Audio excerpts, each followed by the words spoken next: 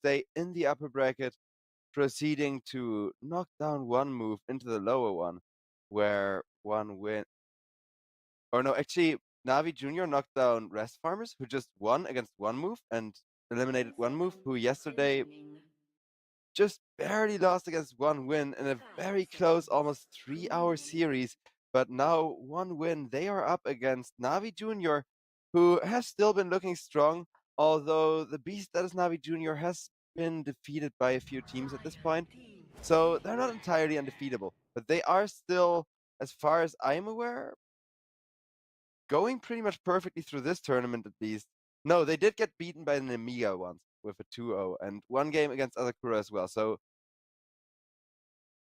they're at a total of quite a bunch of losses against Mouse too.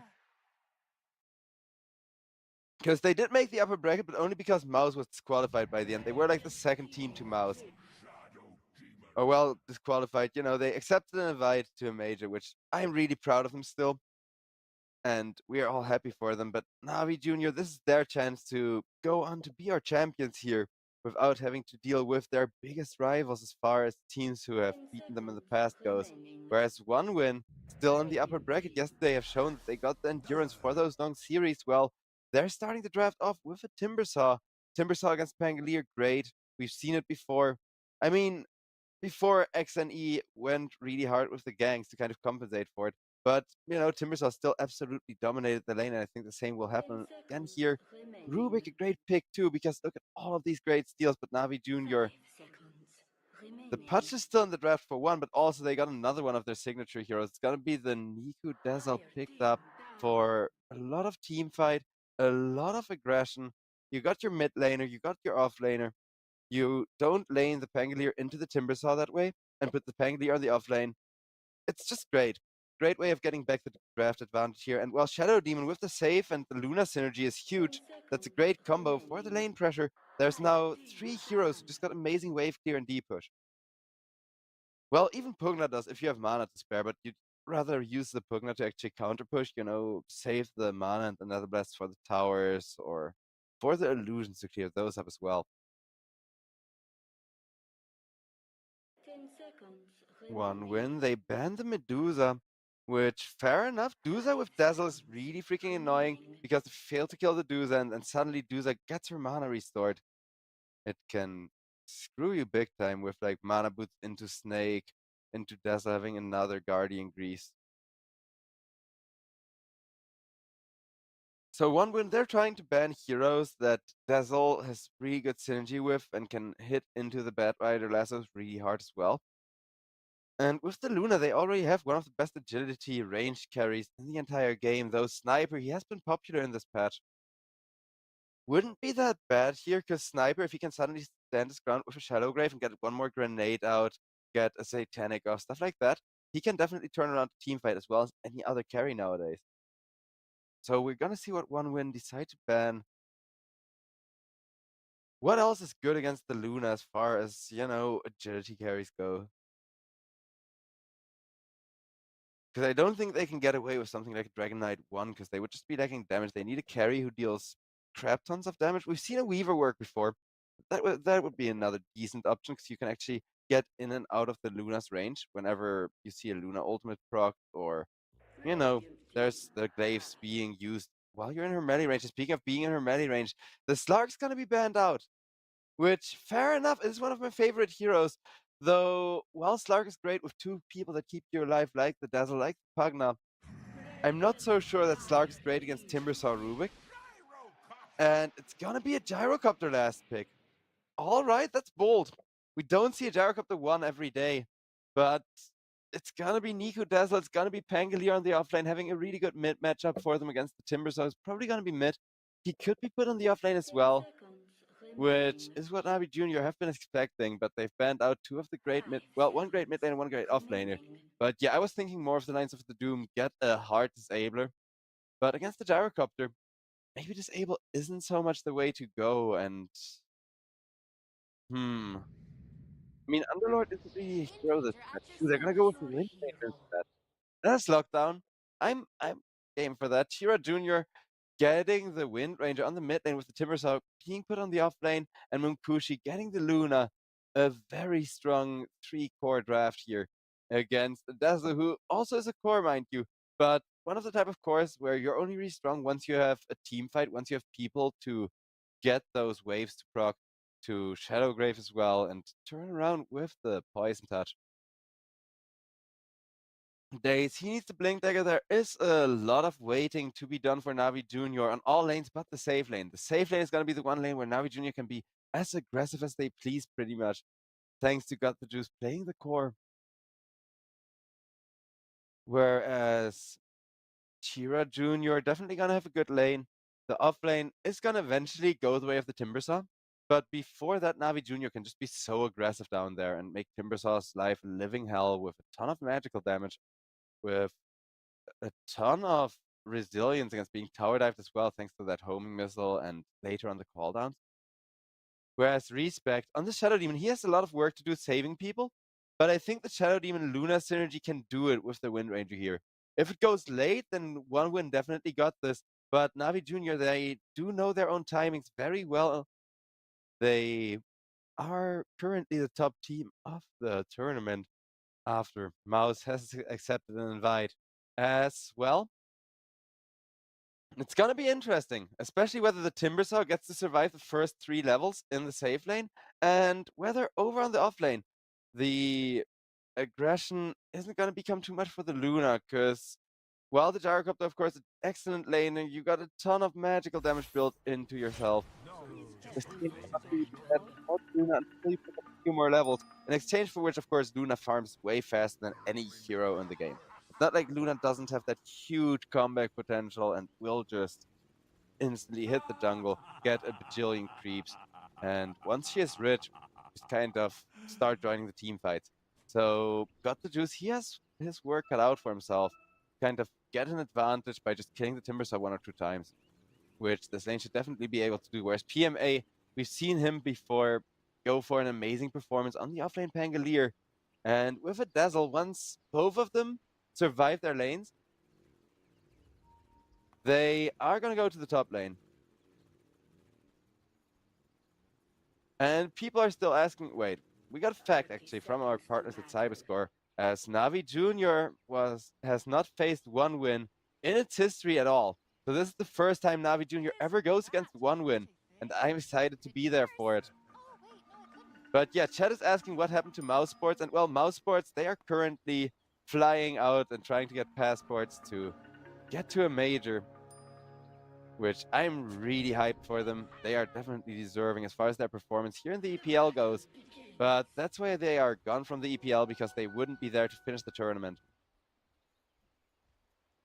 Which is kind of sad, but on the other hand, yeah, PGL Wallachia is just really freaking big, and they're gonna make a name for themselves. It's pretty much a pseudo major at that. And we're gonna see how this game goes for the other teams, as you know, performing well in the EPL is definitely a nice way of getting yourself invited into bigger tournaments. As with the top lane being kind of rough for the Luna, the Shadow Demon already needs to start doing a lot of work, but he's gonna do just that by keeping the Bad Rider at bay, by just going for as much poke as he can.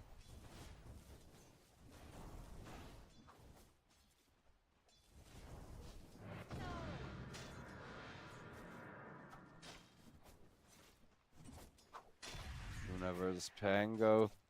Not too bad for the Luna just yet, but it's only gonna get worse, whereas over on the bottom lane, Timbersaw, well, he's known for being an extremely strong offlaner, and it's up to Gyrocopter to change that kind of with the insane amounts of spell damage he has, and the Pugna there to amplify that even before the level 6 is there, and Pugna becomes that lifesaver as well.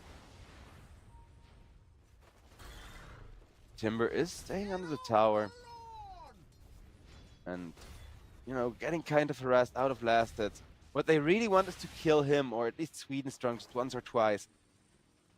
Maybe at level 2, maybe level 3, but Navi Jr., they do really want an advantage over on the safe lane, because that is the way you win with Gyrocopter lane nowadays.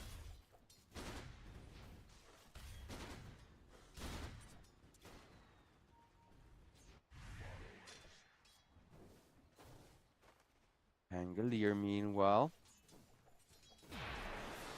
just relaxing and waiting till he can really start dominating the Luna, eventually even going for the tower dive. Whereas for the mid lane, Tira Jr., a surprisingly good lane for him, actually. Wind Ranger, ever since becoming a universal hero, is one of the few heroes who can contest Dazzle in lane because, of course, that power shot from really long range, as you can see, poking the hell out of Niku, who only now gets his bottle. But Niku's Dazzle, it's renowned for a reason, and they are both just gonna regen up with the first set of runes of the game. As Wind Ranger should keep the advantage, but Nico has that cute gang potential, right? He's a Dazzle, he can save everyone, he can blow people up right away whenever support comes over to him. He plays way better with other heroes than Shira does, and that's where his advantage is gonna come in. Until then, Shira on the Wind Ranger is just gonna dominate with the ability to last it and to rest way easier.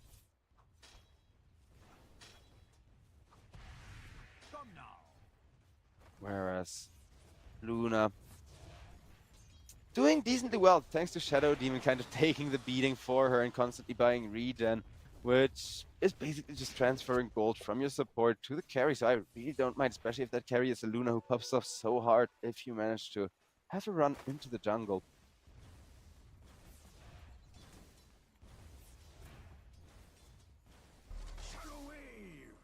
Niku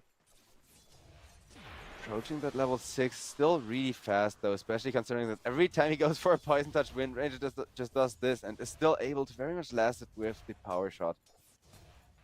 And eventually, the Wind Run is going to be long enough that you can basically start harassing the Dazzle back and aren't just going to be forced to press Wind Run and run away at level 4. It's going to get even stronger for Chira Jr. as long as the lane goes on. So Niku, let's see what he does once he hits level 6 and level 7 for the max level Poison Touch, whereas over on bottom lane, Cloud taking a lot of damage to the face, but he's a Timbersaw, so even though a lot of that damage is magical, with the Flag Cannon still proccing that reactive armor, he will be fine. As Niku, seems like Chira Jr. got ganked by a Bat Rider. In the meanwhile, with a Flame Break, knocking him right into the creep wave, and with that, right into that wave, as there's just too much physical damage coming out for the Wind Ranger, even in Wind Run, because of course you don't evade spells and abilities. So Niku now having a huge advantage over in this mid lane, and Navi Jr. suddenly securing themselves a 1k gold lead.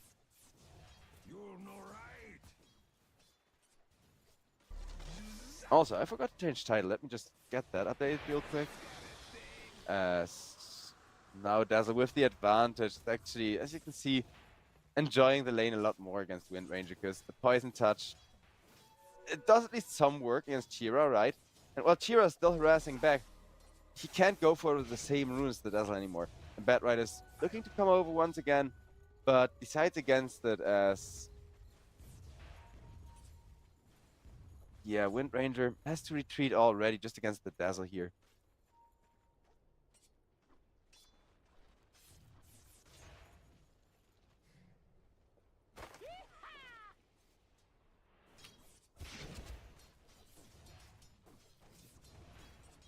Alright, title is up to date as Chira Jr. still facing down Niku, who I'm kind of waiting to see go into another lane.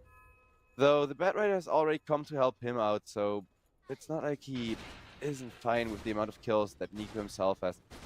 I just think that with Niku's physical nuke damage, if you hit it before the Timbersaw has too many reactive armor stacks up, you could even kill him. Or go for an early Munkushi kill. Though with the with the carries nowadays, and we've seen this in the past, after the first blood, they're only really worth killing once they start accumulating at least a little bit of gold, unless they're going for a farming item that you need to delay. And Luna just needs XP in order to get her farm speed online.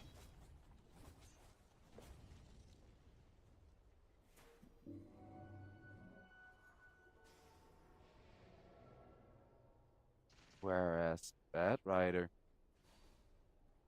looking to upgrade that stick and then go for that all-important Blink Dagger timing. Daze already having come over to mid to help out. At least gave him a little bit of XP.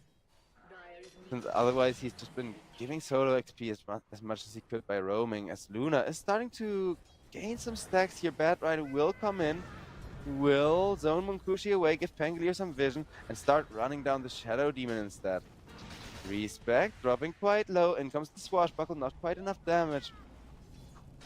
But Pugna now there as well, backing them up and stealing those stacks and just delaying Munkushi that super early farming timing. As Munkushi gets knocked back just out of the swashbuckle. Oh, that is a bit of a miscommunication and a bit of a misplay, which they can now get punished for maybe. Navi Jr. is still holding their own though with the decrep on Shira, but eventually they are going to lose Redis at least.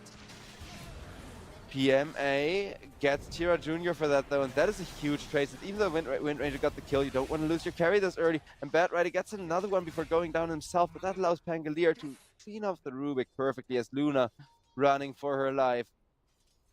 Navi Jr. back to having a huge advantage as long as Munkushi survives here, because he is very low health in lane, and there is Pangolier coming in from behind as Luna still alive, but nope, one more hit is gonna do the trick.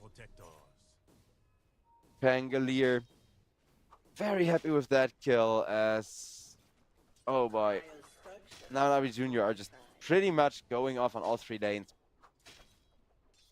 Bottom isn't as free anymore with Timbersaw slowly stabilizing, but both of the other lanes have already popped off. Dazzle is basically a raid boss, whereas PMA on the Pangolier having a great amount of impact himself and is gonna have a great damage timing, as we got another fact from our partners at SIBE score, as Pangolier is a flex hero for Navi Jr. And yeah, I do love it. Niku plays him as well, and Niku is a very sick Pangolier himself, but Niku plays that team fighting, early Blink Dagger, Rolling Thunder, Blink Dagger combo Pangolier, stuff like that. He's a very big playmaker on the Pango, and it shows. I mean, the same goes for the Dazzle with the last second Shadow Grace. We're going to see that later on. But yeah, the flexibility of that pick coming out early on into the draft, because it is such a high value hero that if you don't pick it early on, he's just gonna, you know, start having a bit of a hard time coming through at all. Either that, or you're up against like a Timbersaw lane guaranteed, which Pangolier avoided very well here, and that's why he's now having such a chill lane, and Navi Jr. are 3,000 ahead. Because if he would have had to lane against the Timbersaw, I think it would have been a whole different game. But the early game is definitely going to be one-sided until either Munkushi or at the very least Chira Jr. and that Wind Ranger comes online. Because as you can see, all three of the cores are currently behind. And while Timber doesn't need that much gold, he still needs at least another core to go with him if Navi Jr. are continuing to control this much of the map.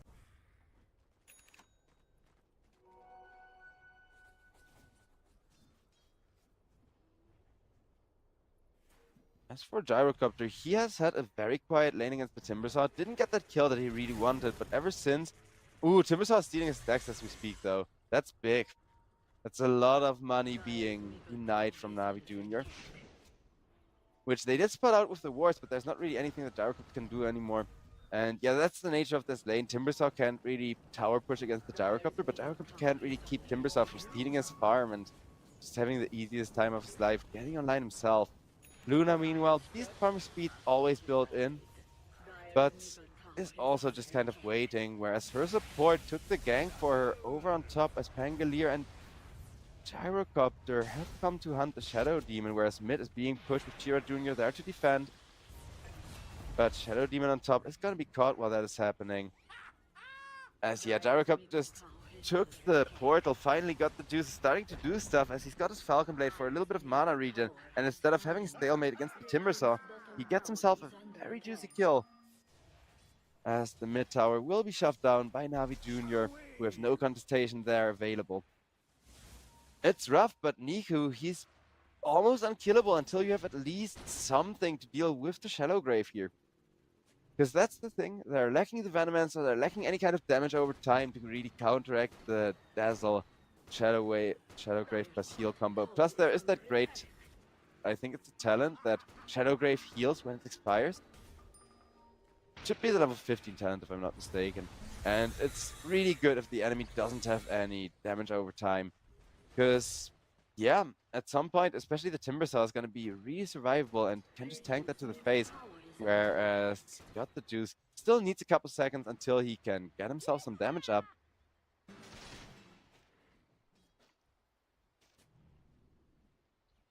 Whereas Daze hitting that Blink Dagger in just about 700 gold.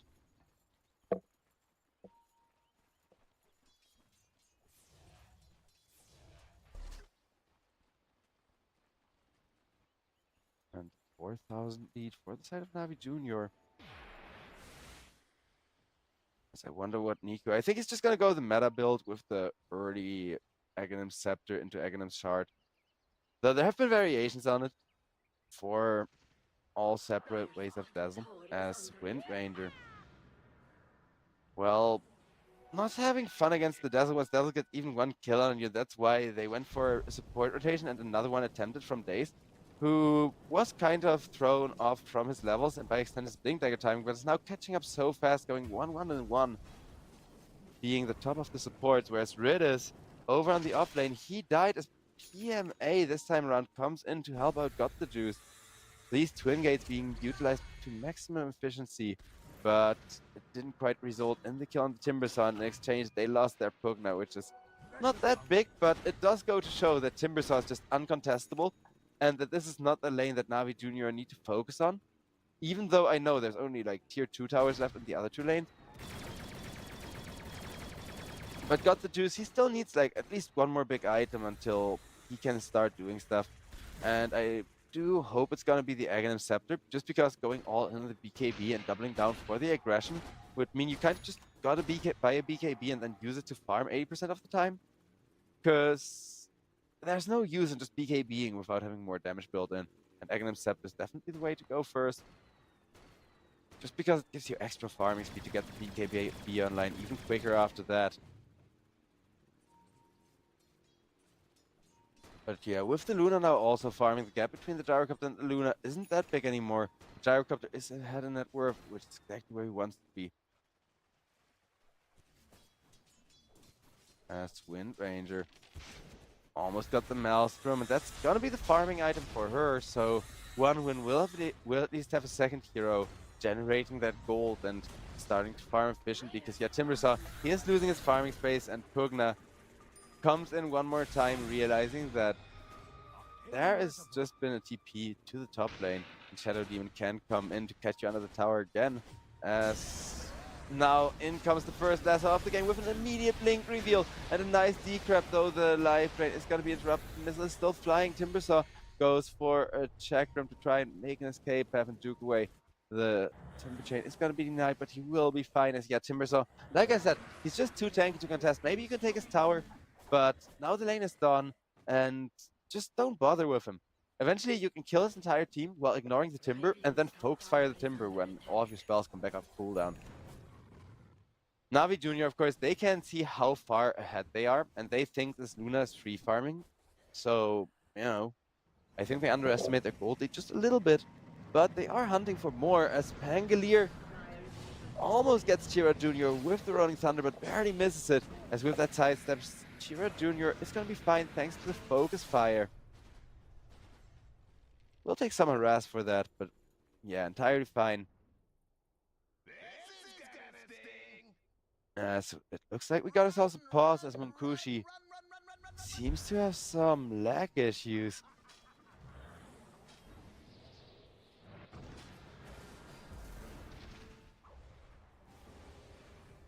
Yes, we got to see a replay once again of the first really big fight of the game, and I do love me some big early game aggression if you have the heroes for it. With the great decrep, at least buying some time for the Pugna, and wait for it, there it is. Allowing them for this delicious cleanup combo. As we are unpausing, and right after the unpause, one win, they will try to go with a smoke, looking for PMA. PMA, game sense on point, but Ridis will be caught in the backlines. And that's once again the Pugna. So Pugna is having kind of a rough game. It's going to be at the very bottom of the supports now, with even the Shadow Demon, who's also been playing kind of sacrificially, now having more gold. Meanwhile, Daze, he's the opposite. He's just printing gold in the jungle, and Sweden Strong is kind of starting to try and do the same thing now that he's got a Stone Flag Cannon and at least an Urn of Shadows. Because getting some charges on that and, you know, getting rewarded for team fighting is a great way for Rubik to have impact before you really get that double spell steal plus and maybe a lens or something to amplify it, or a Glimmer Cape to save people, which would also be really great here. Because, well, Wind Ranger, yeah, she gets invisibility late game, just keeping the Luna alive for a guaranteed Eclipse ultimate is going to be very important soon.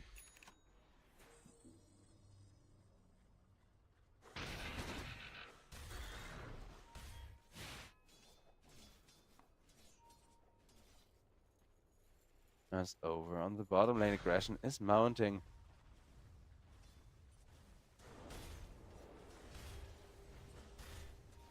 Radiant's bottom tower is under attack. Radiant structures are fortified.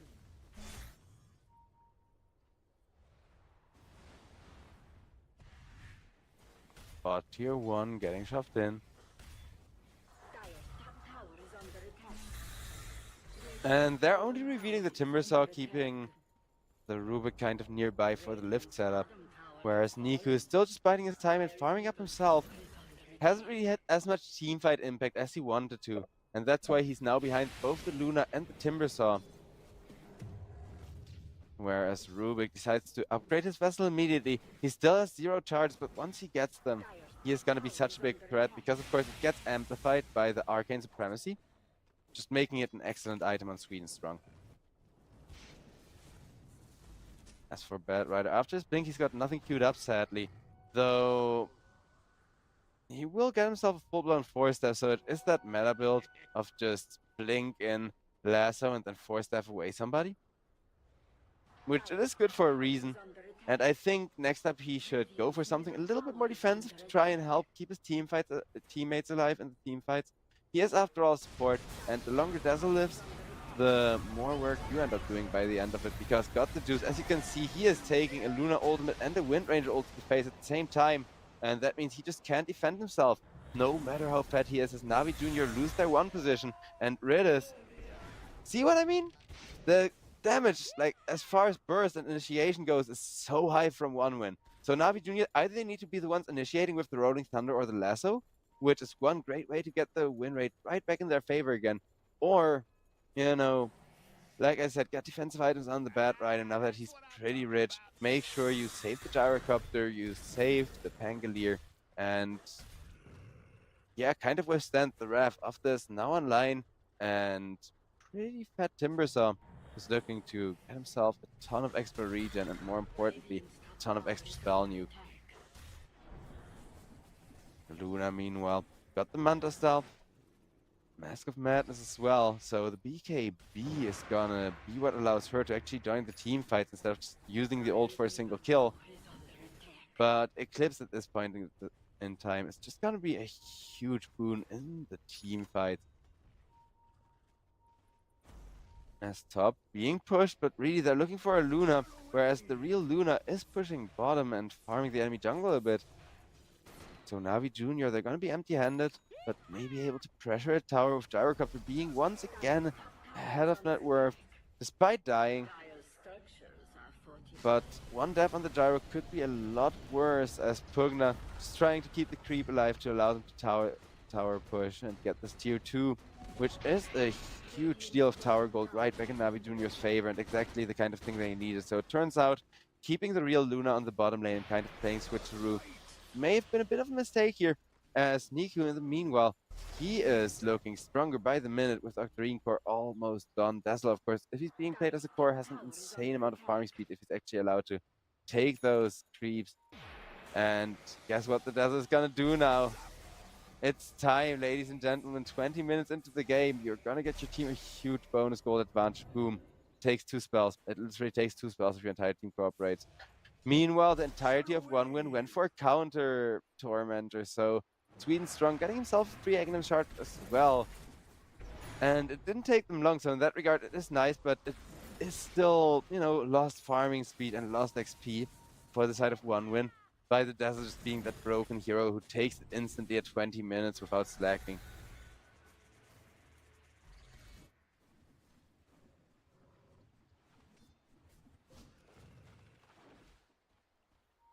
Respect. Kind of bottom of the supports now, even below the Pugna, who had such a rough start of the game, but of course dying if you keep your allies alive is usually not that bad of a match.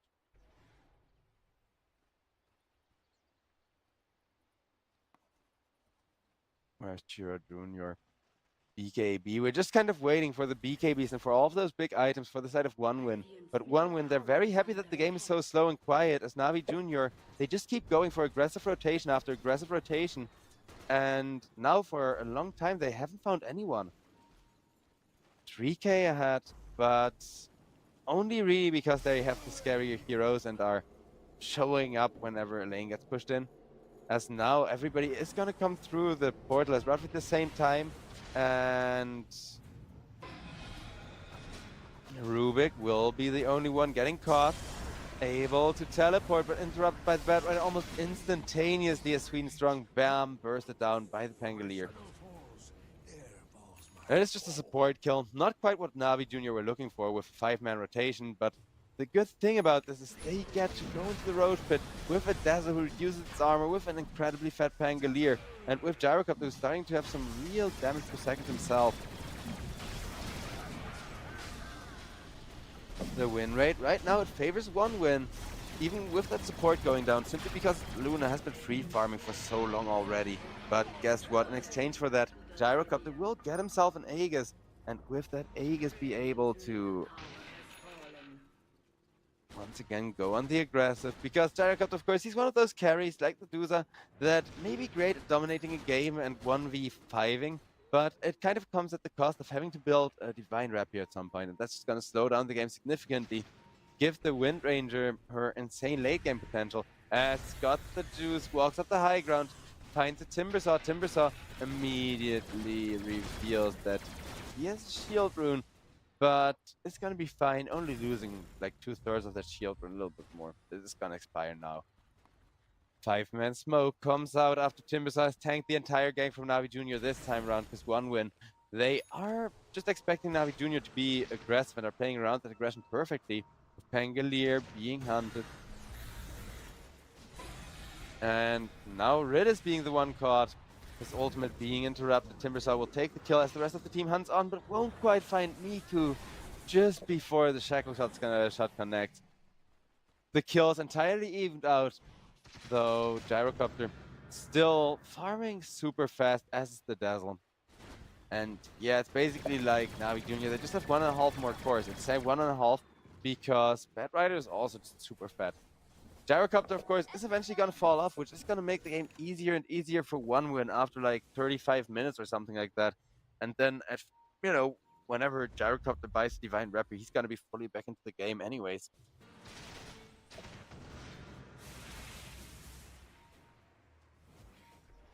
As a 3-man smoke, looking to find, once again, only the support. I mean, they're happy to get extra kills and XP, especially with Niku being on this high of a streak and the second tier 2 tower being pressured. But Navi Jr., they do only keep finding the support, and they do keep committing a lot of resources for plays like this, where it has been kind of calculated from 1 win. And 1 win, they are buying as much time as they can for their draft to kind of be able to win teamfights head on. As Navi Jr. are trying not to let them, they throw Niku into the middle of the enemy team, and they don't even realize that Niku just goes farming. Decides, oh, you know what?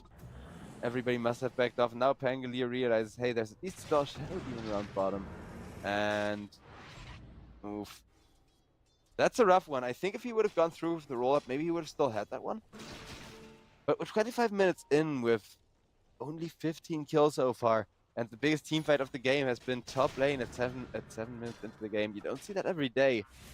But God, I love it. The team's just playing new meta here.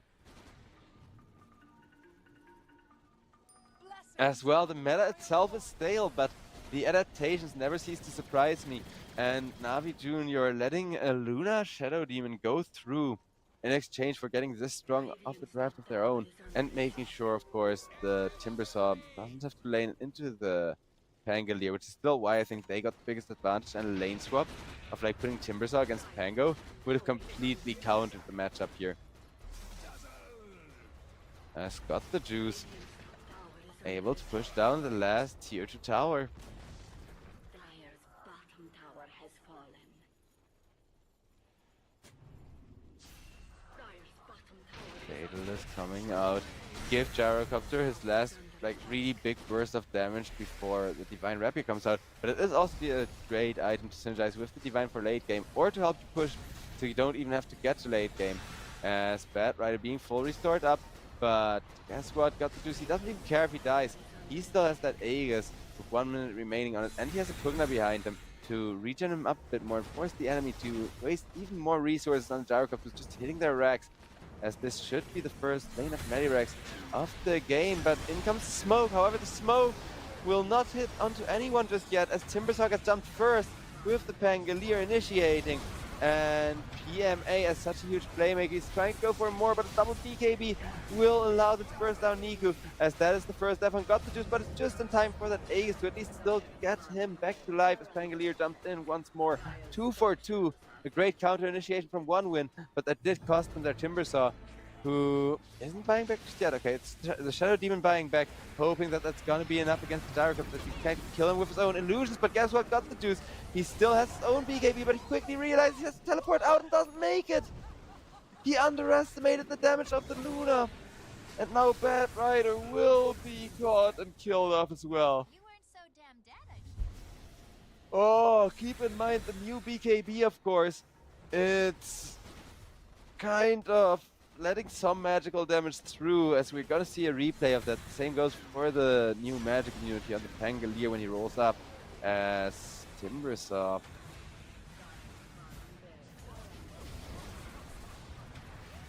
will die for that initiation, and things are looking very good at this point still, with the Dazzle healing back to almost full health. But as you can see, Niku dies and Gyrocopter respawns, yeah, but that's not really quite a cleanup anymore.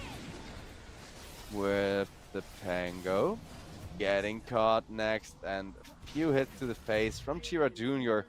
will kill him off, as the gold's almost back to 50-50 now. And OneWin, they're saying this is our turn to push before the Gyrocopter is back, and they will not just push, they will find a free kill on the Pugna. Dazzle was just barely not in time with the heal. And Sweden Strong almost feels bad. Well, I wouldn't, because of course it is a tournament, and whoever wins the series will guarantee at least the lowest prize of $1,000 for themselves.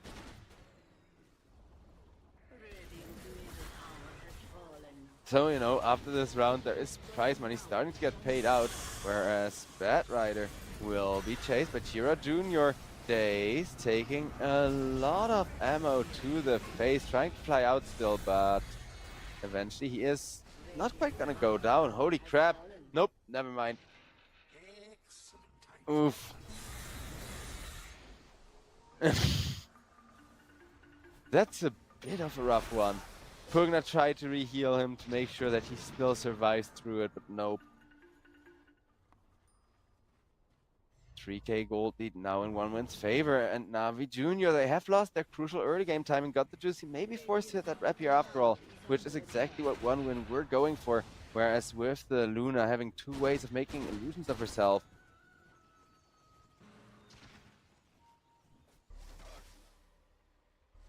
Continuing to push.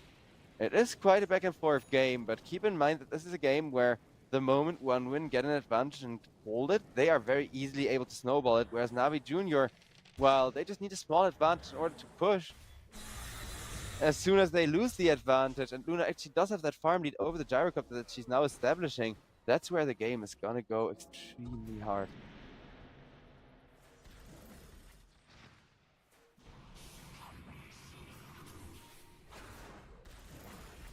OneWin. About to third, a little more win rate. But Ridis is gonna be caught once again, increasing that even more, as he will just instantaneously be burst down by the Wind Ranger and the Luna. That's rough. Such a support life. Gyrocopter this time around, he's gonna assist Dazzle in taking the Tormentor, which they will succeed in securing for themselves, getting Daze's Shard for free this time around.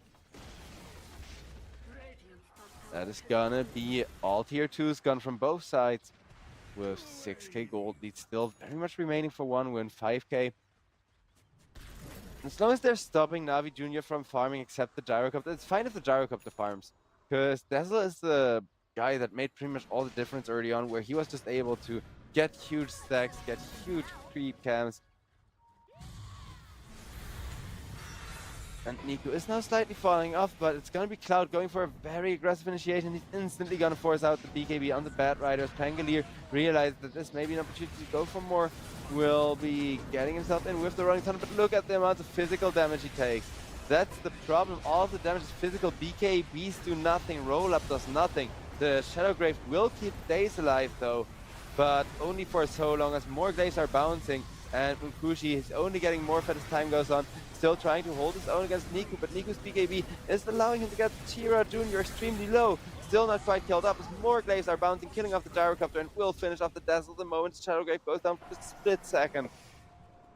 It took them ages, but with the Luna making sure to focus fire the Dazzle so the Glaives take care of everybody else, and knowing full well that after the ultimate removed the big tankiness and safety factor of the equation from Navi Jr., they had the damage to do so.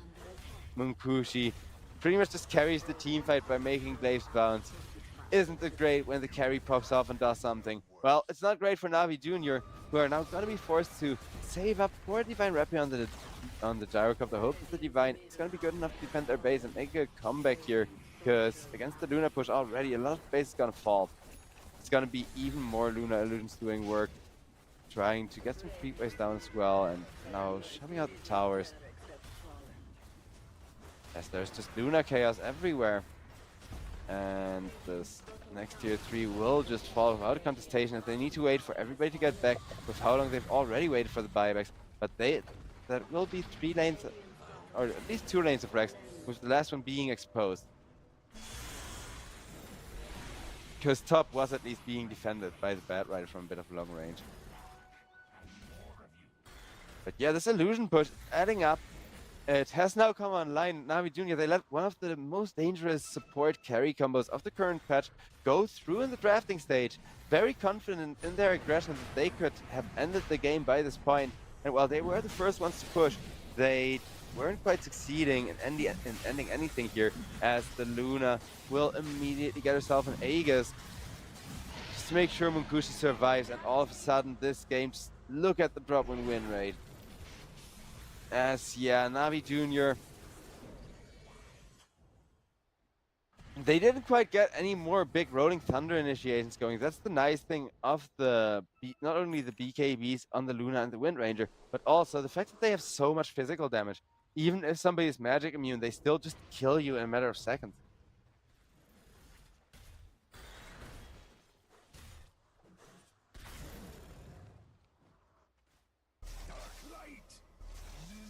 And Oda says this game is just about over.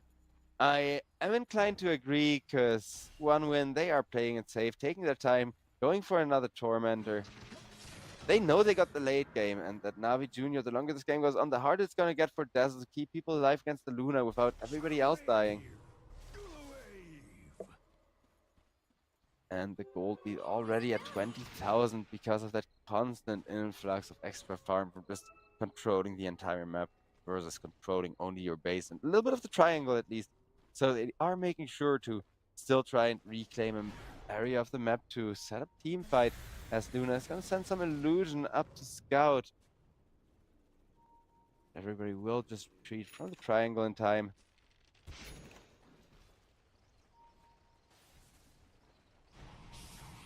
And Luna, that just sends the illusions to push top, whereas no initiation happening just yet. They make sure they stay as a group while taking over the triangle, but Rubik with a stolen lasso! Oh no, that's like the maximum BM you can do. You get a Blink Dagger and an extra range lasso and an extra range, what's it called? Ogre Seal Totem as well, because of the Arcane Supremacy. So he basically outranges your own Blink Lasso initiation just by being a Rubik and being the best at everything. The Grand Magus, of course. And yeah, that's why I love him as a support, because he's so good in late game, just thanks to his passive nowadays.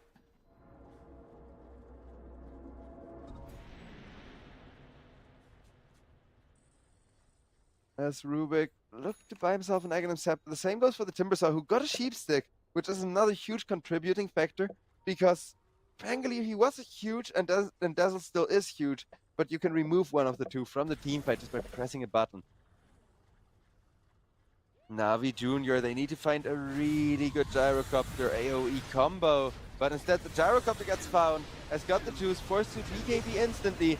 His rocket barrage not really doing work, but in comes the Bat Rider, getting him the Timber Saw back. Daze, however, will immediately start dying for that, surviving through a lot. PMA did use his buyback just to be there for the fight. So even though the Shadow Demon goes down, the Bat Rider will as well. And instantly everybody on the side of Navi Jr. has to buy back as they realize this is their potentially last fight already. But Munkushi still got that Aegis. He is still frontlining for his team, killing off one after another, and eventually Dazzle will not be able to Shadow Grave thanks to the Rubik lift.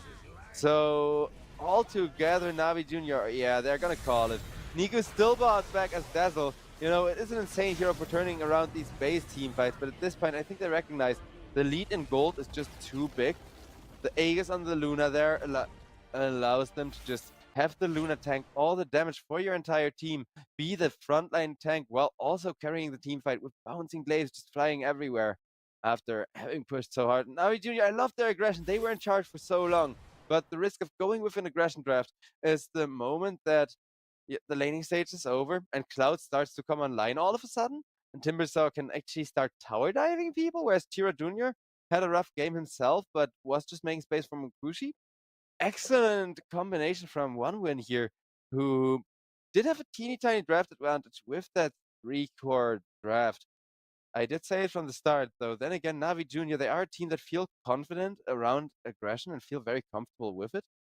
Though it is kind of awkward when your aggressive initiation gets countered and literally out-aggressed by a Rubik. So, ladies and gentlemen, with that, we are going to head to a little bit of break here at the European Pro League season number 18. He's got the, or Palmo rather, he's got the Fiend's Grip. He really wants to use it on someone. CML. Gonna show his face and he's gonna get eaten up. Num num num num num num num. Erica's gonna gladly clean that one up. Now Rockets stolen from the Rubik. He's gonna start using it. Will use it onto the Gyro. Densanity. Once again, he will die, but so will the Clinks as well as the Bat Rider. Lewis is doing a good job of cleaning up these heroes. Here comes the mech, keeping Lewis safe. Beyond comes in, nice hits with the Hammer of Purity as well as that Shard. Soul Assumption stolen from the Rubik. It's going to be big damage, a big nuke onto the Visage. Tino, how do you like that? A taste of your own medicine. And now Shanks, you're next. Shanks will fall. Big hammers from Beyond, big hits from 7E. I mean, Execration, they're going to snag this Roche. Come on! Yep, they got it. Now they have to get the heck out of there. There's no good angle for them to leave. This might be a bit of a difficult fight. When they lose Shanks, Beyond will clean that one up quick and easy. A beautiful 3-man stun. And an immediate stolen grip on it, Insanity. He'll get canceled by the Rolling Thunder from Lewis. And the damage, it feels like it's been done. Erica's here, and Erica's wailing into this gyrocopter. We'll be able to finish him off. Erica back in the invisibility. 7E trying to get away. He will be able to. Beyond hitting 7E with a few hammers of purity, just as God intended. Up to the high ground they go on top of Lewis. Lewis is taking so much damage. Lewis will die. The lone survivor is currently Densanity, but he's trying to fly away from this one. I don't know if he'll make it. Stunned up from 7E and Densanity. He will surely perish here with Erica running right in on top of him as well. Give him the Deso charges. Give him the kill as well. But it won't stop the grip. Lasso connects Lewis. He's been caught and he has been killed. A beautiful 3-man bushwhack. It's going to be the end of ZZQ as well as Beyond Insanity. Just tore through them. And they've got the Fiend's Grip onto 7E. They've got the stolen Griffin Palmo, but he'd like to just be able to get away with it. Acorn Shot bouncing. Bushwhack will just barely not connect. They've caught Palmo. Nice, beautiful 3-man stun blows up to Insanity. He's gone. He's out of here. Erica's cleaned them all up. 7E will go down to the beautiful Acorn Shot at the end of it all. But still, they get so much from Erica. It's a bit of a nice edge at the moment. They're going to go in. Right in onto Tino. Densanity pops his BKB immediately as well. Erica jumps in and jumps in. He's going to pop his BKB. Now he's onto Tino. As Tino jumps in, he's going to get croned along with Densanity. But they've disruption the wrong person. They go onto Tino. They forgot about Densanity. Void just switches targets. Now Shanks will die. Tino is dead as well. Densanity. They should be able to kill his off his second life. No TP, no way to escape. Densanity, he's dead again. On the back, they are going to try to... Oh, they check out CZQ. Turn him into a little sheep, which is going to give away the sheepstick, but there's a lot of mines, and they didn't catch him in the arena as well. Erica, he pumps the Chrono, but they know they can't commit onto just those two heroes. They need more. And they very well may get more as Pango's jumping in. Erica is holding the Chronosphere. He needs to put Pango in a good position. Disruption save will save the Terrorblade for the time being. Densanity pops asunder. Faceless Void. He's dead in 90 seconds. No buyback. Soulbite connects onto 2. Silence on them as well. 70, he comes back in. They need to kill off Densanity to make this worth it, and they do. It costs them everything. A very costly fight for Team Zero. But they get pretty much everything they could ask for. Just the Terrorblade. And Pango's arrived, but It's Megas. Oh, that's at least this lane of Rex. Try to make a TB illusion to fight up against all the other TB illusions. But it's not enough. The physical damage. ZZQ the Greaves. Don't keep him safe. Here comes the Chronosphere.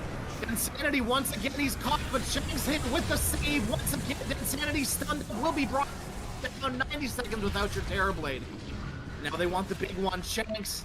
Dragon Tail stun only connects onto 1. Tino's got to teleport away. Does have Chrono as well as the Refresher. They're going right into the arena. They've got the Void, but the Hex immediately the Soulbind. They've got the Void's Aegis the first time. They still need to get him a second time. The stuns are pretty big for him. He's ready for the corner with the Sheepstick again. He's got to pop the BKB. He's got to get the Chronosphere connects. They've got Lewis as well. Just barely know he's been bumped out of it. Shanks the Shadow Demon once again saving Densanity from the clutches of this Chronosphere.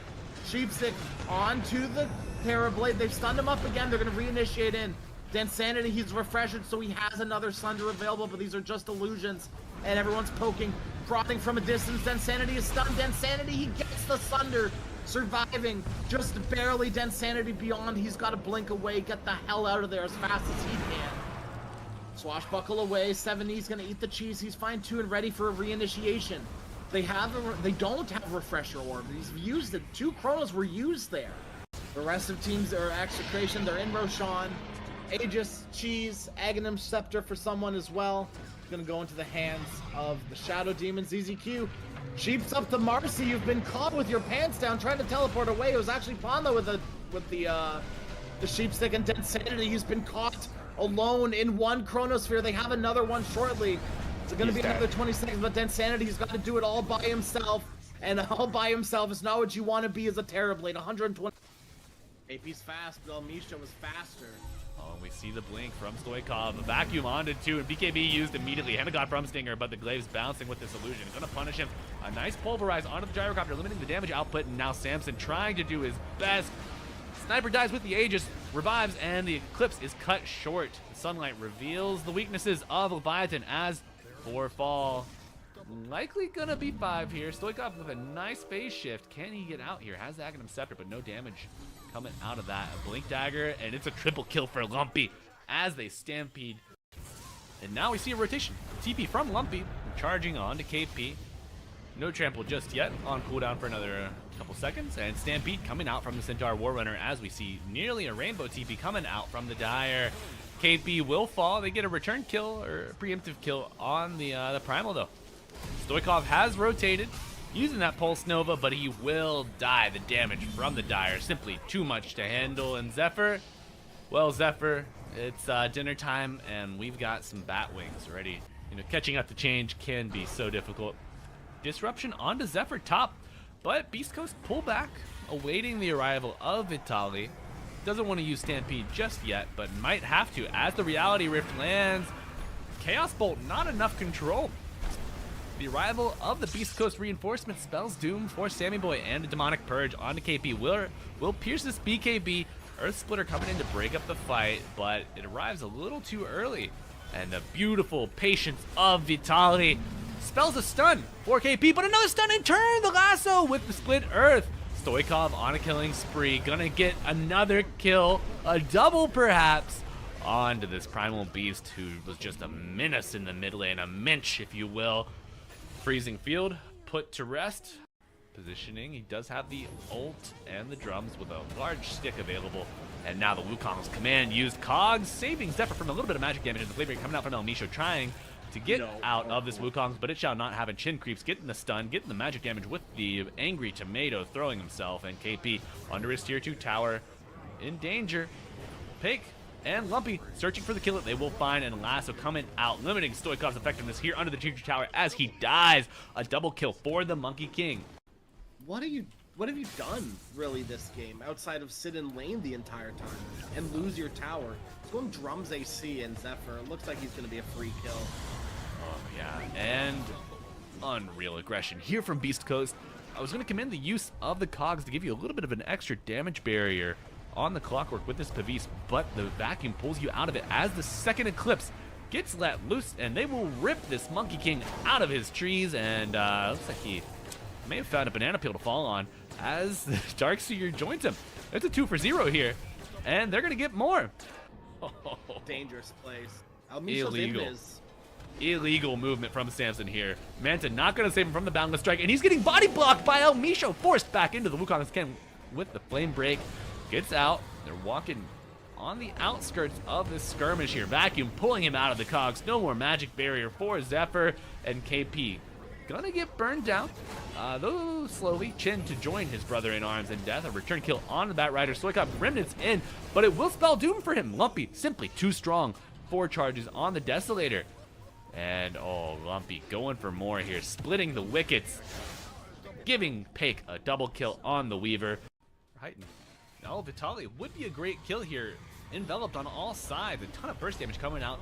He does get the Wall of Replica out, but no big illusions created just yet. BKB used on Lumpy, and Lasso will drag you to your doom on KP. A nice Gravekeeper's Cloak coming out, gonna restore a little bit of HP, but the root from the little friends on Samson. We do see the Conda and the Shard completed. So a ton of damage coming out from Samson, getting a triple kill. Absolute banger of a reversal here, and now Pake. And as long as Pake is here. Samson uses his Manta preemptively, no Dispel available for the carry player. And he gets contained in the Wukong's command, and Stoikov gets drained and dragged back into it. Samson hit with the Wall of Replica. These illusions are certainly pumping. Aegis is using a nice hook shot onto the Monkey King. Lumpy pops the BKB, gets to the high ground, and we'll get to the tree line. Able to maybe pause and re-engage, but the root coming out, and he will die. Nice play coming out from Stoikov with the double kill. Perhaps using a little preemptively now. With that tier 3 tower falling, the glaives will begin to bounce as the normal punch coming out with the wall. No vacuum just yet. The Flaming Lasso to limit the movement of Sansom. Though he does pop the Satanic, and my computer is on fire with all these frames dropping. Holy shit. Wukong command comes out, and it's not enough to kill the Luna just yet.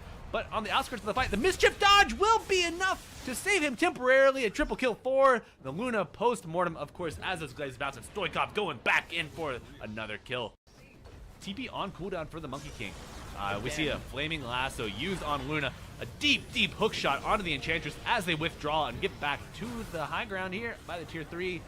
Samson dies, uses the Aegis, will come back momentarily. Do they have another vacuum? Not for 20 seconds, though. The blink, normal punch with the harpoon into the Wukong's command, controlling Samson. He's limited, but now will pop the Eclipse, but dies immediately. Peg just pumping the damage here. Using the Manta preemptively, on cooldown for quite some time. Monkey King rooted up. Lumpy will throw the Boundless Strike out. And now Stoikov is in the fight. Gets hit with the Flaming Lasso. Clockwork with the hookshot to interrupt, but a nice vacuum wall onto everybody. Ugh. Beast Coast lose their full lane of racks, but now on the offensive, looking to limit the effectiveness of Samson. Get a normal punch onto him. Another illusion pumping that damage with those glaives bouncing. Manta style used, and Wukong's command with the extra ring coming out. It is a massive AoE. Circles on circles. Harpoon. Perhaps they can find an opening. Should You're mention- playing with Io. You have relocate, but they're not really taking much initiative. Yeah. There's a lot of traps, and BZM has his shard, so this is a silence on top. Very dangerous for IG. They're going to zip on stab, but the Gleipnir from Tomato from afar. Storm is just dead right off the bat. The focus fire coming in. X-Nova will drop. That's already 2 dead for IG, and JT has to try and roll away on top of a trap. He gets silenced, and he's just going to die as well. Double kill for Ari. And OG taking firm control of this. Barely able to get out in time. For game number Once this 2 tower of goes the down again, second best Luna of is the a day hero you here have to at really the worry European about. Pro League. Season number 18, as we got one win up against NAVI Junior, as NAVI Junior looking to go on the aggressive once again from the looks of it, as they're starting off their draft with a Pangolier and then to boast a hero we don't see every day. It's going to be the Snapfire, whereas one win 10 seconds. instantly pick a Gyrocopter. I think this time around the Gyrocopter is going to be support, right? I think core Gyrocopter can be a thing, but you need to put him in the mid lane, not in the 1 position. I think that was just such a big mistake from Navi Jr. And yeah, this game, if they actually have a carry, unless you have an IO, that's different, because then the IO kind of becomes the second carry at level 25, right? Even if you just get a single Desolator or something on the IO with the level 25 talent, it's enough to make you absolutely broken.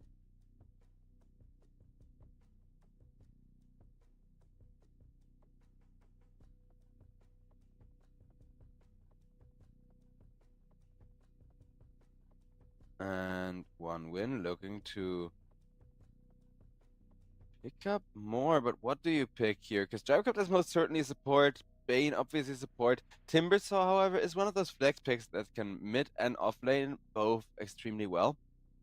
So do you want to reveal where the Timbersaw goes, or do you want to pick a safe laner right now for 1win in order to try and pressure Navi Jr. into countering it and leaving themselves wide open for the last pick of the draft?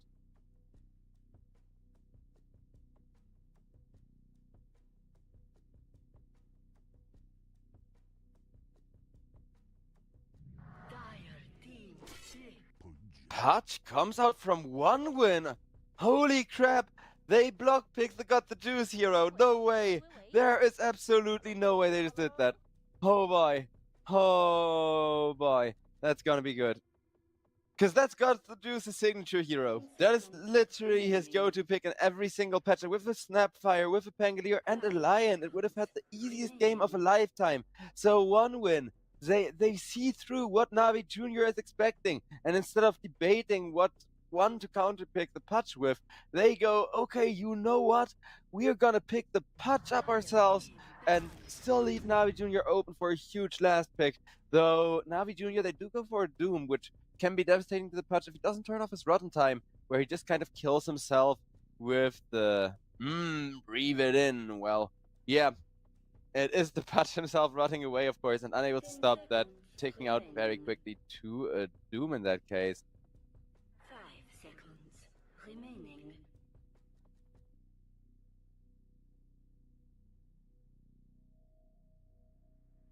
Navi Jr.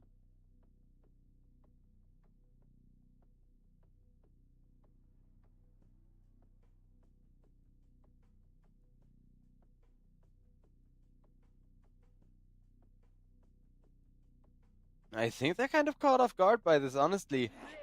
Because, yeah, the Doom is great. That's another hero that Snapfire can yeet in, so you kind of do have the same thing you wanted from the Putch with a lot of AoE damage around him, a great initiation by just yeeting him in with Snapfire, and, well, a great anti-carry in that sense as well, which, sure, Putch is known to do with the Blink into this member combo, where any carry can just not respond to his assault.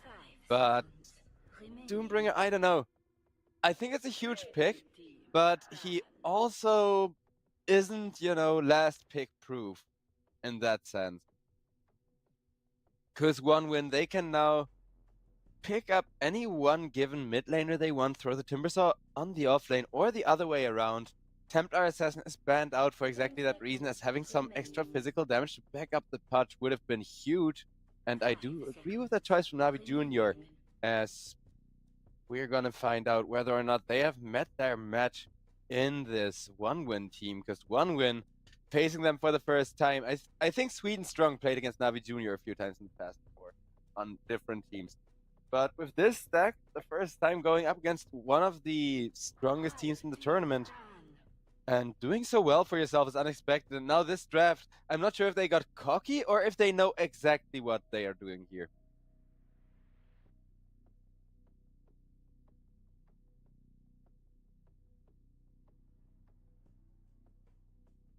Seconds remaining. 5 seconds remaining. And, well, bonus time is still remaining. But Navi Jr., they banned the Templar Assassin, so I wonder what they want to do against that Putch, because it's clearly not going to be something super fast and in your face. It's instead going to be the Bear, and with that Bear, the Wind Ranger banned, because that Bear gets hunted by Wind Ranger. Well, Slark also taken out of the draft by the side of 1win. which would have been huge against the Pudge, as they seem to really 10 not seconds want remaining. game number 3. 5 seconds remaining.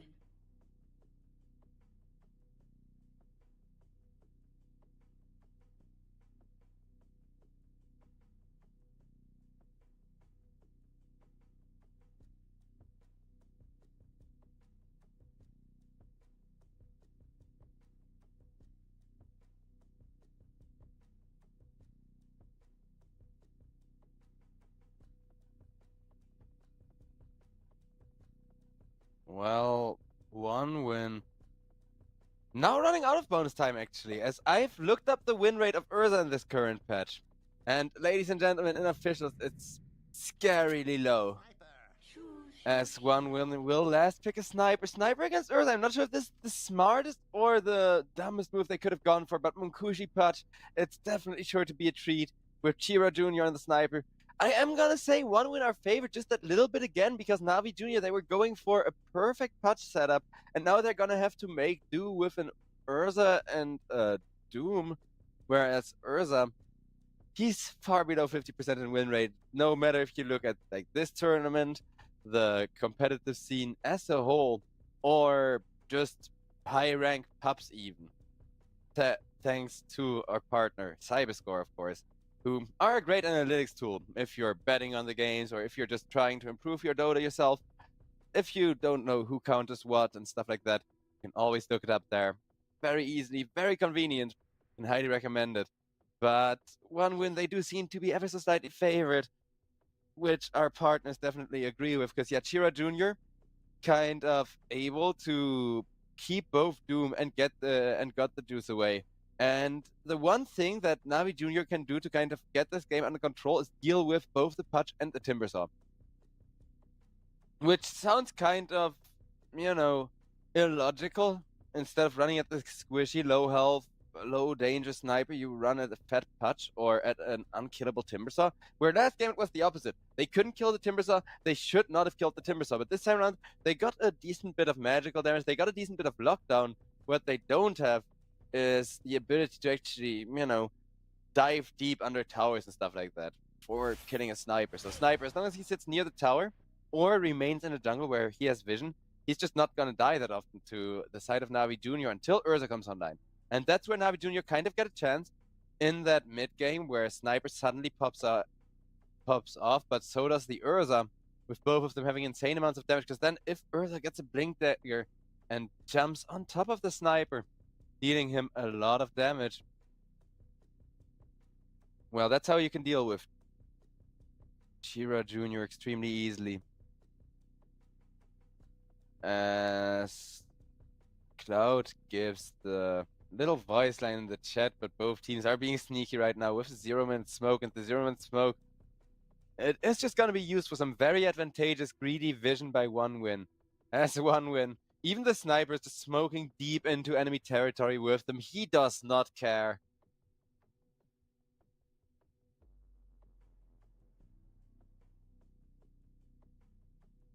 Nice deep mid lane ward. Gyrocopter has barely not been spotted there either.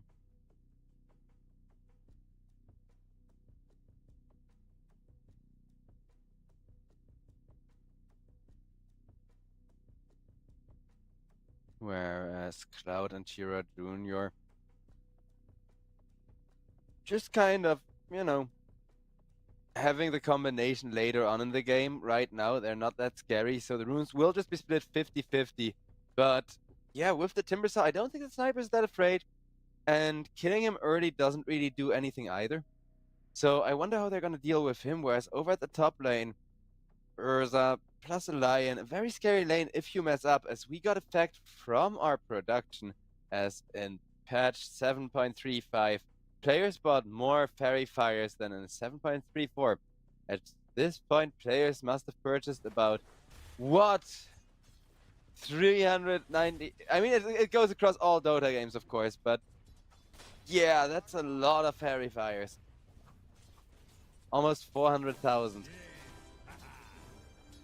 Which, to be fair, it is a quintessential item for the mid lane. I don't really buy them. I'm not a tryhard, and I'm not gonna be that sweaty guy in my pubs. But if it's a mid lane, then definitely pick them up. And, well, speaking of regen, Gyrocopter gets his courier killed, so his healing salve is gonna be denied. But respect, he's still got a Fairy Fire, so he will not die as the first, but and instead die just after Daze hits the floor.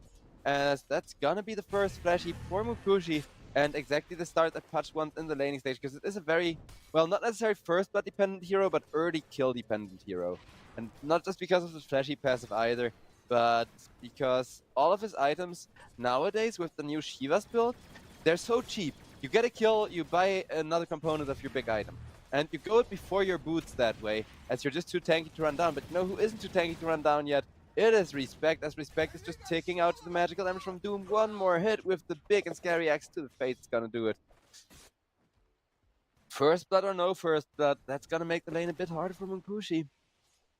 As Pudge, quite a lane dependent hero. Then again, we've discussed it during the last series and the start of the last game as well. Killing the enemy carry is not as important as it used to be the previous like mini patches anymore. At least before the carry starts getting themselves some gold up themselves.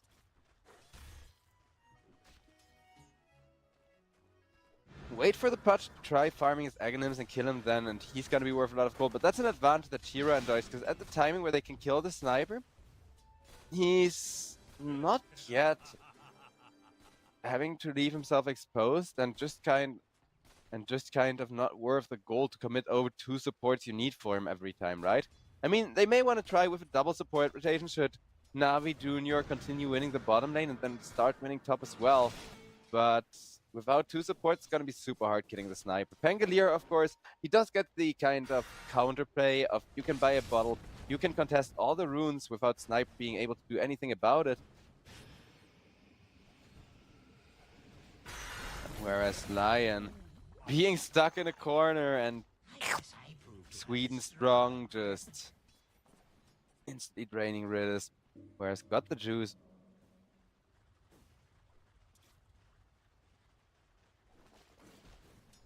Dire structures are fortified. Not so much fun in lane. Pure damage at the Timbersaw. Urza, of course, thankfully isn't a strength hero, so Timbersaw can't bully him out of the lane with the Whirling Death yet. But Timbersaw is gonna become too tanky, even for that stacking damage with, you know, a few reactive armor stacks whenever the Urza starts hitting you already. And Urza, one thing he can do for actually trying to get a kill with his huge amount of damage is waiting for the Timbersaw to exactly 0. Like, you need to start hitting him from 0 without any creeps hitting the Timbersaw as well, in order to kill him before the reactive armor just does what it does and reacts.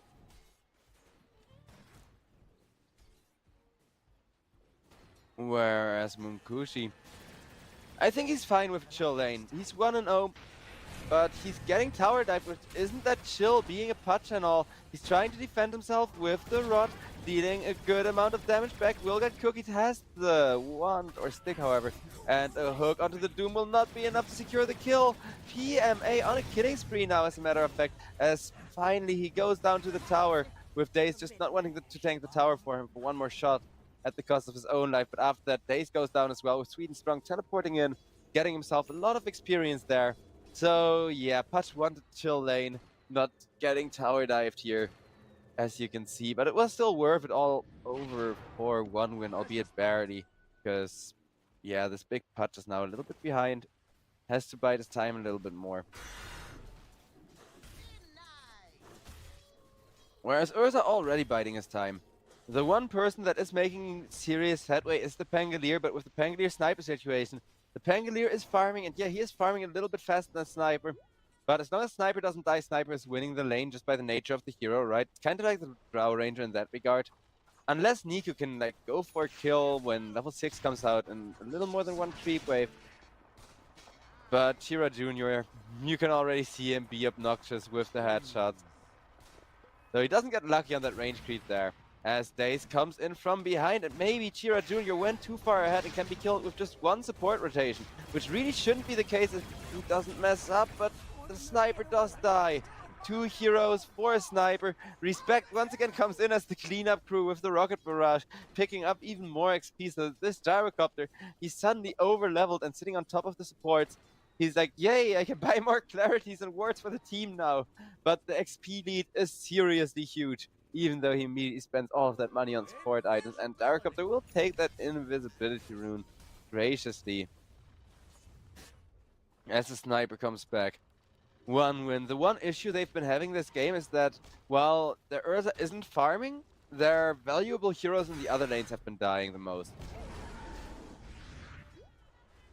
It wasn't the Pudge support dying, it was the Pudge dying, and it wasn't the sniper support tanking the gank for him, it was the dead sniper in fact. As now, with the Gyrocopter using that XP to go for a return kill, well, respect, he will get one. As Ridis goes down, Sweden Strong will however get killed by God the Deuce, and that is a free snack being delivered to this Urza, who may not be farming well, but is definitely gonna be happy about the increased Battle Fury timing as respect. Oh no, they don't get the kill!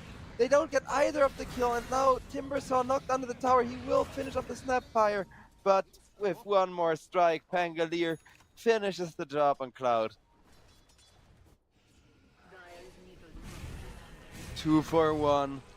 1 win. They messed up with their initiation there, but they do realize PMA is alone, and they got a Veil of Discord to reveal on him, so they will at least get a flashy stack out of it. Though as a Pudge team, losing the aggression is kind of scary, because yeah, Urza isn't seeing a lot of play.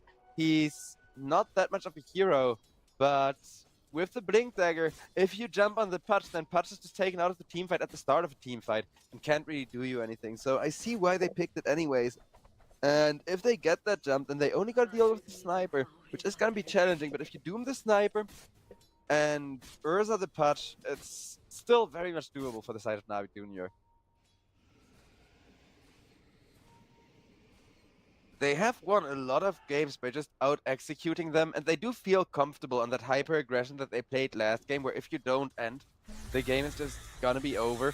Urza scales quite a bit later in the game, so does that Pangolier plus Snapfire combo. So the late game teamfight is great for Navi Junior, but it's not necessarily like they're gonna get a super big advantage with these greedy supports. Unless Pudge kind of falls off, but they're chasing the Pudge out of his lane, and so far he doesn't really seem to mind all that much. As Minkushi starting to farm up that Aghanim Scepter, but they will try to delay it with a Lion, with God the Juice's Urza.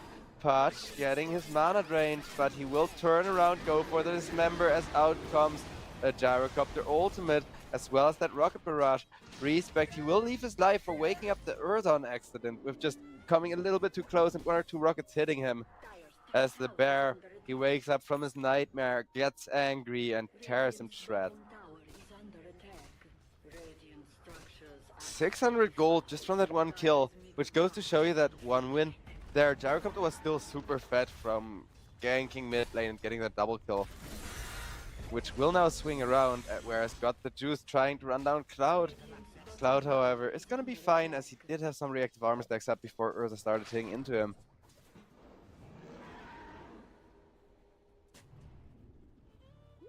Whereas Pudge will instantly have a ward put down in his face, and I wonder if he realized that, because I don't think so. He didn't see any of the supports stand still for a brief moment or anything like that. Timbersaw, meanwhile, gets denied all of the regen of his reactive armor, and with the Doom ultimate, he will just be killed off, and the same goes for the Pudge, who takes some Mortimer's kisses to the face. Whereas Doom is just starting to print money. And yeah, people are asking which draft scales better into late game. It's 50-50. I mean, at like 80 or 90 minutes, 1 win will have the late game with the Pudge, you know, getting flash heaps and stuff.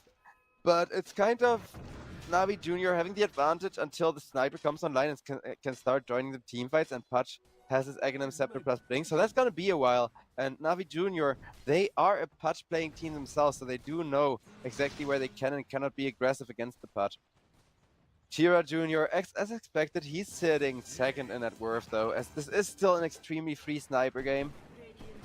As long as he doesn't get like Blink doomed or Blink Urza, because in that sense, he's a little bit counterpicked.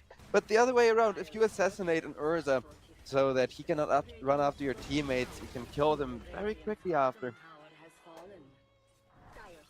Though with the Doom printing money and the tower push coming out, it will be bottom tier 1 falling, as there's nothing they can do against PMA and Daze. PMA Doom definitely having a good time with the Devour right now. We're gonna see if they can keep it up, or whether OneWin will soon commit the Pudge to a bunch of fights and be able to get the gold. Because right now Pudge is at the bottom of net worth, but the instant he gets the Aghanim Scepter, he will farm so insanely fast, it's absurd. Whereas for Chira Jr. it's kind of the opposite. He's online, he just needs to keep up this pace of farming and give him 5 minutes, he will be an absolute raid boss. Still, until those 5 minutes, Navi Jr. should be able to do stuff if they want to initiate as a team. Seems like they are just keeping their eye on the sniper, though. As well, that is a valuable kill. Gyrocopter may get caught setting up in the jungle behind them. Bane instead makes a distraction for Gyro to missile as Lion gets stunned. Fiend's Grip onto the Pangolier. Gyrocopter with all of his damage, he will just burst down the line while that is happening. And Pangolier gets killed off by Chira from a long distance. Chira now needs to run for his life, but he will be doomed up and taking so much magical damage from the Hoodwink. I say, Snapfire, I mean, the other new hero that he just ticks down in a matter of seconds. As Respect. One more hit to the face and got the juice. Gladly takes that Gyrocopter off the map. Gyrocopter support, always making the most money in every team fight. That's not how it's supposed to be. And that fact could potentially cost OneWin the game, because while Chira Jr. still had a good amount of impact, still had a good amount of fighting potential there, Gyrocopter isn't gonna carry you going into the late game, where Sniper just kind of needs to make a getaway and turn around with the like Flash Grade Satanic combos, one good option, or getting an Aghanim Scepter as well to just stun out the Doom whenever he tries to doom somebody. Pudge, meanwhile, still approaching his Aghanim Scepter, but like I said, once he got that, his farming speed will double even will double once more even. And yeah, Mukushi definitely having a great time so far. Maybe his lane wasn't the chillest, you know, he did die like a little unnecessarily, but in exchange for that he's now finally being left alone for his farm timing with just a lot of Radiant Vision over in the bottom lane.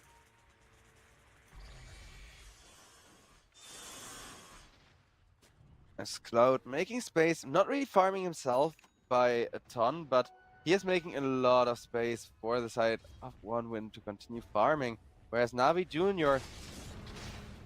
not really farming, not really using their superior... Well, I mean, I guess the enemy knew that the Snapfire ultimate and the Doom ultimate were gonna be down, so I guess that's why they're super reluctant to fight. Because yeah, OneWin, they are trying to smoke onto somebody just before those big ultimates come up, but they may be a little late to the party. Whereas Urza got his Battle Fury, and with that his farming speed is pretty much doubled, so he's already halfway to his BKB. This was, what, a 12-minute, 13-minute Battle Fury? Something ridiculous like that. So Urza, after his rough lane, he kind of got delivered a kill under the tower, and since then he's never died, just hit the jungle, and was biding his time, as now Navi Jr. should be able to farm up a Storm. And only got 500 gold left to go to the second BKB component as well. Dire's top tower is under attack. But what Got the Juice really wants is a team fight, as he will find a Bane thanks to a great initiation from the Lion support there. Out comes the Snapfire ultimate. Timbersaw with the Whirling Death trying to turn the team fight around. Doom ultimate, however, does come out as Gyrocopter. Nice punish with his ultimate, and Respect will live thanks to the healing salve. Bane after the buyback immediately teleporting in, but the bottom tier 2 is now exposed for Navi Jr. And Navi Jr., it's bold to be on the aggression once again, because guess what? Sniper is just free farming while that happened. Has a Maelstrom as well as the Dragonlance. But maybe they get rewarded for going on the aggression this time. as if they push the tier 2s early enough, Navi Jr. can definitely go ahead and just deny Pudge his farm, because the Pudge is still behind. And it's not like he's gonna get more jungle space if Navi Jr. keep going for like small pickoffs or, you know, kill initiation whenever they have those ultimates. But that also means 1 minute until Navi Jr. are at their full fighting strength again. So just continuing to follow the rhythm of their ultimates here, they will find a gyrocopter out to ward and see if he can get an initiation going. Well, the initiation is definitely there. Gyrocopter still dropped the call down. Pudge gets a flash heap, though he looks to be dying for that. And yeah, one more hit from the Urza will have him down as Chira Jr. can't really attack with 2 people running at him. And that just makes for a bit of a difficult fight. Sniper, having a double getaway is so important nowadays, if you ask me. Like, Hurricane and the flash grenade, like stun grenade, is where I think the sniper truly comes online. That's where I think you can truly, you know, start doing things in team fights by getting people way, way off of you. And I don't know, but one win. They need their Pudge to catch up, and they need their Pudge to catch up quickly. As I do like how the net worth is just a perfect pyramid, but 1 win, they definitely don't like that it's the Urza on top of that.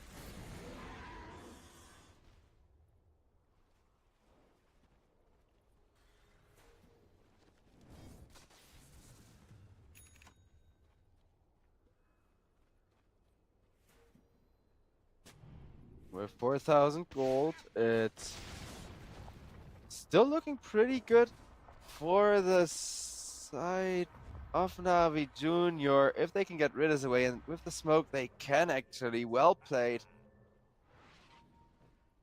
Chira Jr. just wasted a huge rotation. He only found a lion, and as if that wasn't bad enough, the lion just walks away like it's nothing. 2 BKBs out now from Navi Jr. as well, but do keep in mind that once the sniper comes online a little bit more and Pudge starts to be a hero at all, they are not gonna have as much fun, because 1 win. If they pick up a Shivas on the Pudge and some damage items on the sniper, they're looking terrifying. Those, as I say, that the Cast's Curse is real as sniper. He has 1 getaway, but he doesn't have 2 getaways, so he will very much be caught over on the high ground and killed off as Pudge goes for a nice hook and will get a flash heap in exchange for his troubles. But now Munkushi, he's getting annihilated by a pissed Got the Juice, as Got the Juice is sitting here like, you stole my signature hero, I take your life for that. And so many abilities used by the side of 1 win, who at least got 1 nice little return kill out of that. But 1 win, they just don't have a Pudge, they just don't have a carry in that sense. It's Sniper who has to carry this game at this rate, and maybe he'll succeed, but I don't know. They need to get Pudge net worth somehow is what I'm trying to say, because flash heaps are nice, but if you're behind in gold to the enemy carry by more than a few thousand, then flash heaps aren't going to be enough to save you on their own, because then you're just big health pool with no armor, no magic resist, no damage, no nothing.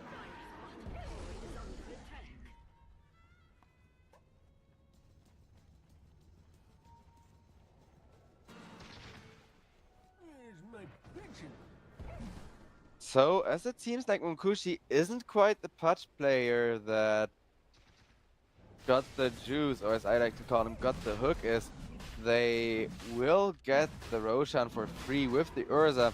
It is a very free Roshan, of course.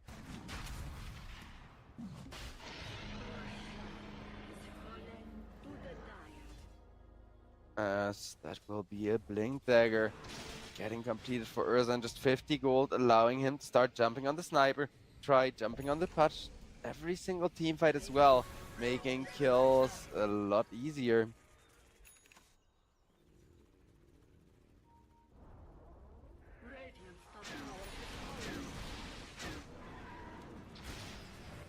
Navi Jr. looking to be more aggressive. Gyrocopter meanwhile took the opportunity to push out a lane, but guess what?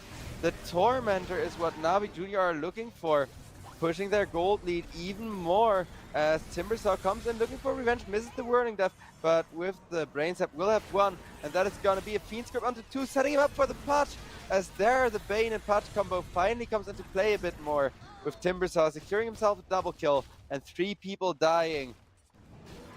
bold Tormentor play, but clearly backfiring hard, as yeah, Urza is a hero that allows you to take not just Roshan, but also Tormentors easily, which is why he was played a lot at the start of the patch. But I think everybody else is just kind of too good at kiting this Got the Juice hero around most teamfights, which is why he doesn't really see play. Though got the Juice, he now got the Blink Dagger, and he's also gonna have a Skull Bash to prevent being kited around. And we're gonna see how that's gonna go for him, as Navi Jr.'s lead is slowly faltering. And it is mostly down to the gold that Doom prints for them, plus maybe 1,000 or so. As they still have their own Tormentor to show for it, and they are gonna go for 4-man smoke, looking for more of one-win heroes to kill, as they may have success finding a sniper, depending on how they want to walk here. As, yeah, there it is.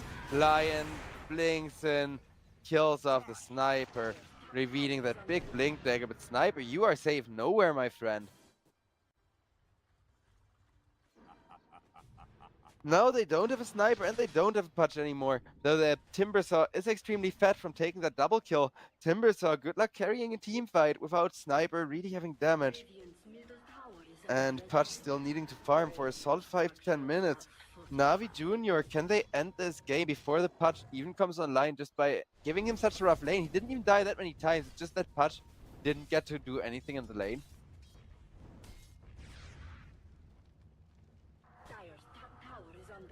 Doom just defending the tower with Hellfires. As Gyrocopter will not quite steal that Wisdom Rune, and Doom will instead pick it up. So the XP now also starting to favor Navi Jr., which is the only thing currently not in their favor as far as statistics go, with the win rate definitely saying that Navi Jr. can do this. But we saw big turnarounds in the previous game and one in the previous series as well, so I may be expecting that again as far as win rate goes, but no, because Pudge misses the hook, which would have let them instant kill Urza's first life, as now Sniper has to get out of there, but the rest of the Snapfire ultimate is going to be committed into the team fight instead, as out comes a Fiend Script, but Bane just instantly dies. Timbersaw doomed up, cannot do anything to defend himself. With the Gyrocopter in front of him, Sniper at least gets another kill out of that. 2 for 3, but yeah, Pudge still not a hero. All he can do is sacrifice himself for the Flash Heap. And Sniper, well, he's really strong and he's doing a lot of work, but for one, he doesn't have enough damage to kill those tanky heroes off, and two, you don't have anyone sitting in front of you right now. The idea was you get a really fat Pudge 1 at the start of the game, then Pudge 1 gets a Blink Dagger, gets Second Scepter, sits in front of the Sniper time and time again to kind of save his life, while the Sniper just gets damaged and goes full glass cannon. But Navi Jr. with that Urza last pick actually making a change of plans. We don't see Urza a lot, but when we see him, man oh man, does this hero work out, because it's simply picked as a counter pick. And yeah, he's looking to go for Abyssal Blade for even more stuns and lockdown into a bit of a lifesaver there with the Satanic.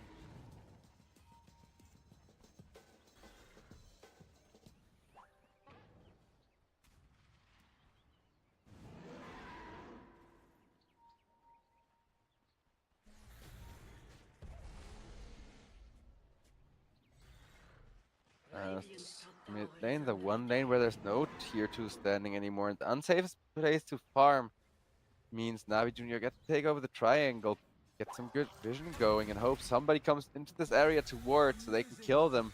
But no such luck, as instead Pangolier picks up 3 bounty runes, now has his Aghanim Scepter almost completed in just 800 or so gold.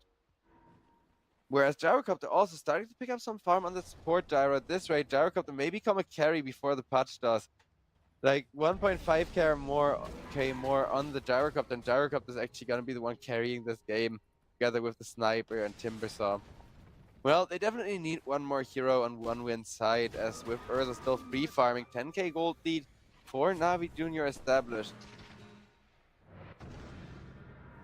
Though pushing high ground and pushing towers is still going to be super hard against Sniper and the Timbersaw, as they have so much long range jump potential that the moment you walk up to the high ground, you're just getting sawed into pieces and then assassinated for good measure.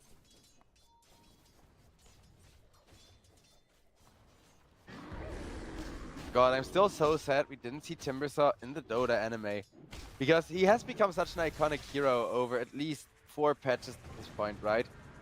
Speaking of Cloud, he is just kind of biding his time, but he's absolutely unkillable, so he's the one person who gets to sit in mid lane and kind of show his face there without having 5 people jump at him immediately.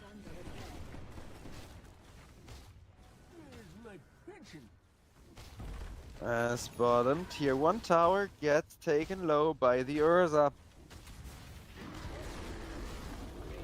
Bottom tower has fallen. 1 win. I don't think they were expecting to face an Urza today. I really think this caught them off guard. They're just trying to bide their time, trying to, you know, get some farm in for both their sniper and their Pudge. Sniper is the provider of insane late game, and Pudge just needs to start being a hero. He needs a Blink Dagger, Aghanims, Shiva's, BKB to like do his full Blink in combo people up with the increased magical damage and the BKB so he doesn't get stunned. And then he can do something about the Urza, because Urza of course can't move even with a BKB during the dismember.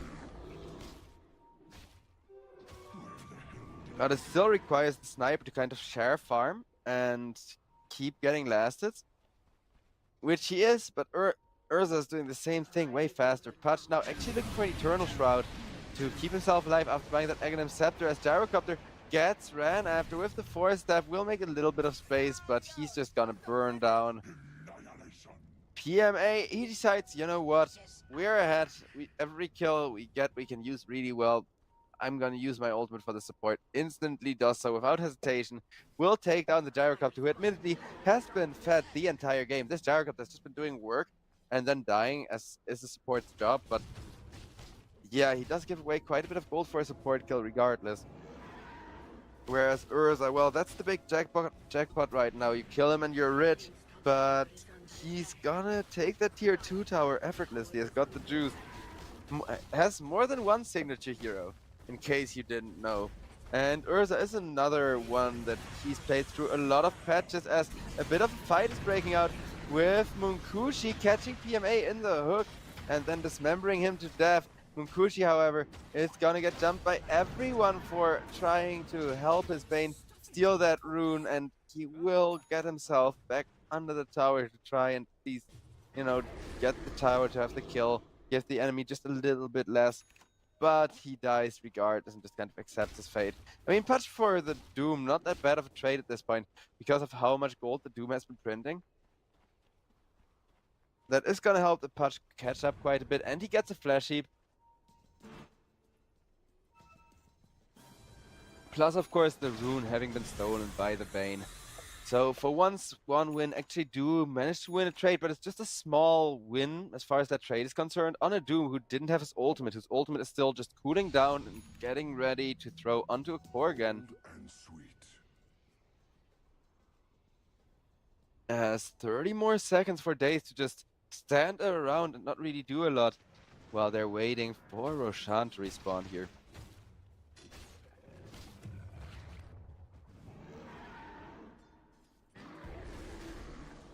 Urza wants a Satanic, and he will get it soon, with that Battle Fury still amplifying his farming speed to oblivion.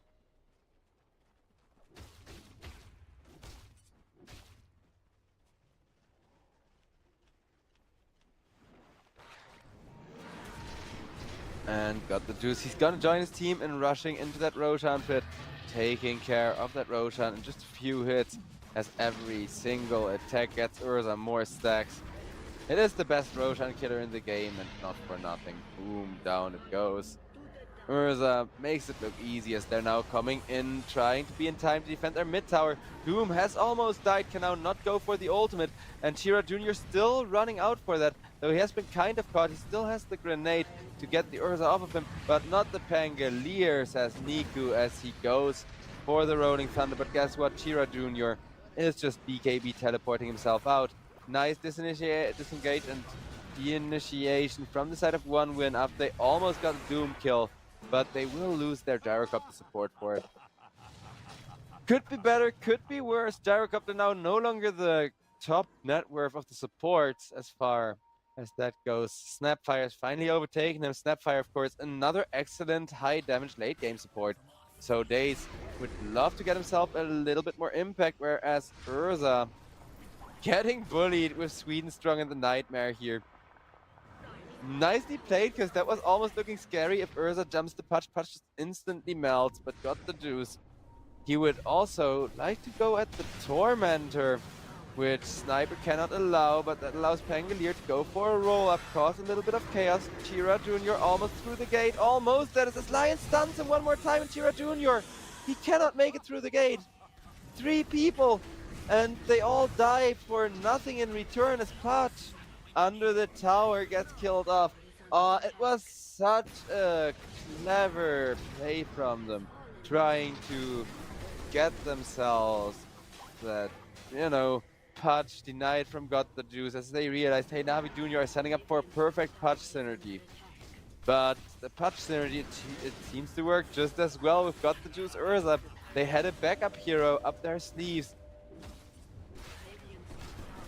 I was told that Urza is not a hero, but apparently when you don't have an answer to him, he's just still really good. As Navi Jr. enjoying their 10-0 hard carry. And with a 10-0 hard carry, well, not even an assist on the Urza either. He's just doing so much damage. As the supports are doing work, just keeping him alive while the first Rex of the game are being pushed down. Urza gets put to sleep by Daze. And Sniper is back, so everybody on Navi Jr. making sure to back off, making sure to get themselves away. And go on the defensive once again. But they do still have all the ultimates ready, so I think that they're gonna regroup and try again. Because anyone who gets caught by them will take so many big spells to the face in just an instant. Timbersaw able to get himself away from the Urza. As Urza just casually keeping 3 lanes pushed while farming. Has 2 more minutes on that Aegis before he needs to start respecting the Sniper Putch again. At least as far as the high ground goes. Simply because Putch can hook you into trouble away from your team, where your team can't really dive that deep. As we got another fact for Navi Jr. It will be their 85th EPL match. Holy crap. That is huge. I mean, Rest Farmers, who got knocked down by them yesterday in the upper bracket, only have 31 matches. So that's, at least in the EPL, at least in this league, you know, but that's quite a stark difference. And this time round, I think 1 win, well, they have had a lot of wins for how new of a team they are, because they are really new. You got to keep that in mind. They are all experienced players who have dealt with this signature Navi aggression before. But how do you deal with the bear? How do you hunt him? Wind Ranger, if it would have gone through and wasn't last banned, would have been such a good answer. But the Sniper alone can't do it, and the Putch, he doesn't really get to have fun right now. It's that simple.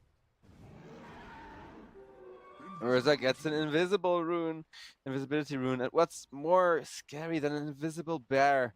Just imagine you're sitting in your chair right now watching this game of Dota, and suddenly an invisible bear pops up behind you. I mean, black bears, from what I hear, are, you know, kind of tame and you can scare them off, but brown bears don't. Brown and grizzly bears do not mess with. Urza looking to go for an Aegis.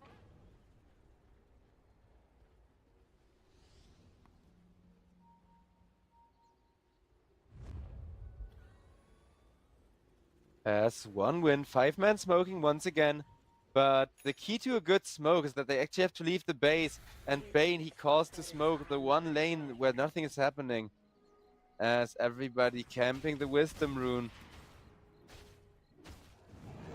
And Navi Jr., without that Aegis, they may not be feeling so confident pushing the high ground tower, but this smoke results in absolutely nothing. At least for the time being, Doom has now come to the off lane to secure the Wisdom Rune, which is probably why they went for the smoke gank here. But Doom is only gonna find the support, so they will have to Nightmare him and run away instead. And that is a huge smoke gank that doesn't really result in anything, where 1 win are already glad if their supports live for it. With the Force Staff, Bane gets saved once, but Pangolier gets out the Rolling Thunder. He will get his damage reduced a little bit, but Bane still dying slowly but surely. Bane starting to be good at keeping himself alive, especially if he has the high ground advantage. Whereas Chira Jr. just continuing to sit in the base as a Pangolier comes at him and would really like that kill, but guess what? Pudge comes in, saving his life, instantly dying to the Urza, but Sniper still focus firing Niku as Niku goes down with the repeated headshots. Got the juice now on the run as a Nightmare is there to put the Doom in a bit of trouble as well. Sniper puts up the shrapnel and starts hitting once again as 2 BKBs come out. Snapfire trying to keep him at bay with her ultimate. But Sniper, as you're starting to see, he's finally coming online. He's finally starting to not just get a little bit tanky, but also have a decent bit of damage. Especially while that take aim is active. And, you know, the Assassinate is ready to go for a headshot as well. Though it does take a while to assassinate, so he should buy an Aghanim Scepter for just that much more DPS. As Urza looking to go for an Aghanim Scepter of his own. More immortality against the Sniper, but guess what? Doom gets split by the Snapfire on top of the Sniper. And Sniper, he gets chain stunned up with the Lion behind the Doom. As I'm starting to think that is GG with one win, not having a buyback for their Sniper, and that means they simply won't be able to hold on to their base here. Because I don't see the Pudge holding this. Well, Cloud lives thanks to the Load Orb actually, so maybe they do. With Pudge now coming in, and Timbers are doing a lot of damage, but in goes got the Deuce, and he says baited ya, as Cloud gets taken down, and Respect will be the next one with the cookie, with the bear. You feed a bear a cookie, and he's gonna ask for a kill. Lion does go down for all of that, but Timbers are also forced to buy back. Pudge still trying to hold the front lines, but Pudge carry simply not doing a thing against the Urza as Bane gets destroyed. And Navi Jr., they are a team known for spamming the Pudge themselves, as Pudge gets another amazing hook. Will he kill up? Yes, he will kill off the Doom at least. Pangolier taking a bunch of tower shots. Cloud trying to deal as much damage as he possibly can. Pudge, though, cannot possibly tank the Urza with the BKB. Oh, God. Navi Jr., oh, the humanity. With a Doom Urza, they get it. I wasn't expecting this. Everybody tells me, oh, Urza is so crappy. Urza is not a hero. Urza just gets kited in this patch. But Urza counters the Pudge hard carry so hard that Pudge has not had a game. Even with Pudge being super proactive, going for ganks, the bear was there from minute number 1. He has 0 deaths. He had a kill delivered to him for free under his tower super early on as well, which gave God the Juice a distinct lane advantage. And after God the Juice just couldn't be killed off in lane anymore, well, how do you stop him from getting a super good, like 12-minute, pre-12-minute Battle Fury even, into, well, being pretty much 6 slotted at this point? As Urza, he's gonna eat Aghanim Scepter. He can replace the Battle Fury with something a little more suited for making kills maybe, but then he is gonna be pretty much fully fed. Moonshard is another one, because he can still eat that one. But Timbersaw manages to teleport himself out. As, ladies and gentlemen, it looks like we're gonna have ourselves a game number 3 here at this raid. Which I'm very much up for. Because I'm happy that the players have been so close and so many head-to-head games. As Niku gets yeeted after Chira Jr., but Chira Jr., he jumped into that little lake where nobody expected to go because it's a straight-up dead end that kills people who accidentally run into there because of pathing. You can juke around the little island, like ring around the Rosie, if you're a hero that benefits from kiting in any way, but that's about it. Meanwhile, Roshan only gonna respawn in 1 minute, so that is a bit unfortunate for Navi Jr. as 1 win. Still do have all of their wrecks, so while they are very far behind with almost 30k against them, they are still holding on. Pudge, safe lane. Only level 20. I think he recognizes just how far behind he is as he's building support Pudge items now. And Sweden Strong goes for a very nice Fiend Strip on the Urza, but Urza will eventually escape it, and yes, that is resistance from that Urza ultimate is just too good. Rar goes to the bear, getting angry. I'm missing the Sniper Aghanims here, just because Sniper has so much work to do carrying, and he went for that way too late, even if he gets one now. They needed Aghanims on the Sniper like 10 minutes ago at least.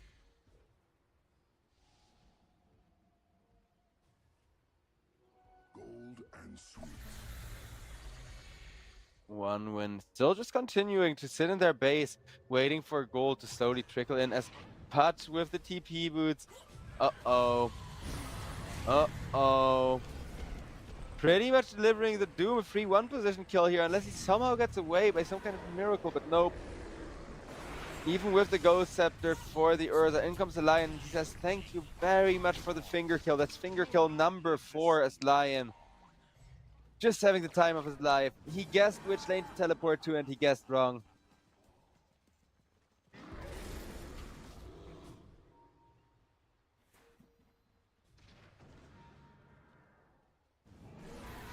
Urza though, with a ton of right-click damage starting to maul away at the range tracks now. As Sniper has to be there to defend, but got the juice. So far being scary, and Chiro Jr. knows he needs to attack without being instant jumped by the Doom. That will be the shrapnel out.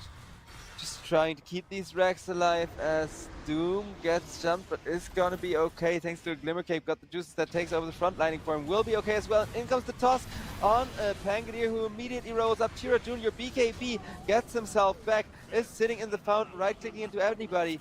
But Chira Jr. alone does not have the damage to kill anyone. Will ult the Lion just to harass him a bit. Comes walking out of the fountain and instantly gets obliterated on Cloud there, who wanted the front line for a snipe, who wanted to allow Chira Jr. to have enough damage to at least kill off the supports, but instead he got killed off himself as he wasn't able to Timber Chain away. The stun's just too fast. The hook off the mark as, don't get me wrong, the hooks have been pretty good from Munkushi, but Munkushi did die from the very start of the laning stage, and that you just don't really recover from Pudge if you don't make a ton of kills after that. Which Navi Jr. know. Pudge is a kill dependent hero, and they punished him for being that, as they're gonna get the bonus kill on Chira Jr. just for the BM exactly before the game ends, and Navi Jr. take game number 2 as, ladies and gentlemen, we are gonna have ourselves a third game to the second best of 3 of the day, where it's gonna be interesting between Navi Jr. up against one win here, as one win, I keep confusing one win with one move because we had both of them in the tournament, but one move got eliminated the series before then. I'm surprised they haven't messed that up more often. But yeah, one win. I love the Sniper, but they're just not got the juice on the Pudge. Even though the block pick, it seemed so cheeky, it seemed like such an easy way to 2-0 them. Navi Jr., they play Pudge themselves. They know what to do against the Pudge, and they've shown it here with this Urza carry. So, ladies and gentlemen, with that, we are headed to just a little bit of a break once again. However, after that, we are gonna have game number 3 for the first time of today between Navi Jr. and One To say Win. with that Deso deletes him from the map. Tier 3 tower is out. And now Whisper can focus on that melee racks along with Tomato and those Moonglaves. Age is still intact. They lift up the TA just to buy some time. Second fortification for IG. And now these Brewlings getting quite low, so OG likely having to reset now. Whisper's gonna get Dragon Tail down and bursted. 2 dead now for OG, as Seb looks to be the third. And G2 IG showing some signs of life, and this is a very important defense for their game.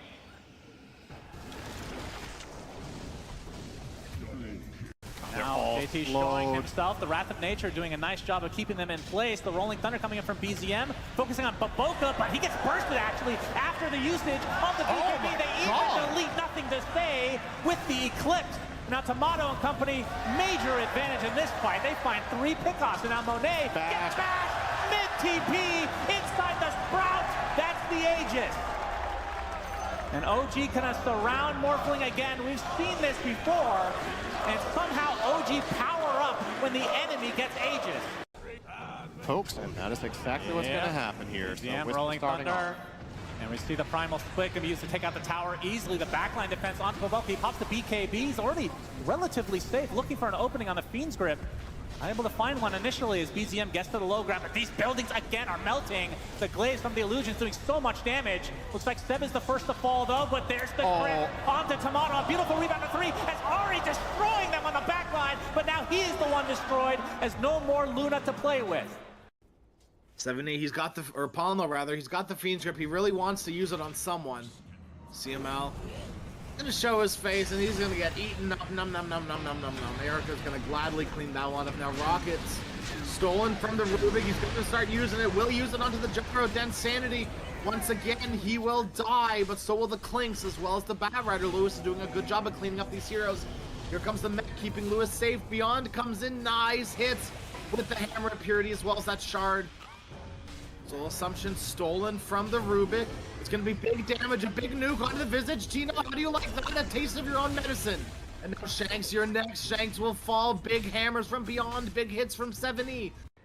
I mean, Execration, they're going to snag this Roche. Come on! Yep, they got it. Now they have to get the heck out of there. There's no good angle for them to leave. This might be a bit of a difficult fight. When they lose Shanks, Beyond will clean that one up quick and easy. A beautiful three-man stun. And an immediate stolen grip on it in Sandy. He'll get canceled with a Rolling Thunder from Lewis. And the damage, it feels like it's been done. Erica's here, and Erica's wailing into this gyrocopter.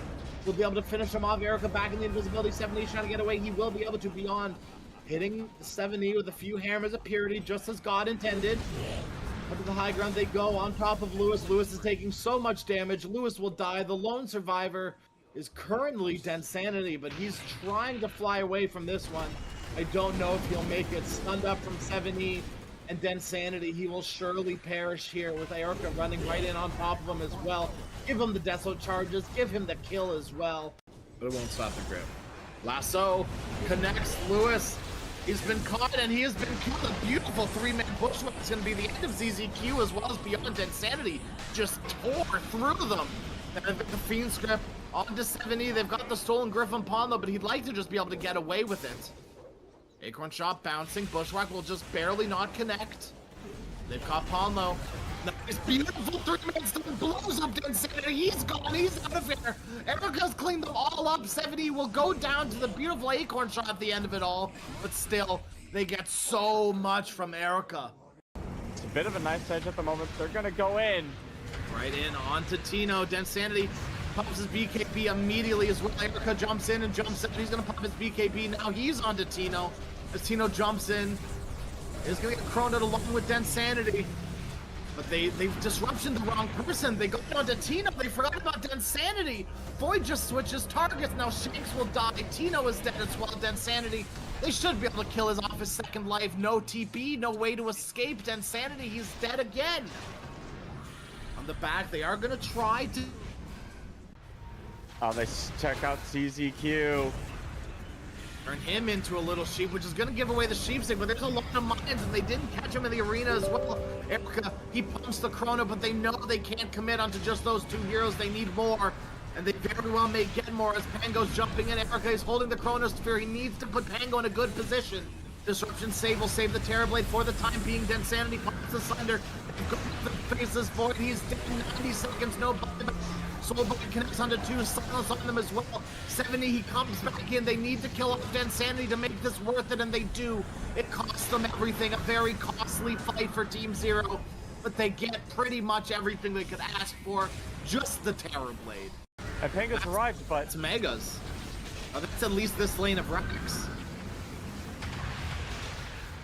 Try to make a TB illusion to fight up against all the other TB illusions, but it's not enough. The physical damage. ZZQ, the Greaves. Don't keep him safe. Here comes the Chronosphere. Insanity once again. He's caught, but Shanks hit with the save. Once again, Insanity stunned will be brought down 90 seconds without your Terrorblade. Now they want the big one. Shanks. Dragon Tail stun only connects onto one. Tino's got to teleport away. Does have Chrono as well as the Refresher. They're going right into the arena. They've got the Void, but the Hex immediately the Soulbind. They've got the Void's Aegis the first time. They still need to give him a second time. The stuns are pretty big for him. He's ready for the corner with the sheep stick again. He's got to pop the BKB. He's got to get into the Chronosphere connects. They've got Lewis as well. Just barely know he's been bumped out of it. Shanks the Shadow Demon once again saving Densanity from the clutches of this Chronosphere. Sheepstick onto the Terrorblade. They've stunned him up again. They're going to reinitiate in. Densanity, he's refreshed, so he has another Sunder available, but these are just illusions. And everyone's poking, prodding from a distance. Densanity is stunned. Densanity, he gets the Sunder. Surviving, just barely. Densanity Beyond. He's got to blink away, get the hell out of there as fast as he can. Swashbuckle away. 7E's going to eat the cheese. He's fine too and ready for a reinitiation. They don't have refresher orb. He's used it. 2 Chronos were used there. The rest of teams are Execration. They're in Roshan. Aegis, Cheese, Aghanim Scepter for someone as well.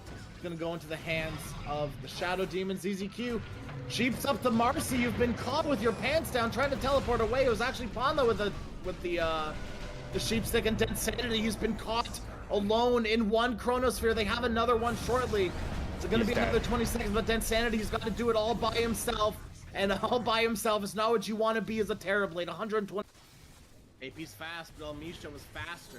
Oh, we see the blink from Stoikov. A vacuum onto 2, and BKB used immediately. Hennegot from Stinger, but the Glaive's bouncing with this illusion. Gonna punish him.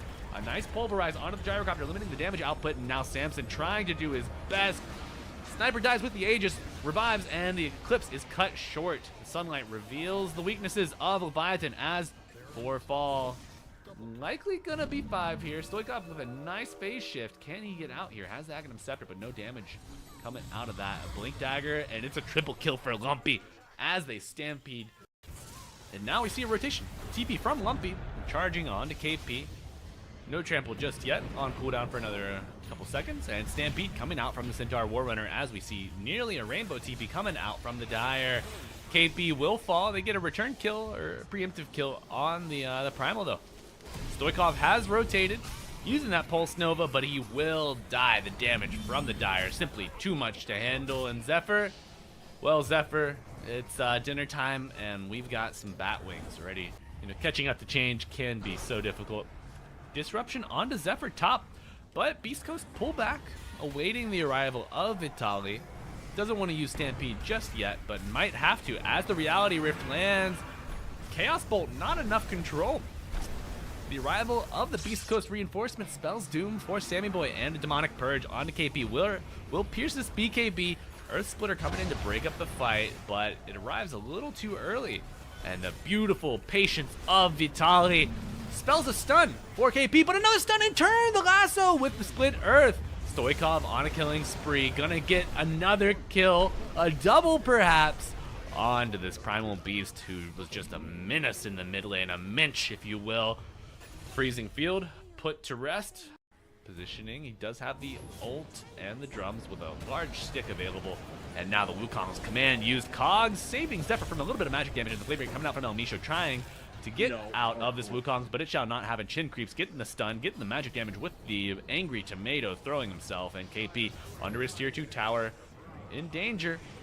Pake and Lumpy searching for the kill that they will find, and Lasso coming out, limiting Stoikov's effectiveness here under the tier 2 tower as he dies. A double kill for the Monkey King. What have you done really this game outside of sit in lane the entire time and lose your tower? It's going drums AC and Zephyr. It looks like he's going to be a free kill. Oh yeah, and unreal aggression here from Beast Coast. I was going to commend the use of the Cogs to give you a little bit of an extra damage barrier on the Clockwork with this Pavis, but the vacuum pulls you out of it as the second Eclipse gets let loose, and they will rip this Monkey King out of his trees. And looks like he may have found a banana peel to fall on as the Darkseer joins him. It's a 2 for 0 here, and they're gonna get more. Dangerous place. Illegal. Illegal movement from Samson here. Manta not gonna save him from the Boundless Strike, and he's getting body blocked by El Misho, forced back into the Wukong's ken with the Flame Break. Gets out. They're walking on the outskirts of this skirmish here. Vacuum pulling him out of the Cogs. No more magic barrier for Zephyr, and KP gonna get burned down, though slowly. Chin to join his brother in arms in death. A return kill on the Bat Rider. Stoikov remnants in, but it will spell doom for him. Lumpy simply too strong. 4 charges on the Desolator. And oh, Lumpy going for more here, splitting the wickets, giving Pake a double kill on the Weaver. Right now, Vitali would be a great kill here, enveloped on all sides. A ton of burst damage coming out. He does get the Wall of Replica out, but no big illusions created just yet. BKB used on Lumpy, and Lasso will drag you to your doom on KP. A nice Gravekeeper's Cloak coming out, gonna restore a little bit of HP. But the root from the little friends on Samson. We do see the Conda and the Shard completed. So a ton of damage coming out from Samson, getting a triple kill. Absolute banger of a reversal here, and now Pake. And as long as Pake is here. Samson uses his Manta preemptively, no dispel available for the carry player. And he gets contained in the Wukong's command, and Stoikov gets drained and dragged back into it. Samson hit with the wall of replica. These illusions are certainly pumping. Aegis is using a nice hook shot onto the Monkey King. Lumpy pops the BKB, gets to the high ground, and we'll get to the tree line. Able to maybe pause and re-engage, but the root coming out, and he will die. Nice play coming out from Stoikov with the double kill. Perhaps using a little preemptively now. With that tier 3 tower falling, the glaives will begin to bounce as the normal punch coming out with the wall. No vacuum just yet. The flaming lasso to limit the movement of Sansom. Though he does pop the satanic, and my computer is on fire with all these frames dropping. Holy shit. Wukong command comes out, and it's not enough to kill the Luna just yet. But on the outskirts of the fight, the mischief dodge will be enough to save him temporarily. A triple kill for the Luna post-mortem, of course, as those glaives bounce, and Stoikov going back in for another kill. TP on cooldown for the Monkey King. We see a flaming lasso used on Luna. A deep, deep hook shot onto the Enchantress as they withdraw and get back to the high ground here by the tier 3. Samson dies, uses the Aegis, will come back momentarily. Ladies and gentlemen, with that, I'm back to game number 3 between Navi Jr. and OneWin, but oh well, looking at the draft, this time around, got the juice, he gets his patch. OneWin, they tried to block pick by taking the patch away from Got the Juice in a game where the entire team was setting up around the patch, and then they replaced the patch with an Urza and a Doom, who are also excellent heroes you can spit in with the Snapfire. A few times they split the Pangolier, who then cast roll up midair. The synergy was insane, and Navi Jr. this time around, they're going with a patch, so they are drafting around their patch, and they're doing it with a Razor opener, which is great against the Wind Ranger, which is great against Clockwork Timbersaw as well, because both of those make for a pretty decent damage deal, whereas Navi Jr. get themselves that Lion too, who did perform insanely well last game, so they're like, screw this, we get a Lion, we get a ton of stacks, we get a ton of burst damage. It saved us last time against the patch. This time around with the patch, it's gonna be even better, because if you hook somebody, you can instantly stun and then finger them into sudden death, get a stack on the patch and a stack on the Lion for that. 2 heroes gaining better into the late game. As Navi Jr. picking up a Puck, jumping back and forth, little fairy dragon nymph. And well, I mean, Puck is a great initiator. He is a very great hero for kind of holding his own. 10 seconds remaining. As Dragonite will be banned out. Says Dragonite, I know it's not supposed to be that way, but Dragonite just wins the lane against the Puck by being too tanky for Puck to kill, and you can rotate supports in to kind of fix it for the Puck, but that's already a commitment you don't want to have coming out of the draft immediately.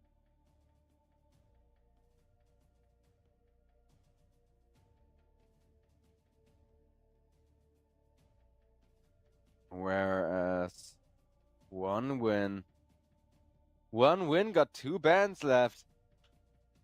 But what do they think? Is it gonna be a final support pick? Probably, right? Like, that would be the obvious assumption. Which support is strong enough to just turn games around? Because Navi Jr., another hero they play as a flex pick, is that... whatchamacallit? Another flex pick they like to do is that Patch, they do in fact run the Patch support as like the only team in the tournament who's done it before, but if Patch gets completely counterpicked, that is an option they have. But, you know, Navi Jr., they gotta make sure that OneWin aren't just gonna run all over them with the Wind Ranger aggression. Because Wind Ranger, she is quite terrifying in the right hands. It's a super situational hero who doesn't really scale too well into the late game despite being universal. But the loser of this final game to the series is gonna go down to the lower bracket. So both teams want to approach the draft with care as Bad Rider gets taken away. And yeah, Bad Rider would have been pretty freaking great.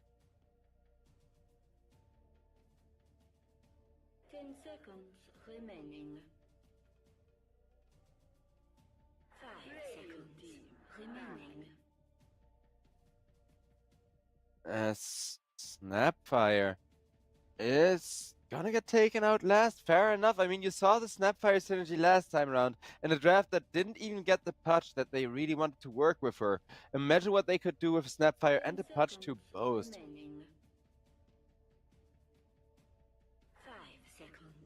remaining.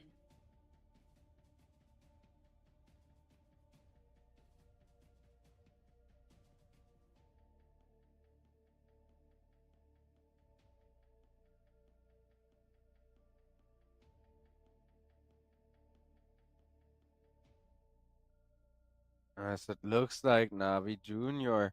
gotta come up with one more ban.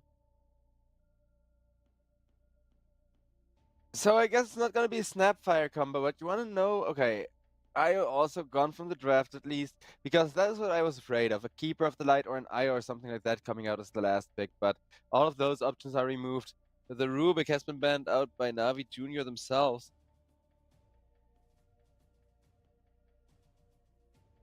As my cat is hunting a fly, but I'm gonna let it go ahead. It's summer again, so my cat is insanely happy with like flies being everywhere again, because I got a lot of pot plants. As long as he doesn't attack me from behind when I'm looking. As for Navi Jr., well, 30 seconds remaining. They got a Clockwork up against them, but they have a Razor of their own, a Puck of their own, and a Patch to boast, so 3 heroes with some kind of an answer to the Clockwork at least.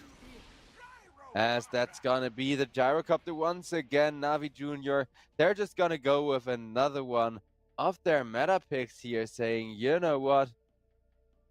The meta isn't broken. And entirely balanced Gyrocopter coming out, which usually I'm not even that much of, last pick, the very game-changing last pick Gyrocopter. Are you sure about that?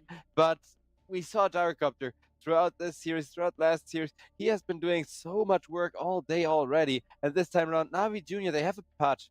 So you get that huge patch AoE to combo up with the Gyrocopter and his call down and all of his follow-up damage. And you got a Razor to start stealing away some damage as well. Whereas one win, well, they need a huge anti-patch. They need something huge to outcarry Navi Jr. here.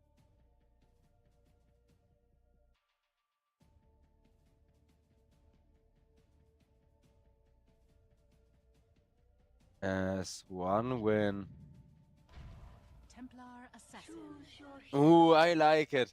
I was afraid they were gonna fall into the obvious trap that Navi Jr. had set here, where Navi Jr. was saying, come on, go for a repeat performance of last game, counter pick our patch with an Urza, because Chira Jr.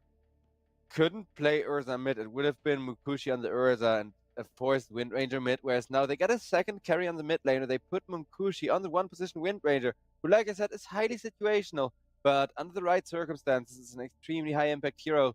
And if Wind Ranger can jump Got the Juice is just gonna melt, because Patch, he is not very resilient against physical damage. He is not very resilient against being pinned to a tree either, especially during his ultimates. And yeah, Wind Ranger, just decently good answers from the Patch. The one hero Patch is really gonna struggle with though is Respect. Respect on the Clockwork with the hook shots, with the battery assault as well, can just punish Got the Juice out of the lane entirely pretty much. And yeah, Patch having a pretty freaking hard time as far as, matching against the Templar Assassin goes. That's the idea with the last pick. Just counter the Patch extremely hard. Templar Assassin's level 25 talent will help her counter the rest of the heroes as well. But even before level 25, Patch has 0 armor. TA has like 6 armor reduction from just one spell, and then gets a Desolator for even more. So Patch is just gonna melt like butter whenever she attacks him with the Psy Blades. But we're gonna see how it's gonna go, because it will be a bit of a difficult game coming up as far as, even getting the TA online goes. So one win, they need to make sure they start stomping the laning stage, which is gonna be hard against the Patch. But if you win the other two lanes, like if they win their own safe lane and their mid lane with the Templar Assassin and the Wind Ranger, then it's gonna be perfect for one win. They can just rotate over to the Patch, go for ganks, and kill him off a few times.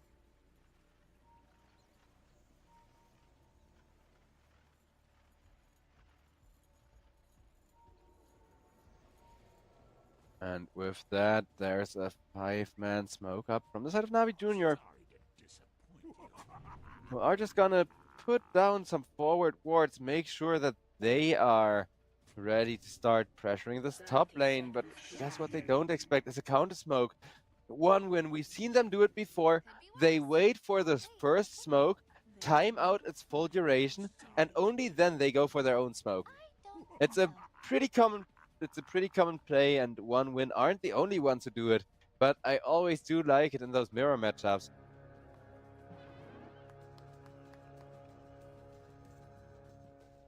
Where in this smoke duel, Templar Assassin is gonna be entirely fine, but will not take a rune, so the runes will be split 50-50. And the one-win smoke wasn't really that great. I mean, this is a play that risks the usual advantage you'd have from a zero-man smoke, like extra aggressive wards, extra deep vision, and it turns that into a mediocre, aggro ward around the bottom lane, and a very high chance of a first blood instead. But they didn't get lucky here and decided to just abandon it and buy their time as Pudge won position from Got the Juice, or as I like to call him whenever he plays Pudge, Got the Hook, because he hardly ever misses a hook. While Timbersaw is having a great time with the Whirling Death against the Pudge. If he gets hooked under the tower, even Timbersaw could be in trouble with how much lockdown there is from both the Pudge and the Lion. So at least near the tower, they can definitely keep themselves alive and well defended.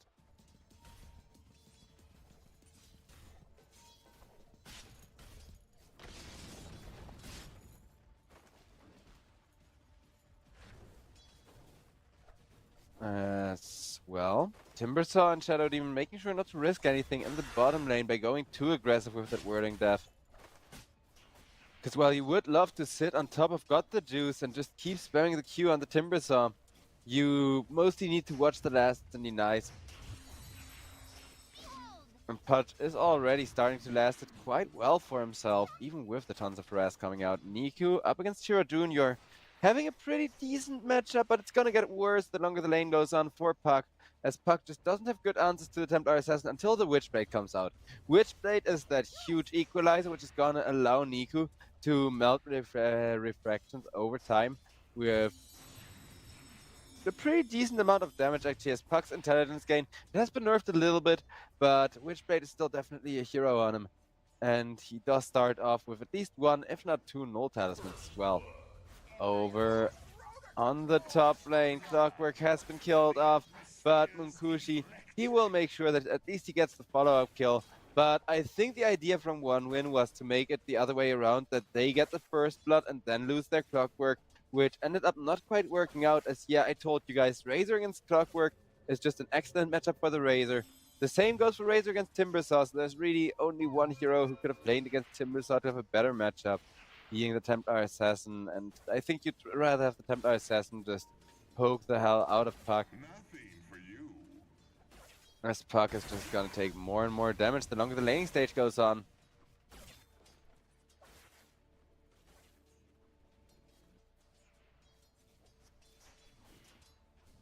Puck already a level behind Templar. And this is where Niku's lane is kind of gonna get hard. Niku's best answer to that is to usually hit the jungle, go over to get a few stacks early on, and kind of do the same thing Templar Assassin wants to do a little bit later. But at this rate, Shiro Jr. could very much have a free lane.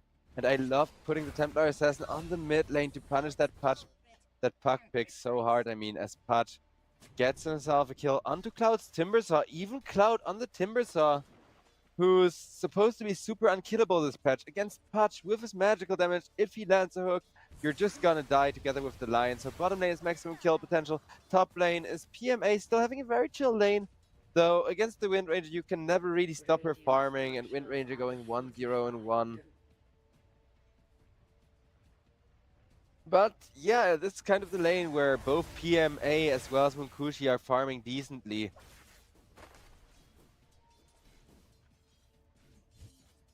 But I don't think Clockwork is having fun anymore. He can't really do the proactive thing where he procs a battery assault, runs up to somebody's melee range and gives them a big old hack. As with the rod, Pudge would love to kill off Cloud on the Timbersaw. Will take another Whirling Death to the face though. Vroom vroom as Got the Juice starting to suffer quite a lot here. Over on top lane, speaking of suffering, Respect, he almost died, but even with the flag cannon, he has a healing salve ready. Waits till the very last shot connects onto him, and then procs that immediately. Nice play there. 1-win, making sure to keep the pressure up during the laning stage. Because, yeah, once got the juice, Pudge wins his lane and pops off, it's over.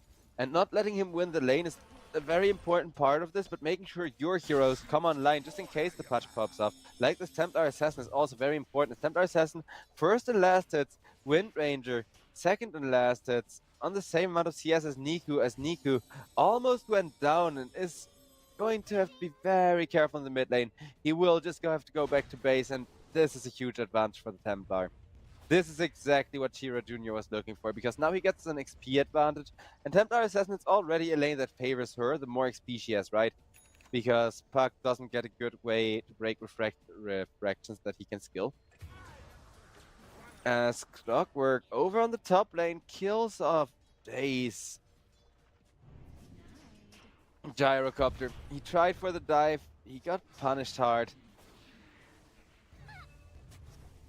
3 kills, slight advantage for the side of 1-win, but Navi Jr., like I said, they just got the juice to pop off. 1 or 2 good hooks on the Timbersaw, and this is gonna be the Pudge show.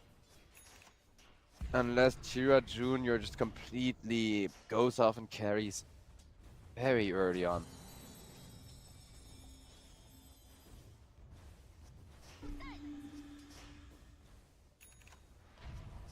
As Puck went for the typical double Null Talisman build.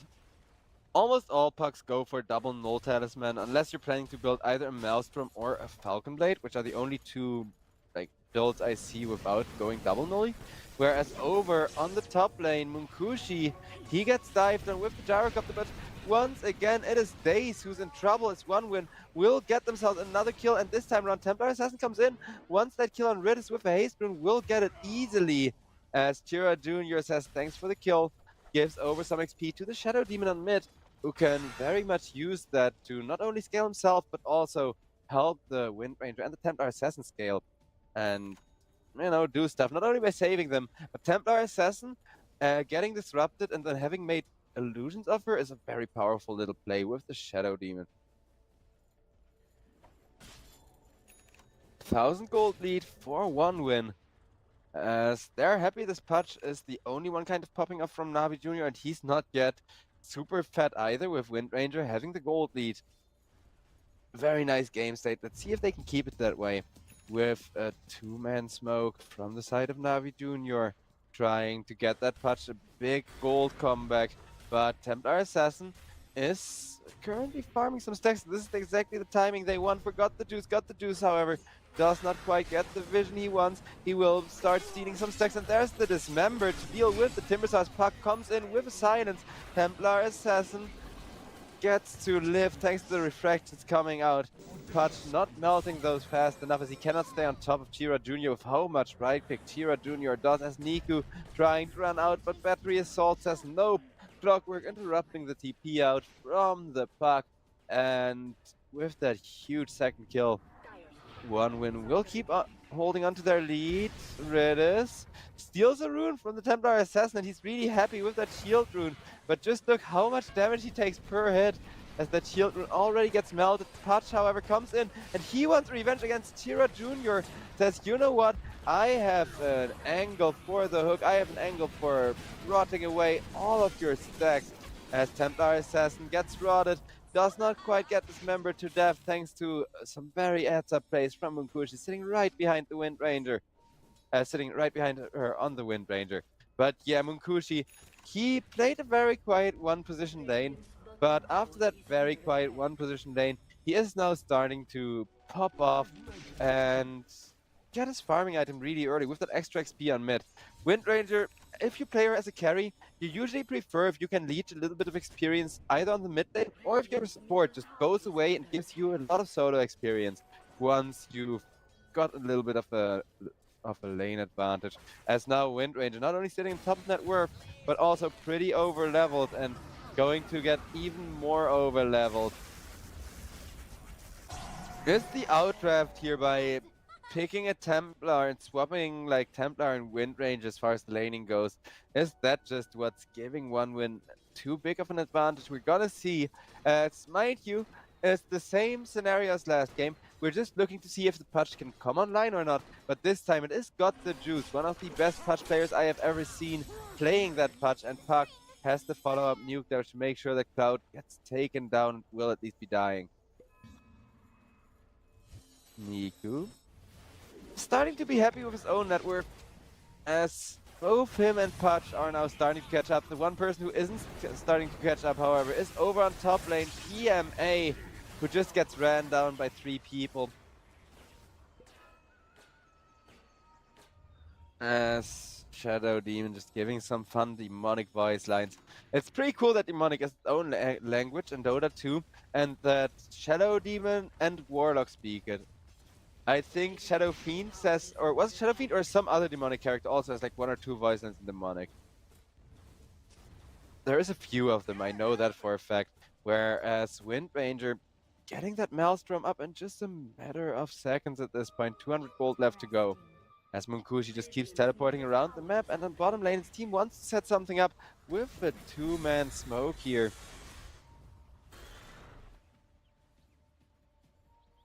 As Ridis seems to be just okay. Not too much pressure getting committed onto him. But Templar Assassin is just waiting for that crucial timing, whereas Puck will almost have a decent-ish answer, at least something to melt refractions with in the form of the Witchblade. Because Puck is starting to farm that side jungle camp time and time again. Whereas, speaking of the jungle, Ridis, he almost goes down to Pudge. He just yoinks respect, says, well, thanks for the return kill, will get himself a flash heap if nothing else, as Niku is in there. Does not have that Witchblade delivered just yet. Otherwise, he could have maybe gotten a second kill out of that. So the gold lead, it is going to remain, but a support being traded for a support is a lot better than, you know, Navi Jr. just getting ganked on. Munkushi looking to get himself a Maelstrom up and finally got it. I think he's going to be really happy with that, to just jungle for 5 minutes, because it's not the greatest Maelstrom timing for how good his game has been going. But what he's lacking in gold, he makes up for with XP. So I think Wind Ranger's still not worried in the slightest. Pudge, meanwhile, also, however, having a way better Aghanim Scepter timing than last game. This is Got the Juice on the Pudge. It is his main hero for a reason. And he's just gonna see if he can outscale here as Navi Jr. They are still quite likely to lose this game according to Gaben, but they are making big comeback headway as Daze will get caught, will get killed with 1 hit from the Templar Assassin from like 1/3 of his health, but Clockwork gets bursted down by Puck in exchange for that, as Niku Puck with the Witchblade also got a decent solution for the Templar Assassin. So Templar Assassin definitely needs to be careful around that Puck. Same goes for the Wind Ranger actually, because Wind Ranger, she does not like being slowed and she does not like magical damage over time. Well, the Witchblade, guess what? It gives you both.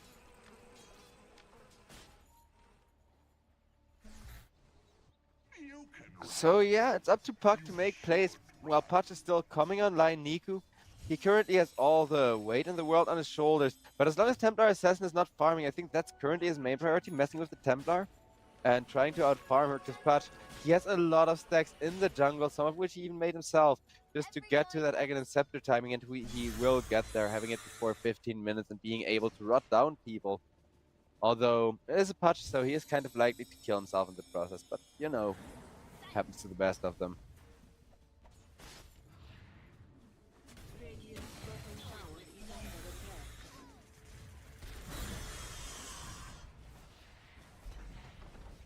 Some creeps get killed off there with the Timber Saw, just making sure they get a good amount of pressure on the bottom tower, maybe even get the bottom tower out of that after Fortify, with how much damage that Templar Assassin does.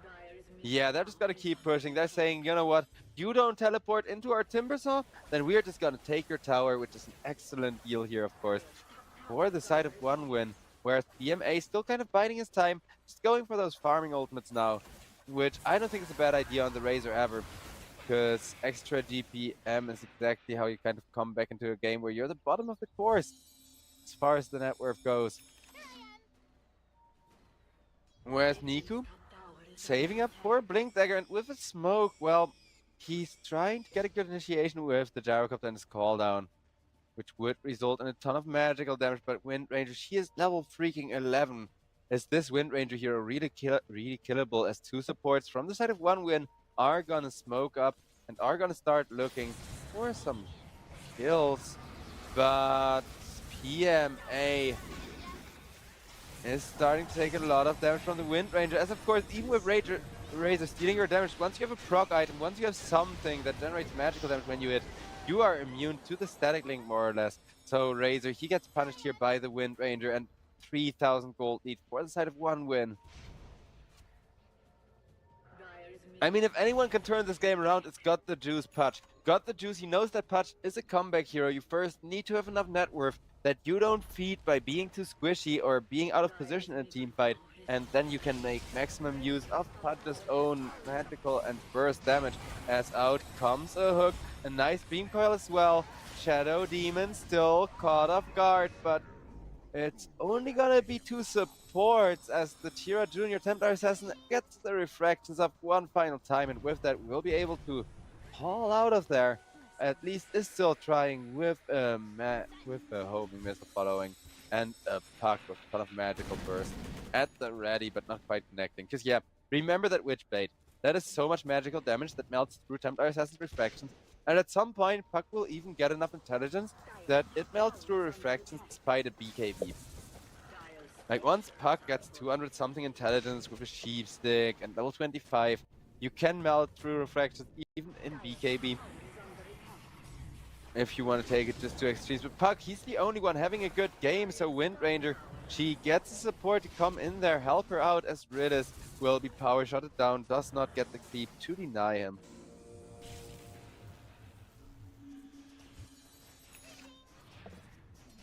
Over on mid, Puck still doing his best to just be obnoxious to the Templar Assassin while farming himself. Though, while it's leading to Puck having a good game, his team are really waiting for the Pudge. As you can see, while the win rate, it is ever so slowly crawling back. Got the Juice. He's just not farming enough to really out-farm the Wind Ranger. Normally, Pudge is supposed to have quite a bit of a gold lead against the Wind Ranger. He is now back on top of net worth at least. But as long as Wind Ranger keeps making those kills and Templar Assassin keeps coming more online, Puck is gonna have to deal with two carries that are both a really good matchup against him.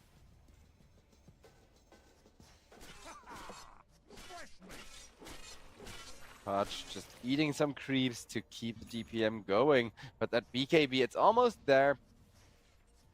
I don't blame Got the Juice for going BKB before the Blink Dagger. If you have the catch, like as long as you have a Puck or a Lion or anything like that in your team, it's good to get away with getting a BKB and then running in.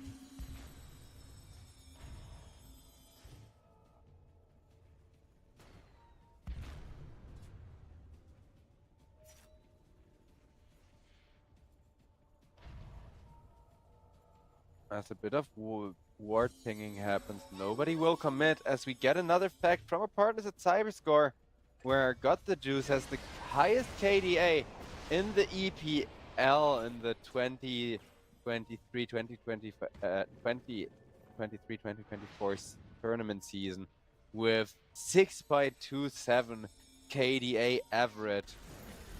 Also in the top 5 are Nico and PMA. So yeah, Navi Jr., their insane aggression, it is written in the stats for all to see. But Navi Jr., when they cannot be aggressive, they seem to have a hard time making a comeback. And here they cannot be aggressive, in fact, as time and space are both running out. And the map is getting smaller with each passing second. Not even 20 minutes into the game, as Wind Ranger runs at the Razor. She says, go ahead, steal my damage. Most of it is magical anyways. But Cloud comes in helping out, being a Timber Saw with not only Timber Chain, but a lot of nuke damage. 4,000 gold lead and a BKB from Razor being delayed. He did buy at least the Overclap to, you know, spend his money, not lose too much unreliable gold from dying, but BKB is still gonna take quite a while for the Razor to get.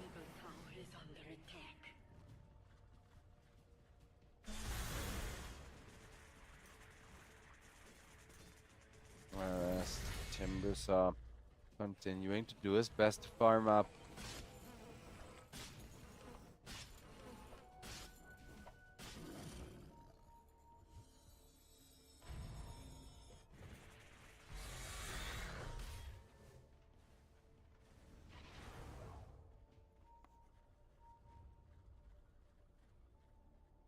One win, not expecting a 3-man smoke to come out and hunt them down in the bottom lane. So Timbersaw's already getting himself back, and Shadow Demon, not the most valuable kill. So instead, Navi Jr. looking for a far bigger hero on the dire side. They want the Templar Assassin, they want her now. Dire's middle tower is under But they attack. can't quite go for a jump under the tower, and they don't get the vision for a hook from God the Juice. So while Puck is still being a bit annoying with the orbs, everybody else with the smoke is going to continue onto the top lane instead. Navi Jr., they have mastered that aggressive playstyle, and they will turn a smoke attempt into a second smoke attempt with ease, kind of abusing the enemy's vision wherever they can.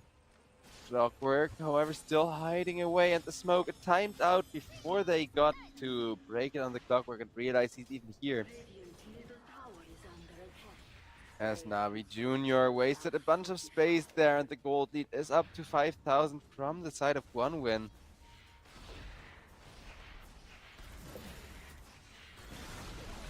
Radiant's middle tower has fallen. Mid tier 1 gets killed off.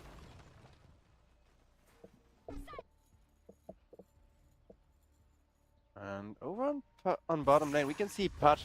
He's almost there. He's just so freaking close to having that BKB and being teamfight ready. But even then, with the BKB, yeah, Pudge is gonna be able to do huge damage and not die to magic. But Templar Assassin is still entirely physical in nature. As BKB now underway. Got the juice, however, missing the hook on the Timbersaw. Tower is under attack.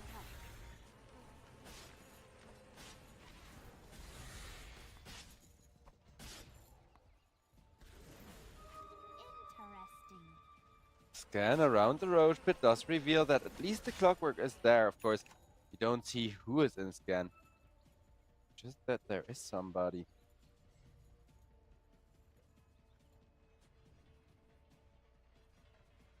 As Pudge left alone with 4 people smoked behind him. Got the juice. He's pretending like he's just left alone while his team are hunting. But instead he decides, you know what? Screw this, we're gonna go into the Roche, but maybe not.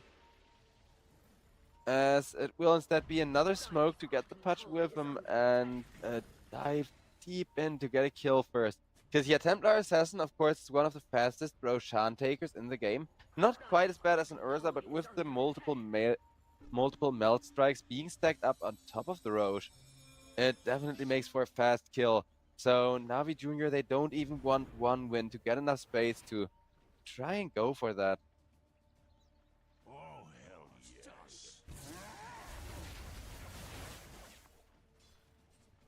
Dire's bottom tower is under attack.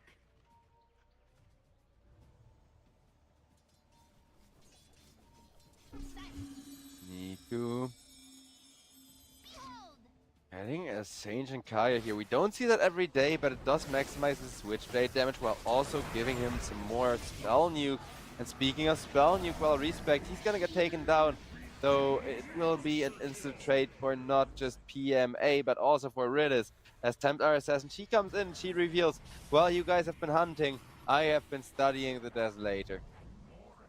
While you guys have been trying to set up team fights, I have been mastering the Desolator. And yeah, it's a Desolator Blink Templar Assassin, just one of the fastest heroes across the board as far as killing off support in the backline or killing off Pudges for that matter goes.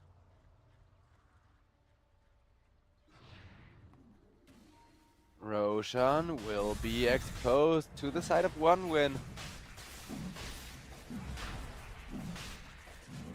Who, like I said, will get it insanely fast with the Templar Assassin. Double melt strike, and it just takes so much damage from every single right click. That's gonna be the Roche kill. That's gonna be Munkushi getting an Aegis pretty much for free. Gyrocopter though will just be caught up for that. He did snipe a courier. He did snipe a courier on the way to the Roche pit there, which gave away his location. And instantly a Wind Ranger comes running in, says, nope, you do not get to live, and shoots down that little flying machine. No flying machines allowed, no fun allowed. As Navi Jr. Is this gonna be the first time I see them, like at least in this season, see them lose on a patch draft?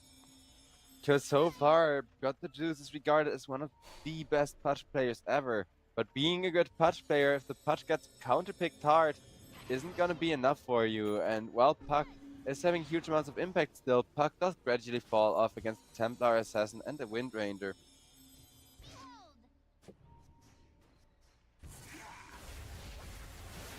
Every coin helps.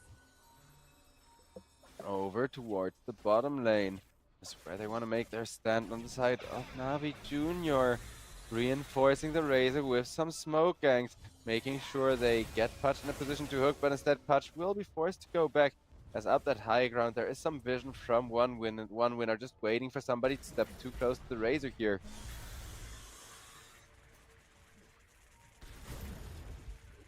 As they will go for smoke once again.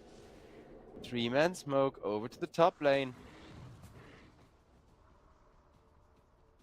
As Wind Ranger, she got 3 minutes on that Aegis, so she can join her team quite easily here. As Wind Ranger wants to run at the Puck, will instead find Ridis for her team to kill.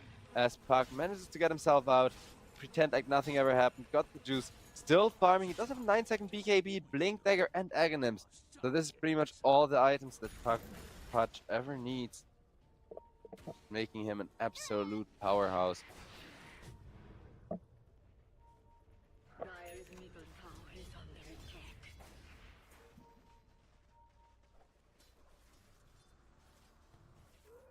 Radiant's top tower is under attack. Well, they aren't going to commit for a tower push on the side of One Win, instead now choosing to push out the mid lane again. As well, killing off Lions, sure, it's great for team fight. I think they know that Navi Jr. won't commit to a full-blown team fight. What Navi Jr. want right now is to hook people and then kill them that way, with like 2 people sitting behind the Pudge, but instead Daze gets caught by Munkushi on the Wind Ranger, and Wind Ranger just solo kills another one with that focus fire and just that ridiculous amount of damage output she has. 8,000 lead for the side of One Win.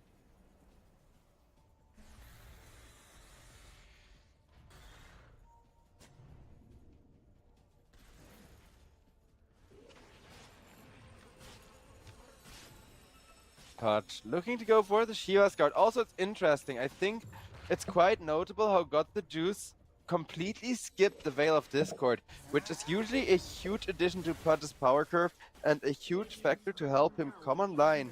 But this time around, looks like he chooses to forgo it until he goes for the full-blown Shiva's guard. Whereas Razor, looking to get himself a Manta Stout, starts split pushing lanes with Radiant structures are fortified. Radiant's bottom tower is under attack. Whereas Pudge, I mean, looking to go for Shiva's guard. And Puck is just farming as Pudge hooks his Lion into the back to try and save him. While the Lion will be saved, the Gyrocopter does not. Less than a minute on the Aegis for the Wind Ranger, but with slightly less than a minute, you can still very much try to set up more team fights and go for more kills, but maybe not that. Okay, it's a Clockwork getting hooked. Never mind, guys. It's okay. It's Clockwork getting hooked. He got his battery assault out, and well, what's not okay is that while that was happening, Templar Assassin immediately pushes down the mid tier 2 with the Desolator, just showing off how insanely much damage this hero can do, especially in the physical department. Doubly so with Desolator stacks.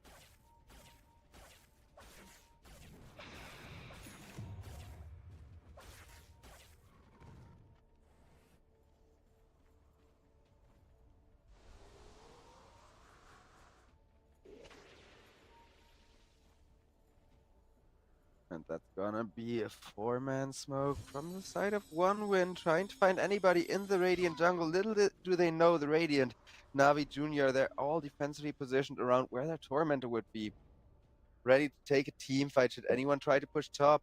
But top is in fact not the lane that's getting pushed right now as One Win, trying to look for kills around bot and mid. with PMA getting spotted. And PMA is a lot easier to kill than a Puck. It's gonna be jumped with the Templar Assassin. It will be taken down, traded for respect, but that's an excellent trade to start a team fight off with. As long as you can now deal with the Got the Juice Punch, but the Got the Juice Punch with the BKB. He's doing so much work, as that was his 9-second BKB, but the 9-second BKB, it's still not gonna be long enough. Everybody low health, nobody killed off though, as Chira Jr. more desolator hits after days. And if they both would have missed, it would have been so funny, but no. Chira Jr., he made sure to attack twice for the chance of a miss. And he will get the kill in the Gyrocopter. He will now start to work on the tier 3 tower with the Desolator. Pushing towers like they're made out of butter.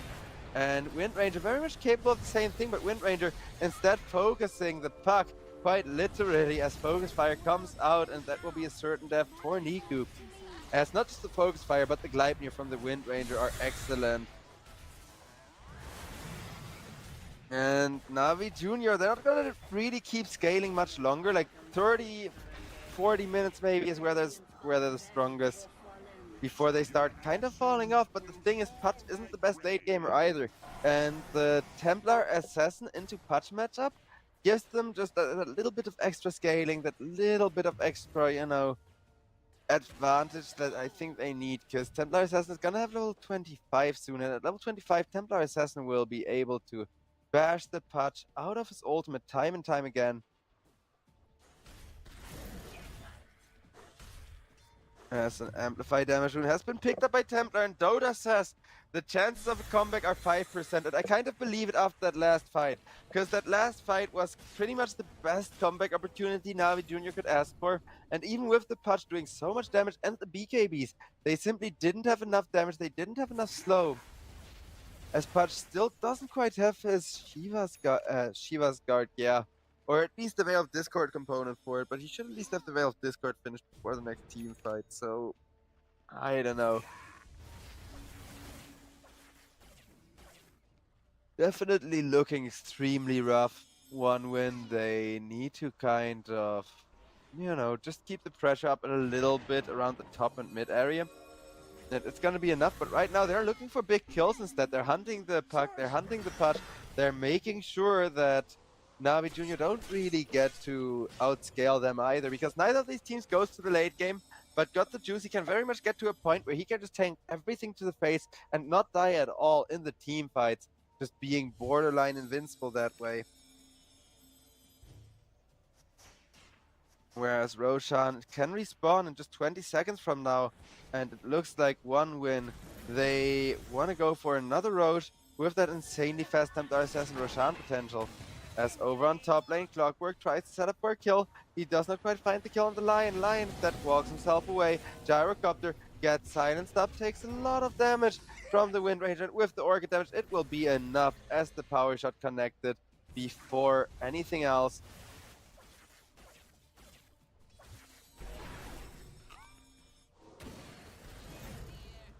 And one win. They are grouping up around that Roshan pit with a double damage rune on the Templar Assassin and a lot of stacks already on the Roshan as far as the Shadow Poison goes.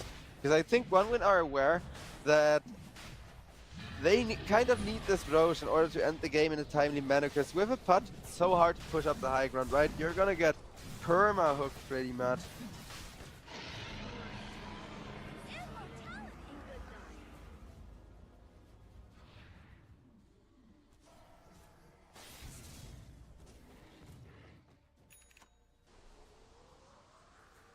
Almost 20,000 on the side of one win.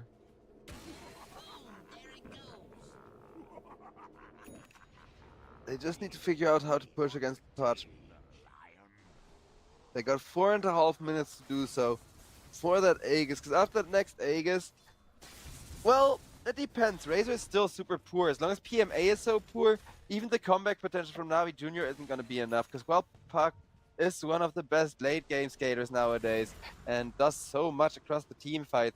Razor, well, he needs money in order to even live long enough to steal damage from the Wind Ranger at this point, which he can't get this way. And the tier 2 tower will be the shot down for that.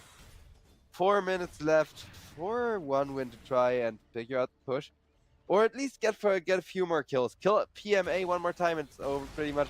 Because even the Razor will not be able to make a comeback if he dies one more time. Right now, with the Manta style, at least he's farming still that little bit.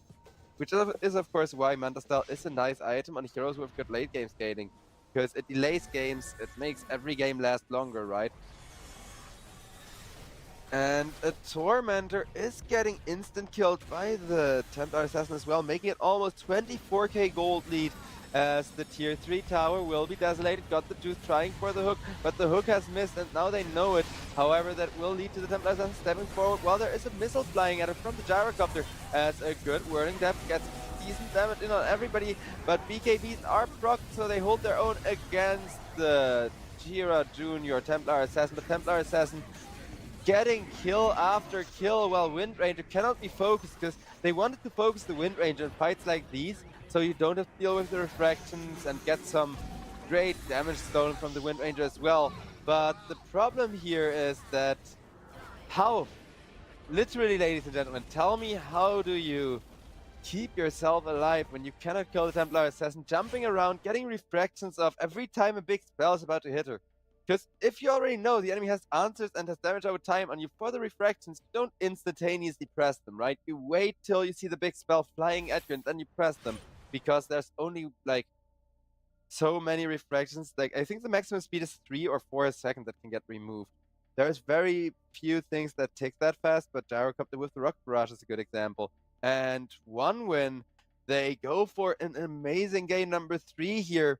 As yesterday they pulled through after a close series, today they make it look close once again, but against the Got the Juice Patch no less, they will still be eliminating NAVI Junior to the lower bracket. They're not eliminated out of the tournament yet. NAVI Junior are still playing, but they are lower bracket. Next time they are out if they end up losing a series. But with that, we do have another upper bracket series for today. Bait up against SIBE team starting in just a few minutes. So we are going to be back in I think around 5 to 10 minutes with the third best of 3 of the day, as we are gonna go the full 4 series today here at the European Pro League season number 18. As I hope you're enjoying the show and I hope you're enjoying these close playoff with a matchups. blink normal punch with the harpoon into the Wukong's command, controlling Samson. He's limited, but now will pop the Eclipse, but dies immediately. Peg just pumping the damage here. Using the Manta preemptively, a long cooldown for quite some time. Monkey King rooted up. Lumpy will throw the Boundless Strike out. And now Stoikov is in the fight. Gets hit with the Flaming Lasso. Clockwork with the hookshot to interrupt, but a nice vacuum wall onto everybody. Ugh. Beast Coast lose their full lane of racks, but now on the offensive, looking to limit the effectiveness of Samson. Get a normal punch onto him. Another illusion pumping that damage with those glaives bouncing. Manta style used, and Wukong's command with the extra ring coming out. It is a massive AoE. Circles on circles. Harpoon. Perhaps they can find an opening. Should You're mention- playing with Io. You have Relocate, but they're not really taking much initiative. Yeah. There's a lot of traps, and BZM has his shards, so this is a silence on top. Very dangerous for IG. They're going to zip on Seb, but the Gleipnir from Tomato from afar. Storm is just dead right off the bat. The focus fire coming in, X-Nova will drop. That's already 2 dead for IG, and JT has to try and roll away on top of a trap. He gets silent, and he's just gonna die as well. Double kill for Ari, and OG taking firm control of this. Barely able to get out in time. Once this tower goes down again, Luna is a hero you have to really worry about. Ari's the one taking the brunt of the damage right now. Nothing to say with that. Desto deletes him from the map. Tier 3 tower is out. And now Whisper can focus on that melee racks along with Tomato and those Moonglaives. Age is still intact. They lift up the TA just to buy some time. Second fortification for IG. And now these Brewlings getting quite low, so OG likely having to reset now. Whisper's gonna get Dragon Tail down and bursted. 2 dead now for OG as Seb looks to be the third. And G2IG showing some signs of life, and this is a very important defense for their game.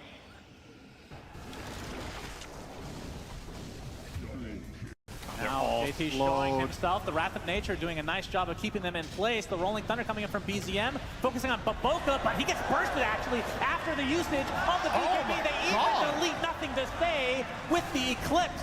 Now Tomato and company, major advantage in this fight. They find 3 pickoffs, and now Monet gets back, mid-TP, inside the Sprout. That's the Aegis. And OG gonna surround Morphling again. We've seen this before. And somehow OG power up when the enemy gets Aegis.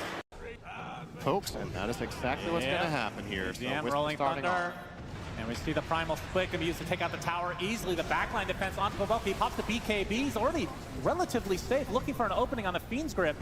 Unable to find one initially as BZM gets to the low ground, but these buildings again are melting.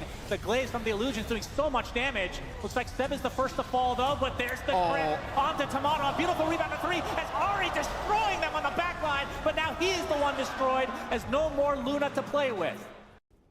70, he's got the, or Palmo rather, he's got the Fiend's Grip. He really wants to use it on someone. CML gonna show his face and he's gonna get eaten up. Num num num num num num num. Erica's gonna gladly clean that one up. Now Rockets stolen from the Rubik. He's gonna start using it. Will use it onto the Gyro. Densanity. Once again, he will die, but so will the Clinks as well as the Bat Rider. Lewis is doing a good job of cleaning up these heroes. Here comes the mech, keeping Lewis safe. Beyond comes in, nice hits with the Hammer of Purity as well as that Shard. Soul Assumption stolen from the Rubik. It's going to be big damage, a big nuke onto the Visage. Tino, how do you like that? A taste of your own medicine. And now Shanks, you're next. Shanks will fall. Big hammers from Beyond, big hits from 7E. I mean, Execration, they're going to snag this Roche. Come on! Yep, they got it.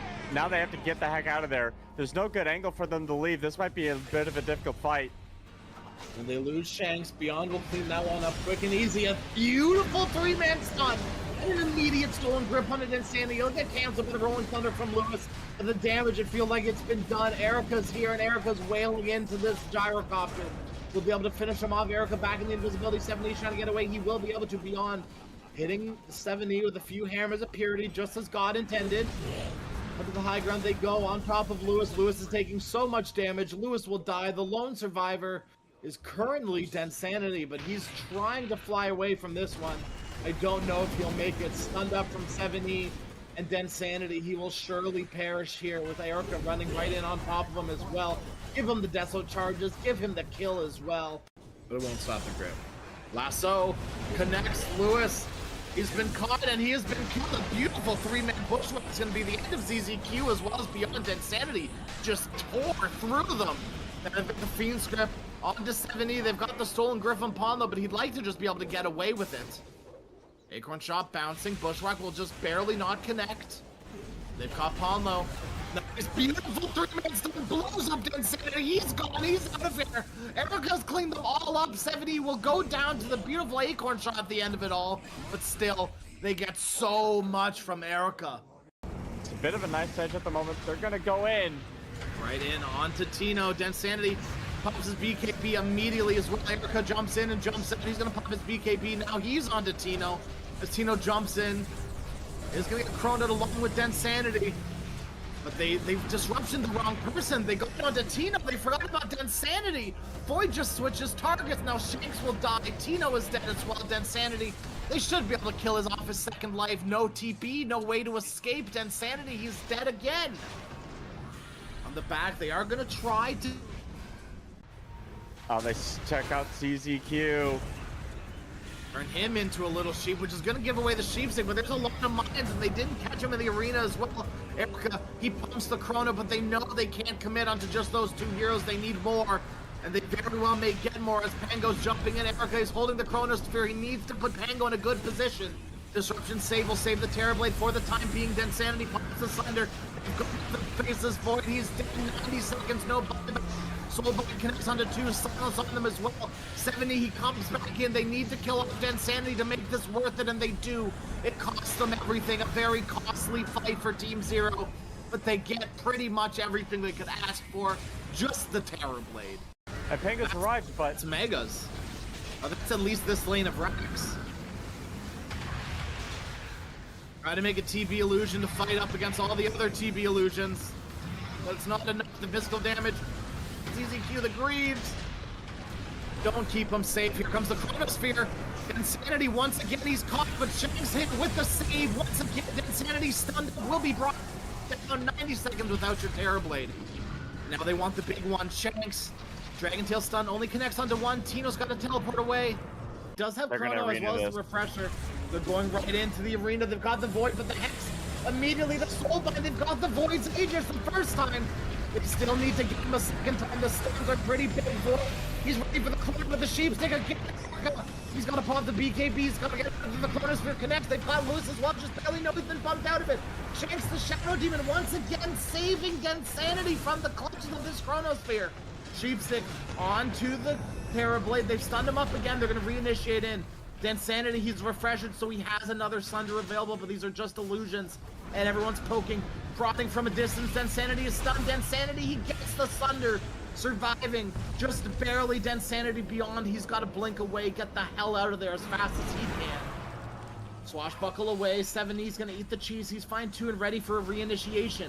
They don't have refresher orb. He's used it. 2 chronos were used there.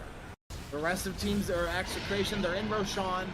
Aegis, Cheese, Aghanim Scepter for someone as well. Gonna go into the hands of the Shadow Demons. ZZQ. Sheep's up to Marcy. You've been caught with your pants down trying to teleport away. It was actually Panda with the sheep stick and Densanity. He's been caught alone in one chronosphere. They have another one shortly. It's gonna be another 20 seconds, but Densanity's got to do it all by himself.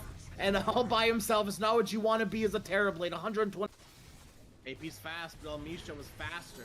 Oh, we see the blink from Stoikov. A vacuum onto 2, and BKB used immediately. Hemigod from Stinger, but the Glaive's bouncing with this illusion. He's going to punish him. A nice pulverize onto the gyrocopter, limiting the damage output, and now Samson trying to do his best. Sniper dies with the Aegis, revives, and the Eclipse is cut short. The sunlight reveals the weaknesses of Leviathan as 4 fall. Likely gonna be 5 here. Stoikov with a nice phase shift. Can he get out here? Has the Aghanim Scepter, but no damage coming out of that. A Blink Dagger, and it's a triple kill for Lumpy as they stampede. And now we see a rotation. TP from Lumpy, charging on to KP. No trample just yet, on cooldown for another couple seconds. And Stampede coming out from the Centaur Warrunner as we see nearly a rainbow TP coming out from the Dire. KP will fall. They get a return kill or a preemptive kill on the Primal though. Stoikov has rotated, using that Pulse Nova, but he will die. The damage from the Dire, simply too much to handle. And Zephyr, well, Zephyr, it's dinner time, and we've got some bat wings ready. You know, catching up to change can be so difficult. Disruption onto Zephyr top, but Beast Coast pull back, awaiting the arrival of Vitali.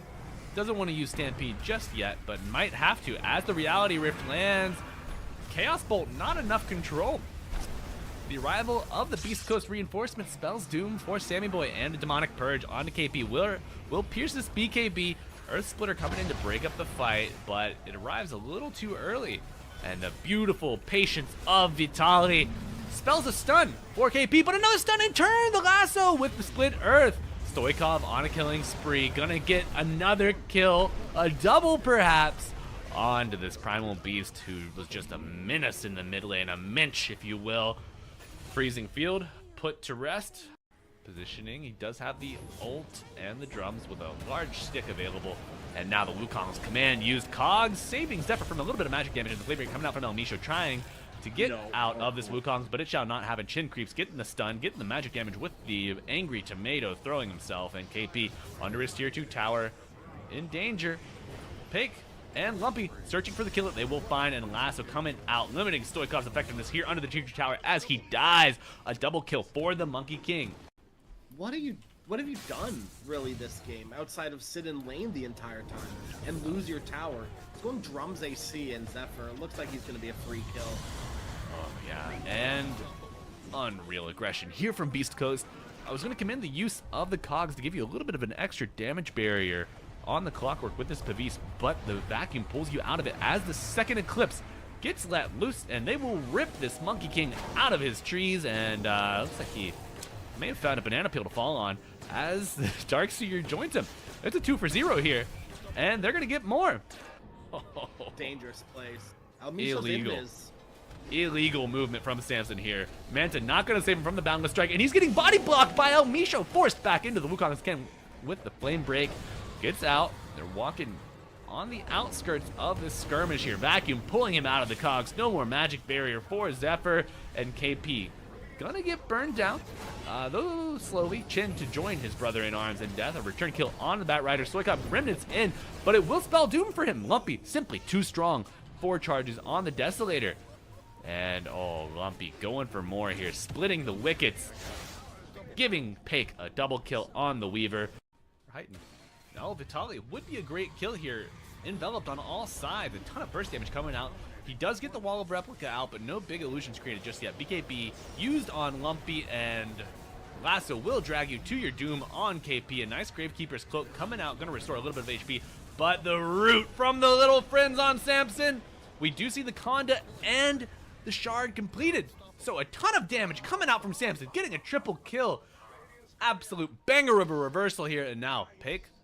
And as long as Pake is here. Samson uses his Manta preemptively, no Dispel available for the carry player. And he gets contained in the Wukong's command, and Stoikov gets drained and dragged back into it. Samson hit with the Wall of Replica. These illusions are certainly pumping. Aegis is using a nice hook shot onto the Monkey King. Lumpy pops the BKB, gets to the high ground, and we'll get to the tree line. Able to maybe pause and re-engage, but the root coming out, and he will die. Nice play coming out from Stoikov with the double kill. Perhaps using a little preemptively now. With that tier 3 tower falling, the glaives will begin to bounce as the normal punch coming out with the wall. No vacuum just yet. The Flaming Lasso to limit the movement of Sansom.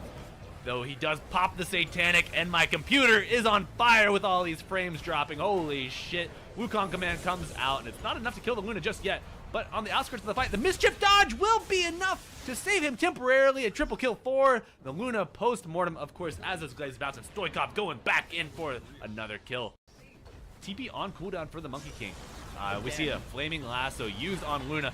A deep, deep hook shot onto the Enchantress as they withdraw and get back to the high ground here by the tier 3. Samson dies, uses the Aegis, will come back momentarily. Do they have another vacuum? Not for 20 seconds, though. The blink, normal punch with the harpoon into the Wukong's command, controlling Samson. He's limited, but now will pop the Eclipse, but dies immediately. Peg just pumping the damage here. Using the Manta preemptively, on cooldown for quite some time. Monkey King rooted up. Lumpy will throw the Boundless Strike out. And now Stoikov is in the fight. Gets hit with the Flaming Lasso. Clockwork with the hookshot to interrupt, but a nice vacuum wall onto everybody. Ugh. Beast Coast lose their full lane of racks, but now on the offensive, looking to limit the effectiveness of Samson. Get a normal punch onto him. Another illusion pumping that damage with those glaives bouncing. Manta style used, and Wukong's command with the extra ring coming out. It is a massive AoE. Circles on circles. Harpoon. Perhaps they can find an opening. Should You're mention- playing with Io. You have Relocate, but they're not really taking much initiative. Yeah. There's a lot of traps, and BZM has his shards, so this is a silence on top. Very dangerous for IG. They're going to zip on stab, but the Gleipnir from Tomato from afar. Storm is just dead right off the bat. The Focus Fire coming in. X-Nova will drop. That's already 2 dead for IG, and JT has to try and roll away on top of a trap. He gets silenced, and he's just going to die as well. Double kill for Ari. And OG taking firm control of this. Barely able to get out in time. Once this tower goes down again, Luna is a hero you have to really worry about. Ari's the one taking the brunt of the damage right now. Nothing to say with that. Desto deletes him from the map. Tier 3 tower is out. And now Whisper can focus on that melee racks along with Tomato and those Moonglaves. Aegis still intact. They lift up the TA just to buy some time. Second fortification for IG. And now these Brewlings getting quite low, so OG likely having to reset now. Whisper's gonna get Dragon Tail down and bursted. 2 dead now for OG, as Seb looks to be the third. And G2IG showing some signs of life, and this is a very important defense for their game.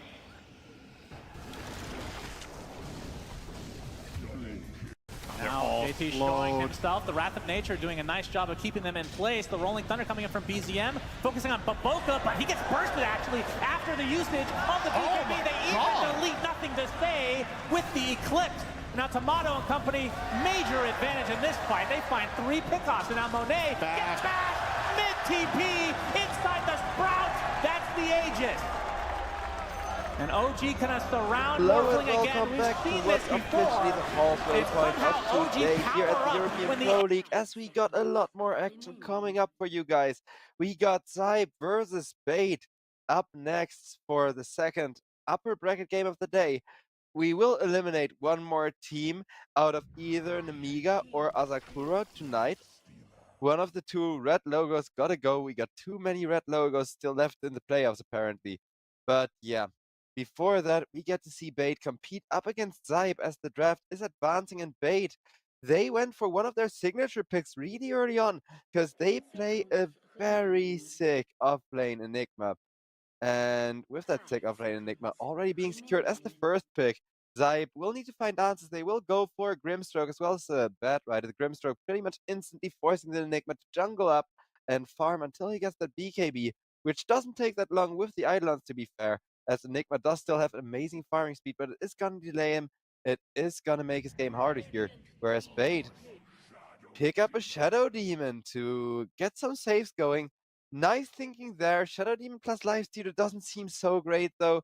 Lifestealer not really the best hero to make illusions out of, compared to a Luna or a Morphling. The Morph has been banned. Luna is still left in the draft. Should SIBE want that for themselves? As SIBE realizing that there is still several great anti-Lifestealer carries left as well. They're just gonna pick up a Puck, hope that Puck can get some good interrupts going on the Enigma, and this Black Hole cannot be Black Hole himself. It will already be a difficult game for SIBE, but the Brewmaster, once he gets his Radiance and has the Primal Split level 2, that's the crucial timing where they can hunt right now. Just a little bit before the Enigma comes online, which is kind of scary. And Ricky will be banned out, as Ricky is a signature hero of SIBE. He is a great anti-lifestealer tool with the Skull Basher as well. You wouldn't think so, but you actually have comparable attack speed to the lifestealer. So with that, lifestealer is suddenly having a way harder game for himself. So I do agree with the ban from Bait here, but what are they going to do with their other ban? Because there's a lot of respectable carries still left in the draft, but only one of them is going to suit the SIBE team here to shut down the Lifestealer. And I mean, what could it be? Because you can't really go for something that's too susceptible to getting jumped by the Black Hole, as far as the carry goes. Maybe Sniper even, I'm half thinking, but he has a bad game against the Lifestealer himself, because if Lifestealer gets on top of you with Skull Basher, you're just dead, and Lifestealer, he can, for getting on top of you, purchase a Blink Dagger and make sure that you just get an insane amount of damage going. Whereas Bait only got that one ban. They are putting a lot of reserve time into that, not so much thinking ahead of their own picks here, as thinking ahead of what to ban, what to take away, make sure this game is actually going to be a smooth one for them. With the Medusa being taken out, alright, fair enough. That would have put SIBE on the aggressive against the Lifestealer, but I like the idea of picking a carry that can outfarm the Lifestealer, and SIBE will instantly do so. With a Bristleback, we don't see that hero every day, but the thing is, Lifestealer is a great Silver Edge carrier. He does love that break effect, because you can invest to a creep and get away, where by the time the enemy has dusted, you're already to the creep and can infest it, right? So you don't need to be that scared of being caught in invisibility. I like the idea of Lifestealer picking up a Silver Edge. If he doesn't, if he thinks, okay, we got this Bristleback core under the back, this one Bristle could very much punish from the side of SIBE, especially if paired with the Primal Splits for a lot of additional damage, a lot of additional nuke as well. Whereas EPL,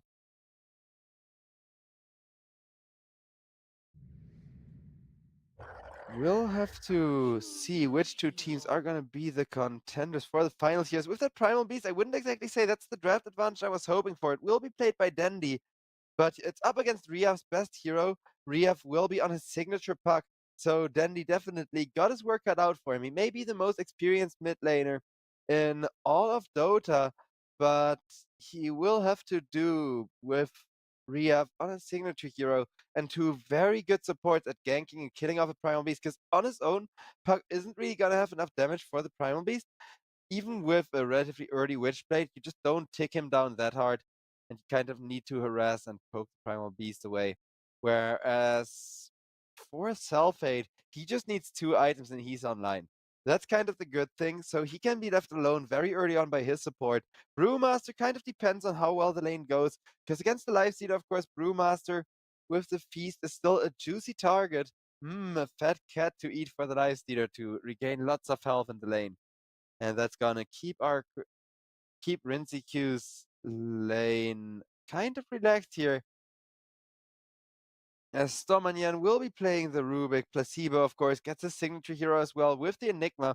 So both teams have at least one player on their signature hero and an insane self-hate Bristleback to boast. which is a lot of physical damage, of course. So you get not only armor reduction, but also those quills stacking up against the lifestealer here. I love the counter pick, and it's gonna be up to Dandy to kind of break that equilibrium, make the space for Placebo to get his blink deck, get BKB as well to deal with the Grimstroke. And once you have two huge items on the Enigma, that's when Bait can actually fight, can look for those big black holes. So until then, slowing the game down, starting with a slow laning stage is kind of what they're looking for here, especially with how likely it is that SIBE will be able to rotate over supports here. Other than that, well, the drafts are looking very interesting, but I do like how now that we have the playoffs going on, especially, people are going for those very early meta picks where, sure, the meta is established, everybody knows the correct heroes to pick and how to answer them, but people know what they want before the draft even starts, feel comfortable first picking something that has to have huge impact in the game in order to, you know, become viable throughout it. As a 0-minute smoke comes out immediately from SIBE team, they are feared and known for their aggression, but so are Bait. Whereas Bait usually go for a bit more mid-game heavy strats, which is this draft as well. But SIBE are going to come online earlier with their carry. They do have a carry who can do a good job against the Lifestealer, not just by resisting the feast and resisting the Lifestealer's right click, but also by having physical damage out of all things against them. So as long as the Bristleback doesn't fall off and doesn't have a really rough lane, get his Aghanim Scepter delayed, like what we saw in the previous series being done to the patch, right? There's that crucial early game Aghanim Scepter, and you just have to deny it with all the resources in your arsenal. This time around, it's gonna be Sulfates, and we're gonna see if Bait are up to the task, as Bait are gonna go for the late smoke of their own, but they did already go for a ward with the whole team to at least kind of compensate for not having the best of vision here. Ooh, that's lovely days.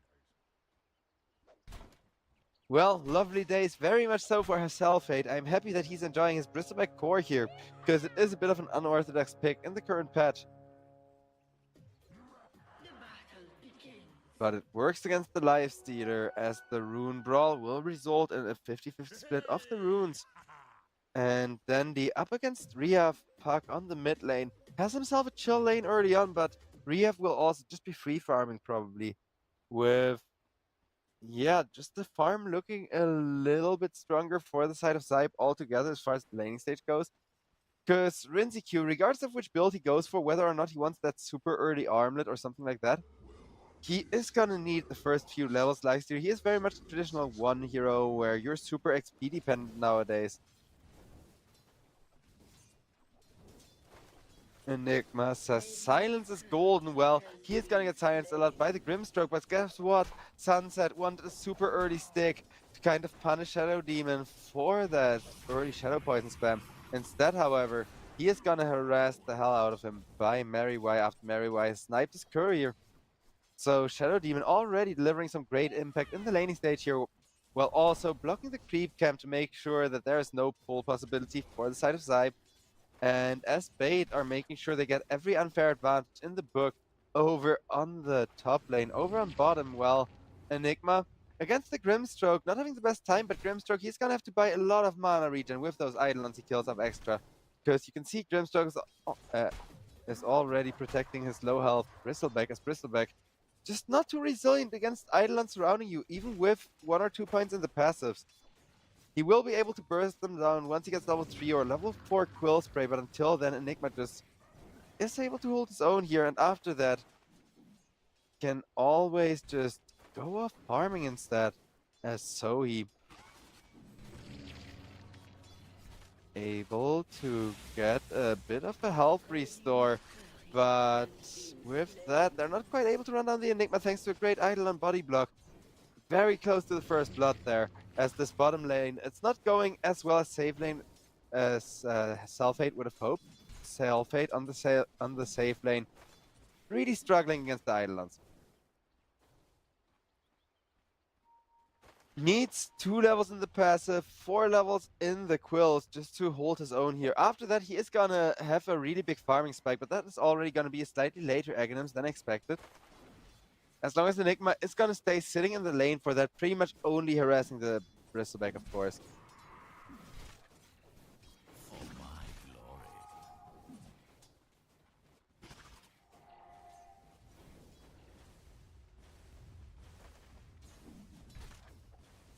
And both Selfhate and Zoe not having fun over on bottom at all, whereas over on top, Lifestealer is now getting up those first few levels that he so desperately needs, so he's also stabilizing. Got level 3, got a decent bit of last hits, sharing top last hits with Dandy and this Bristleback, though Bristleback, of course, as you can see, is spending a lot of resources in order to secure last, whereas Rinziq got the Feast, and the Feast is just keeping the cat away from him. Without Brewmaster being able to win the right-click battle against the Lifestealer ever, it's just a very rough lane. Of course, the laning stage doesn't matter that much in the current patch anymore, but SIBE, if they can pull ahead with the aggression, then this Bristleback is never going to stop running down heroes. We also got a fun fact coming up from our partners at Cyberscore as the best hero for re-up in the group stage of EPL 18 so far was the Puck. Yeah, like I said, it's his signature hero and he has an 80% win rate on it, whereas Selfhate, with a great setup from the Grimstroke stun over on the bottom lane, will be securing us the first blood. Almost 4 minutes in the game, but this is the Bristleback popping off like you want him to, because it's a super early carry that you need to be very fast and in your face about, which is exactly what Bristleback is doing, whereas Riaf secures himself both of the runes. He completely denies Dandy the rune, and Dandy will try to harass him as much as possible for that by trampling, but Riaf entirely fine on that Puck.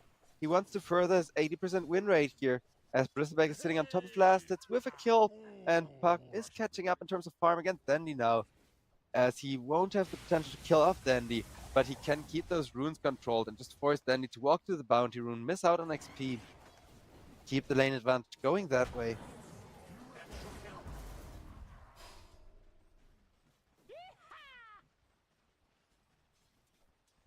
Enigma has decided on bottom lane to go jungle farming a bit and keep the gold going in his way instead of harassing the Bristleback. So bottom is a complete stalemate here, whereas top is Lifestealer is trying to be more and more aggressive.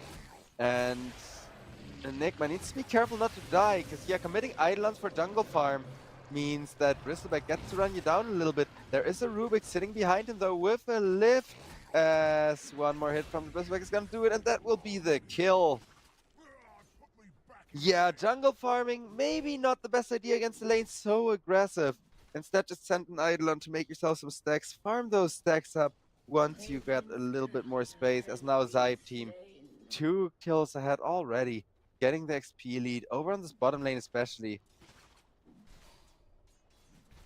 Brewmaster is still having a rough lane over on top though. Lifestealer is just so good at dealing with tanky heroes that his incredible health and effective health pool with the mischance just don't come in really hard. The same can be said over on mid, where without runes, Dandy has to walk all the way back to the base. And yeah, all of a sudden, SIBE team pulling ahead in 2 of the 3 lanes. Bates' top lane is still super scary with the Lifestealer, having the greatest of times and getting a very early Radiance at this rate. But Bristleback is already starting to farm up for the Aghanim Scepter, whereas Rinziq very much the slower of the 2 heroes, and even though he has the rage and he has a bit of survivability, the Bat Rider harass is just super annoying for now as Sunset, trying to get as much space going for his team as possible and get top lane to start growing an advantage as well, because Brewmaster, once he gets a good first round split timing, it's a guaranteed 1 team fight. And SIBE, like I said, they are renowned for their aggression and for their in-your-face playstyle, as a lot of Eastern European teams are a bit more aggressive than their European counterparts, but yeah, down goes Bat Rider. Brewmaster will be solving himself up.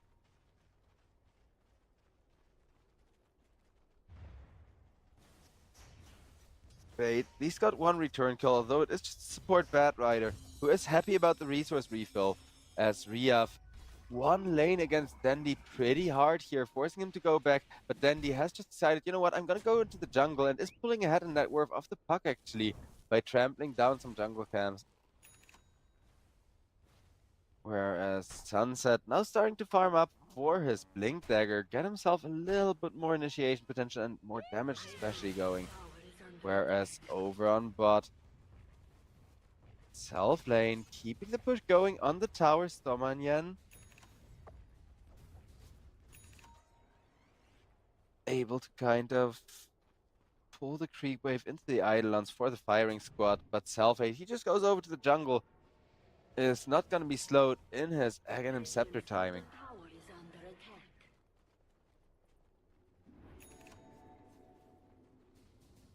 Dandy with the farm up from the jungle, he's now fine going back into the mid lane, whereas Enigma will be given the stacks in the triangle so that at the very least, in exchange for getting the Bristleback to the top of net worth and accidentally feeding him a bit more than they were supposed to on the side of Bait, they will at least have a super rich Enigma who is gonna have a great timing on that Blink Dagger and BKB, the two items he needs if he wants to have a chance at winning the game here at all. Because yeah, with the Grimstroke, it's literally click one button and the Enigma Black Hole is interrupted, which makes it really difficult to target that. And Bad Rider has an interrupt, Puck has an interrupt, Bad Rider does go down though, over on the top lane to a gank from Dandy, as Dandy comes rotating over, looks to secure his level 6. He lost the lane against Puck, but he made up for it by jungling and then going for a gank as he's still just 200 gold ahead of Riyav on his signature hero. Dandy, there is a reason he still has so many fans to this day.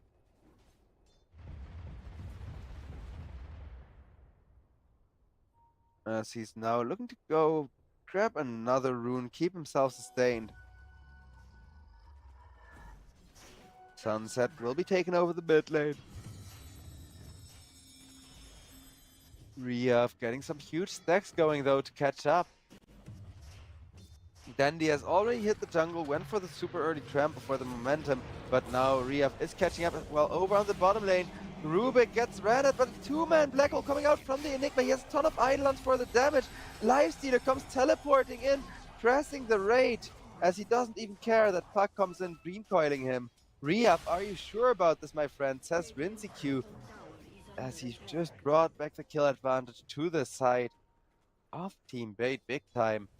And the safe laner ganking and getting a kill is great for the lifesteal because it's gonna allow him to keep up with the Bristleback, who's still very much fat, but has now died one time.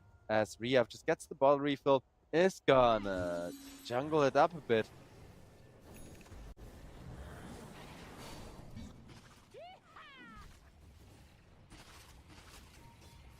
Bristleback, meanwhile, getting hit from behind by the Ancients just to generate some extra stacks on them, while making sure that he gets that Aghanim Scepter running. He also bought some Spell Lifesteal just for the value of it, as Sulfite, I think, has realized he may get ran at more often.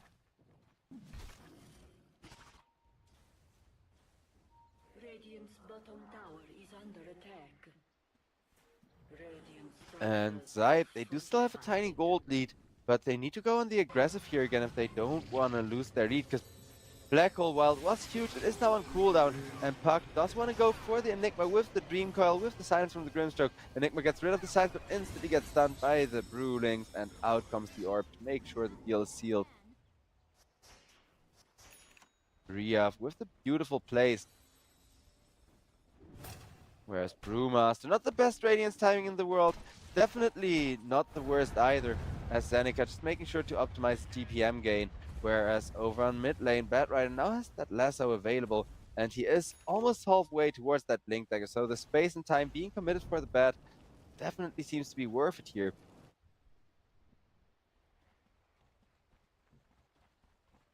Radiant's top tower is under attack. Whereas Enigma finished the Vladimir's 1/3 towards his Blink Dagger as well. But SIBE, they're back to 1k gold lead, despite that last fight not working out so well for them. As Bait, however, want to kill off the Brewmaster. Zeneca, knowing full well he has no Primal Split, is a very valuable kill right now. But look at that. So he's safe with the Inkswell, as not even Lifesteal is gonna get the kill thanks to Brewmaster standing there and blocking for the support that almost had to sacrifice himself for the Brew. Lifestealer gets lit on fire as Bad Rider comes in, making sure there's even more fire going around. And the Dream Coil on the Shadow Demon. The Shadow Demon is suffering. Puck got him to tick quite hard, but then he is turning the fight around, killing off Zeneca first. Sunset will be the next one, getting ran down with Rinziq having a ton of damage. Puck slammed into the floor, and one more right click from the Lifestealer is gonna do it. Bait, they take back the lead, they take back the tempo, and more importantly, they keep their Lifestealer this close to the Bristleback in that Werf. So as long as Lifesteal is farming this insanely well before the Radiance already, he is just gonna pop off, take over the game very soon without the Bristleback getting a chance to contest him. Whereas Brewmaster with the ultimates, he's a huge threat. Without the ultimates though, all he can do is light people on fire and hope he survives himself. Whereas Sulfate, 200 gold away from the Aghanim Scepter, but it's gonna be up to him to turn this game around in the next team fight or two. As yeah, with the Aghanim Scepter, he is gonna have insane amounts of physical burst damage. And right click to boast, as it does count for the stacks, of course. Getting that Quill Spray Barrage just popping at people. Popping especially at the Lifestealer, who if he can infest somebody to dodge it, will just be dying to the insane amount of physical damage. Although Lifestealer, if he can farm just a little bit faster still with the Radiance, then he should be catching up to the Bristleback. And after Lifestealer has an advantage over the Bristleback, then suddenly you can't kill him anymore. Even though Bristleback is a great Lifestealer counter in the sense that he has a lot of physical damage and kind of reduces Lifestealer's armor while running him down, he does eventually fall apart after he was overpowered that one patch and then got nerfed. As there's gonna be the Aghanim Scepter, there's gonna be the Bristleback activating Bristleback to spray away with that barrage of quills.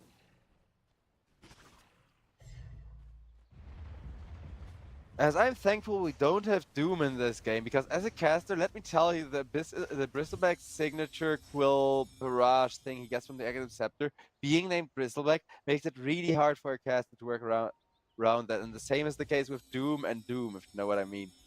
Where you don't want to say the two in a row accidentally too often. But yeah, out comes a 3-man smoke from the side of Bait. As Bait would love to get a kill onto Sulfate, though Sulfate, he now has the best self-defense tool ready that one could wish for, and he is opting for a little bit of extra sustain. They're going for a Bloodstone, a scan as well to scout out the smoke from Bait. Bait. They force the Bristleback away from the bottom lane, but with that rotation, the bottom lane is now able to assault by the Enigma. So SIBE, they need to do something of their own while the tower is being pushed in order to kind of, you know, make up for Bait not wasting any space there. Because SIBE, remember, want to be the ones on the aggressive and controlling the map, which is exactly why that smoke was so good, even though it didn't find anyone. But Bristleback, with the scan, is still in control of the map as far as that he's free farming, and will have himself a Bloodstone extremely early on. Insane amounts of spell life steal plus an Aghanim Scepter to just set people up for death. What more could you want on one position? Well, maybe not a lifestealer with some percentage-based damage against you, but such is life, right?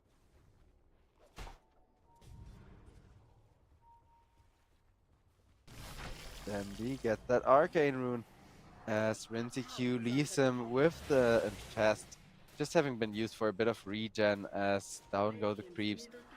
Halfway towards that Relic already, a little over it actually, but the top tier 2 tower from the Lifestealer side will now also just fall. So a tower advantage for the side of SIBE as they are continuing their aggression and making sure that Sulfate is not wasting any time here. Over on mid meanwhile, tier 1 tower getting pressured hard by the Enigma, who loses some Eidolon last to the puck for that, but guess what? Right after the tower dies, Rubik gets jumped on. Will just be killed off without being able to defend himself. Stormanyan nuked into the face and killed off. Bit of a rough game as Enigma got the Aghanim Shard in just 100-something gold, which is gonna be great to cause chaos, but also to kind of deny Blink Daggers for the puck. Whereas Bristleback, less than 1,000 to go to go after these camps to get himself that all-important Bloodstone to double the amount of passive spell lifesteal he gets and get even more once you activate it, plus that mana restore.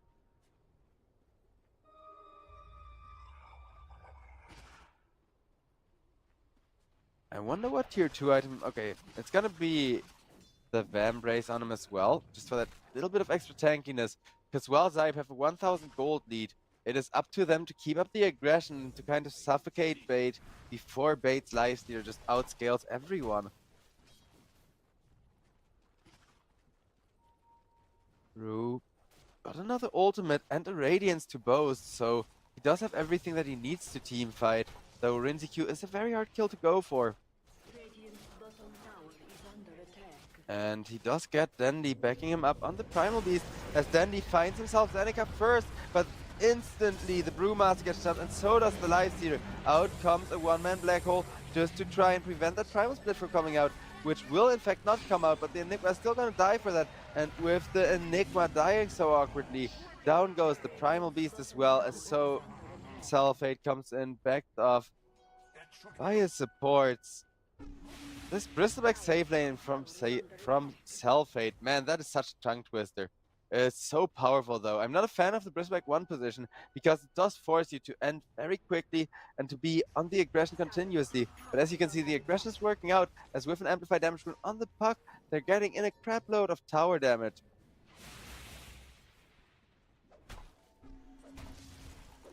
All the while, Zeneca on the Brewmaster with that Radiance already finished.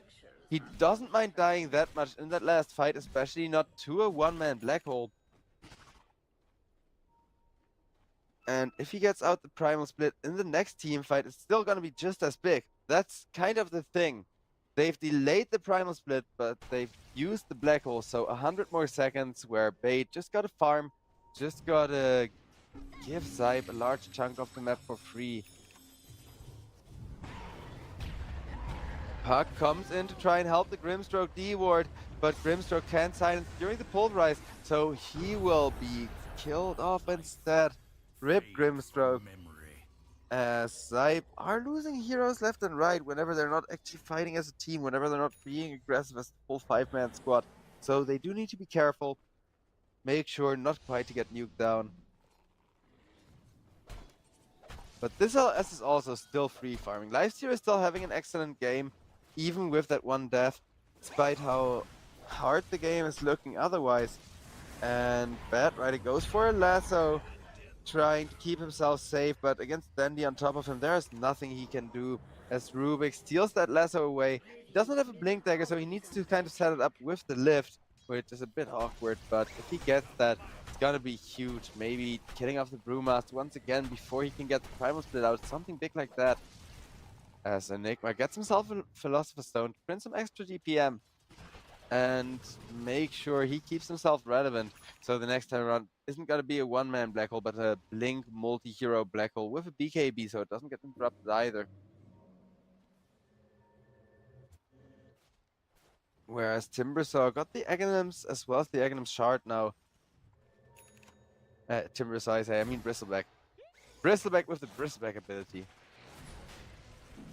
which I do try to avoid saying, but with that set ability, he is going to be able to burst down the Roshan in just a matter of seconds, as Roshan gets his armor reduced by a ton, with the puck still adding a little bit of magical damage to the mix, and maximum stacks on it. It's going to be a super fast Roshan. That is one of the advantages of having this one position Bristleback as Bristleback.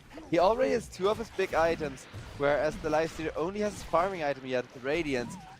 So Lifestealer can now start catching up to the Bristleback, but Bristleback will have a second life ready to go. And once again, SIBE are 5-manning, as I think they've realized whenever they're not 5-man, they will die to the pickoffs.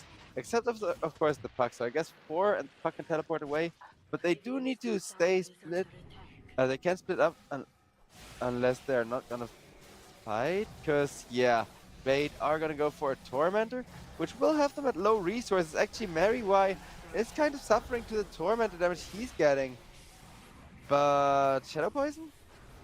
Shadow Poison. Stormanyan instead gets the shard. I would have really thought Shadow Demon was deserving for perfectly tanking it. Almost dying with just a sliver of HP left to go. But yeah, the Tormentors are thankfully close to the base, so you can walk yourself to the fountain and regen up again. As Bristleback, 4 more minutes of aggression time left to go, but for now everybody's farming, as Brewmaster gets himself some TP boots and starts saving up for an Octarine Core, whereas Bristleback looking to go for the Sage and Kaya to amplify his damage output even more. and just outscale the enemy as hard as possible with that second life left to go and having quite a few minutes on it, because people are no longer afraid on high level to, you know, waste an Aegis by farming, and I'm kind of happy with that. Because as long as Bristleback hits his timing of pushing towers here, this is very much okay. They are behind in kills, so I probably think they're behind in gold and momentum as well. Well, it's still kind of okay with how high value the kills Bristleback got early on are. But if they lose another team fight, they're gonna be in some serious problems against the Lifestealer, as Bristleback over on the mid lane, pushing down the tier 1 tower. Dire's middle tower has fallen. And I think Bait realized that everybody is more or less together from the side of SIBE team as they're pushing, but Riaf is going off to hunt on his own, as he is a puck and he can escape if he gets caught himself.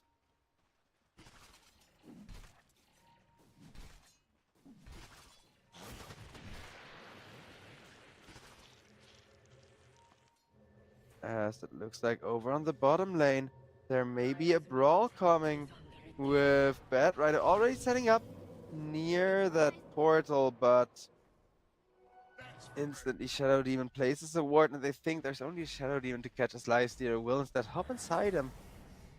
I mean, if you see Mariway, you can suspect there's a Lifestealer inside him, sure, but they didn't see him before to be able to jump on him, which is kind of sad for SIBE fans, I guess, because SIBE's clock is running out bit by bit with this one position Bristleback.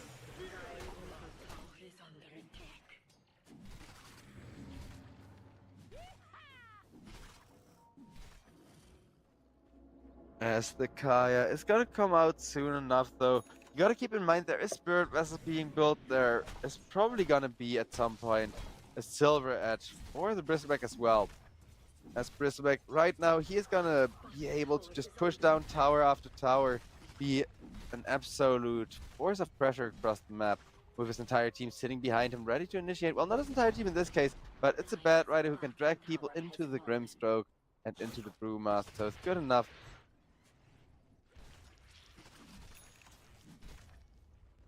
As Bristleback now gonna start pressuring the tier 2 tower a little bit here, with how much right click damage he got. As Puck finds the Rubik, will nuke the Rubik down with the Dream Coil, and Brewmaster comes in to support him. As Boom, with the Waning Rift, just killed off Stomanyan. Rubik not having a good time against Riaf so far, I gotta say, whereas bottom tier 2 still very much dying against the Bristleback, who now has no more creeps, but he does have a ton of right click damage. And Lifestealer still stuck farming up now, not just behind the Bristleback, which is kind of to be expected, but also behind the Puck, which makes for a bit of a harder game. Brewmaster approaching his Octarine Core at decent rate at least. But yeah, Bristle looking to get a BKB next, as the Aegis will time out, and that will allow Bait to go hunting again with the BKB Black Hole ready, and Enigma just being the ultimate force of initiation. Whereas Puck, sure, a great initiator of his own, especially with that early Parasma. But Riaf, he is a little bit light on damage still. So that's really the condition in which Bait can come back here. And I know it's weird I'm talking comeback when the score is literally 9-11. Where, yeah, SIBE are supposed to be running behind kill-wise, but SIBE are the team that just benefits from taking a chill pill. However, they do need to make sure in between chilling, they do keep smoking up, they do keep running at the enemy with Bristleback, just to make sure that this hero doesn't miss his timing, as they will catch the Shadow Demon. Shadow Demon not able to save anyone. A one-man Black Hole from the Enigma, not quite getting interrupted, as Rubik with the follow-up lasso on the Bristleback will keep him locked down for even longer. But guess what? Bristleback with the Bloodstone entirely fine, as he almost died, but instead ticking up on health. Speaking of ticking, well, Stomanyan in the backlines ticked down to the Puck with the Witchblade, who just let him walk, knowing he was dead. As we're gonna see a replay of that with the beautiful lasso on the Shadow Demon. The return Black Hole being kind of it does keep the Broodings at bay at least. and allow them to go for the Bristleback. But here's the issue. Bloodstone goes off and instantly Enigma dies. Instantly Bristleback gets a ton of health back and is entirely fine. Dire's top tower is under attack. As Bristleback looking to get himself a KB up and running as soon as he can. Whereas Primal Beasts, once an Aghanim Scepter Dandy, has a great way of dealing with the Bristleback. There is a reason why they last picked the Dandy Primal Beast here for the break. But break alone isn't gonna cut it, because break will not allow you to survive through the damage that Bristleback himself outputs instead. And Puck sitting behind him as well. Re-up, he won most of the laning stage against Dandy here, so I consider him winning the lane and, you know, making the right call to keep pulling ahead in terms of net worth. I'm very impressed though. Puck is a signature hero. His 80% win rate throughout the EPL is only getting higher as the game goes on and he gets more pucks picked for himself. I wonder if Bait can still deal with it. It's looking very, very rough at this point, with Bristleback soon having that BKB and definitely not being a slouch as far as aggression is concerned and running people down. Dire's middle tower is under attack. Mid tier 2 is just being slowly pushed down. The final tier 2 for Bait already.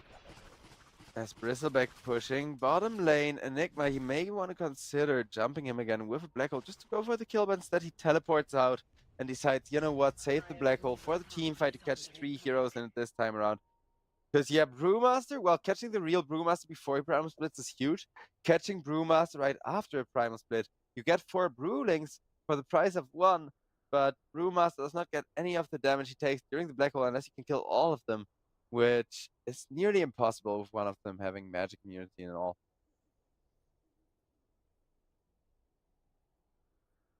So there's at least one more good black hole in Bait, and depending on if they hit that or not, SIBE may just lose this tempo game still, but Bristleback 1 seems to have caught Bait quite a bit of guard, even with the Dandy Primal Beast counter as the last pick. Because Primal Beast simply didn't have a good lane against the Puck. That's the problem. As long as Puck just kind of survives the laning stage against the Primal Beast here and manages to out-farm him by stacking a jungle camp super early on as well, then there's very little that Dandy can do.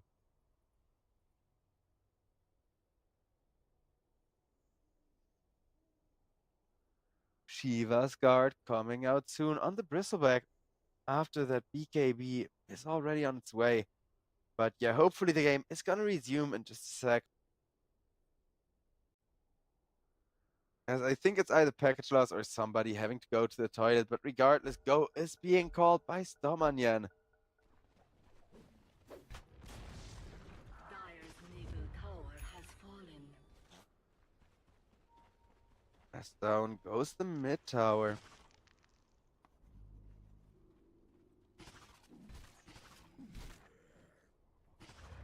Whereas over on top lane, Primal Beast is gonna use Onslaught, but that will not avoid him being caught and killed off with the Dream Call, and the Bristleback sitting on top of him instantly. His support is at least gonna get away pretending like he wasn't there in the first place, but that is very rough.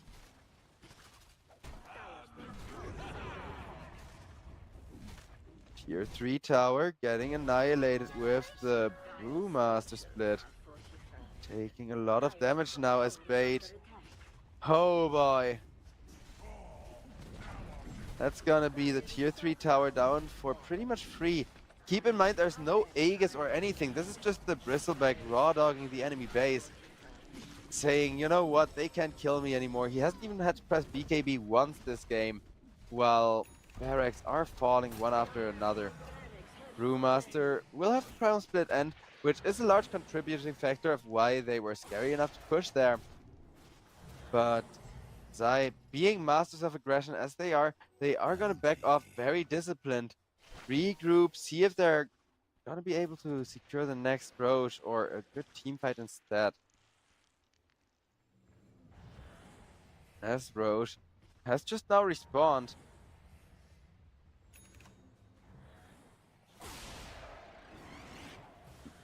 And Rubik just having a little bit of fun, but look what the other spell he stole is. He's got himself a Primal Split. Plus, of course, that Spirit Vessel still to kind of help deal with the Bristleback at least.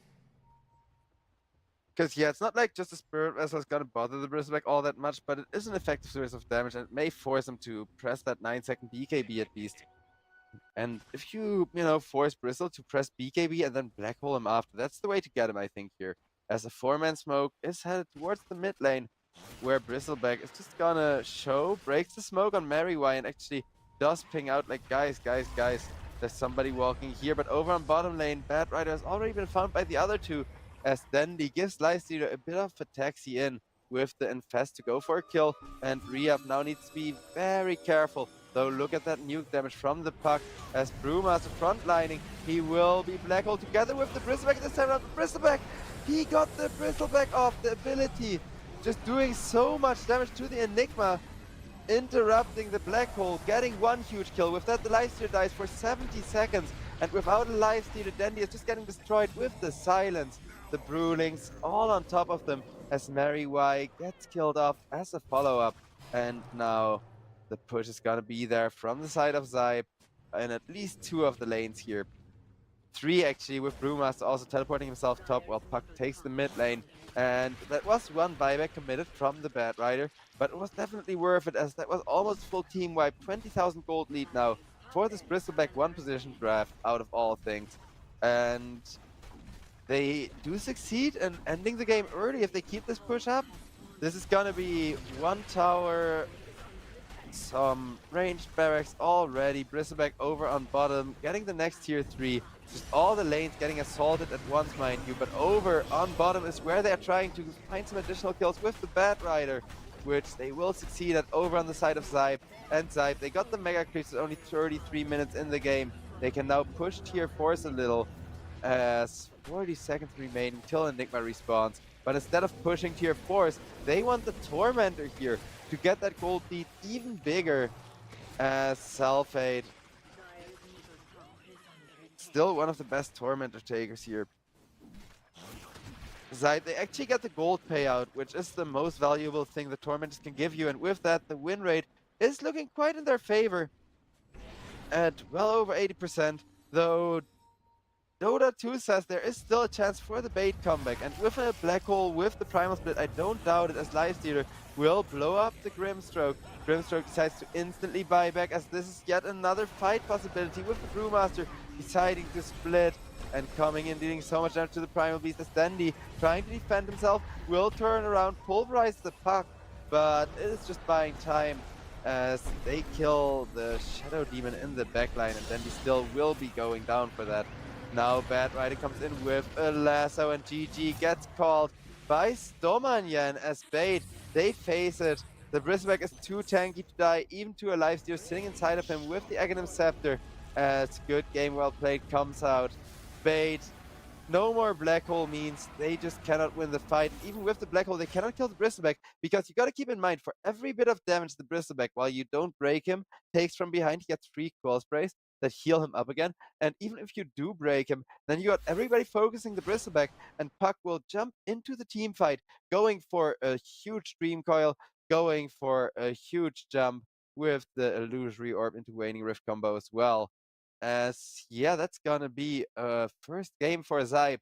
It was kind of in the nick of time, as Bristleback, he was already kind of starting to fall off, but it's not like Bait had any other great late game against him other than the Lifestealer and the Black Hole, and that was simply not enough towards the end of the game. So, ladies and gentlemen, as I think Bait got quite a nasty surprise here in the upper brackets, we are headed to a little bit of a break while we get game number 2 for you ready of the third best of 3 Folks, here. that is exactly what's going to happen here. BZM with rolling starting thunder. off. And we see the Primal Split can be used to take out the tower easily. The backline defense on Provoke. He pops the BKB. He's already relatively safe, looking for an opening on the Fiend's Grip. Unable to find one initially as BZM gets to the low ground, but these buildings again are melting.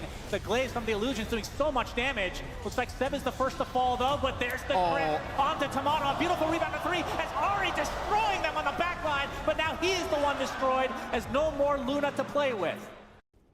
70, he's got the, or Palno rather, he's got the Fiend's Grip. He really wants to use it on someone. CML gonna show his face, and he's gonna get eaten up. Num num num num num num num. Erica's gonna gladly clean that one up. Now Rockets stolen from the Rubik. He's gonna start using it. Will use it onto the Gyro. Densanity. Once again, he will die, but so will the Clinks as well as the Bat Rider. Lewis is doing a good job of cleaning up these heroes. Here comes the mech, keeping Lewis safe. Beyond comes in, nice hits with the Hammer of Purity as well as that Shard. Soul Assumption stolen from the Rubik. It's going to be big damage, a big nuke onto the Visage. Tino, how do you like that? A taste of your own medicine. And now Shanks, you're next. Shanks will fall. Big hammers from Beyond, big hits from 7E. I mean, Execration, they're gonna snag this Roche. Come on! Yep, they got it. Now they have to get the heck out of there. There's no good angle for them to leave. This might be a bit of a difficult fight. And they lose Shanks. Beyond will clean that one up quick and easy. A beautiful three-man stun. And an immediate stolen grip on it, Insanity. He'll get canceled with a Rolling Thunder from Lewis. And the damage, it feels like it's been done. Erica's here, and Erica's wailing into this gyrocopter. We'll be able to finish him off. Erica back in the invisibility. 7E trying to get away. He will be able to. Beyond hitting 7E with a few hammers of purity, just as God intended. Up to the high ground they go on top of Lewis. Lewis is taking so much damage. Lewis will die. The lone survivor is currently Densanity, but he's trying to fly away from this one. I don't know if he'll make it. Stunned up from 7E and Densanity. He will surely perish here with Erica running right in on top of him as well. Give him the Deso charges. Give him the kill as well. But it won't stop the grip. Lasso connects Lewis. He's been caught and he has been killed. A beautiful three-man bushwhack. It's going to be the end of ZZQ as well as Beyond Insanity. Just tore through them. And they've got the Fiend script onto 7E. They've got the stolen Griffin Pawn though, but he'd like to just be able to get away with it. Acorn Shot bouncing. Bushwhack will just barely not connect. They've caught Pawn though. Nice, beautiful three-man stun blows up Densanity. He's gone. He's out of here. Erica's cleaned them all up. 7E will go down to the beautiful Acorn Shot at the end of it all. But still, they get so much from Erica. It's a bit of a nice edge at the moment. They're going to go in. Right in onto Tino. Densanity pops his BKB immediately as well. Erica jumps in and jumps in. He's going to pop his BKB. Now he's onto Tino. As Tino jumps in, he's going to get croned out along with Densanity. But they've disruption the wrong person. They go down to Tino. They forgot about Densanity. Void just switches targets. Now Shanks will die. Tino is dead as well. Densanity. They should be able to kill his off his second life. No TP. No way to escape. Densanity. He's dead again. On the back, they are going to try to... Oh, they check out CZQ. Turn him into a little sheep, which is going to give away the sheepstick, but there's a lot of mines, and they didn't catch him in the arena as well. Erica, he pumps the Chrono, but they know they can't commit onto just those two heroes. They need more, and they very well may get more as Pango's jumping in. Erica is holding the Chronosphere. He needs to put Pango in a good position. Disruption save will save the Terrorblade for the time being. Densanity pops asunder. The faces Void. He's dead in 90 seconds. No buyback. Soulbite connects onto two, silence on them as well. 7E, he comes back in. They need to kill off Densanity to make this worth it, and they do. It costs them everything. A very costly fight for Team Zero, but they get pretty much everything they could ask for. Just the Terrorblade. And Panga's arrived, but... It's Megas. That's at least this lane of Rex. Try to make a TB illusion to fight up against all the other TB illusions, but it's not enough. The physical damage. ZZQ, the Greaves. Don't keep him safe. Here comes the Chronosphere. Densanity once again. He's caught, but Shanks hit with the save. Once again, Densanity stunned up. Will be brought down 90 seconds without your Terrorblade. Now they want the big one. Shanks. Dragon Tail stun only connects onto one. Tino's got to teleport away. Does have Chrono as well as the Refresher. They're going right into the arena. They've got the Void, but the Hex immediately. The Soulbind. They've got the Void's Aegis the first time. They still need to give him a second time. The stuns are pretty big for him. He's ready for the corner with the Sheepstick again. He's got to pop the BKB. He's got to get into the Chronosphere connects. They've got Lewis as well. Just barely know he's been bumped out of it. Shanks the Shadow Demon once again saving Densanity from the clutches of this Chronosphere. Sheepstick onto the Terrorblade. They've stunned him up again. They're going to reinitiate in. Densanity, he's refreshed, so he has another Sunder available, but these are just illusions. And everyone's poking, prodding from a distance. Densanity is stunned. Densanity, he gets the Sunder. Surviving, just barely. Densanity Beyond, he's got to blink away, get the hell out of there as fast as he can. Swashbuckle away. 7E's going to eat the cheese. He's fine-tuned, ready for a reinitiation. They don't have refresher orb. He's used it. 2 Chronos were used there. The rest of teams are Execration. They're in Roshan. Aegis, Cheese, Aghanim Scepter for someone as well. It's gonna go into the hands of the Shadow Demons. ZZQ sheeps up to Marcy. You've been caught with your pants down, trying to teleport away. It was actually Panda with the sheep stick and Dead Sanity. He's been caught alone in 1 Chronosphere. They have another one shortly. It's gonna be another 20 seconds, but Dead Sanity, he's got to do it all by himself. And all by himself is not what you want to be as a Terrorblade. 120. AP's fast, but Misha was faster. Oh, we see the blink from Stoikov. A vacuum onto 2, and BKB used immediately. Hannah got from Stinger, but the Glaive's bouncing with this illusion. He's going to punish him. A nice pulverize onto the gyrocopter, limiting the damage output, and now Samson trying to do his best. Sniper dies with the Aegis, revives, and the Eclipse is cut short. The Sunlight reveals the weaknesses of Leviathan as 4 fall. Likely gonna be 5 here. Stoikov with a nice phase shift. Can he get out here? Has the Aghanim Scepter, but no damage coming out of that. A Blink Dagger, and it's a triple kill for Lumpy as they stampede. And now we see a rotation. TP from Lumpy, charging on to KP.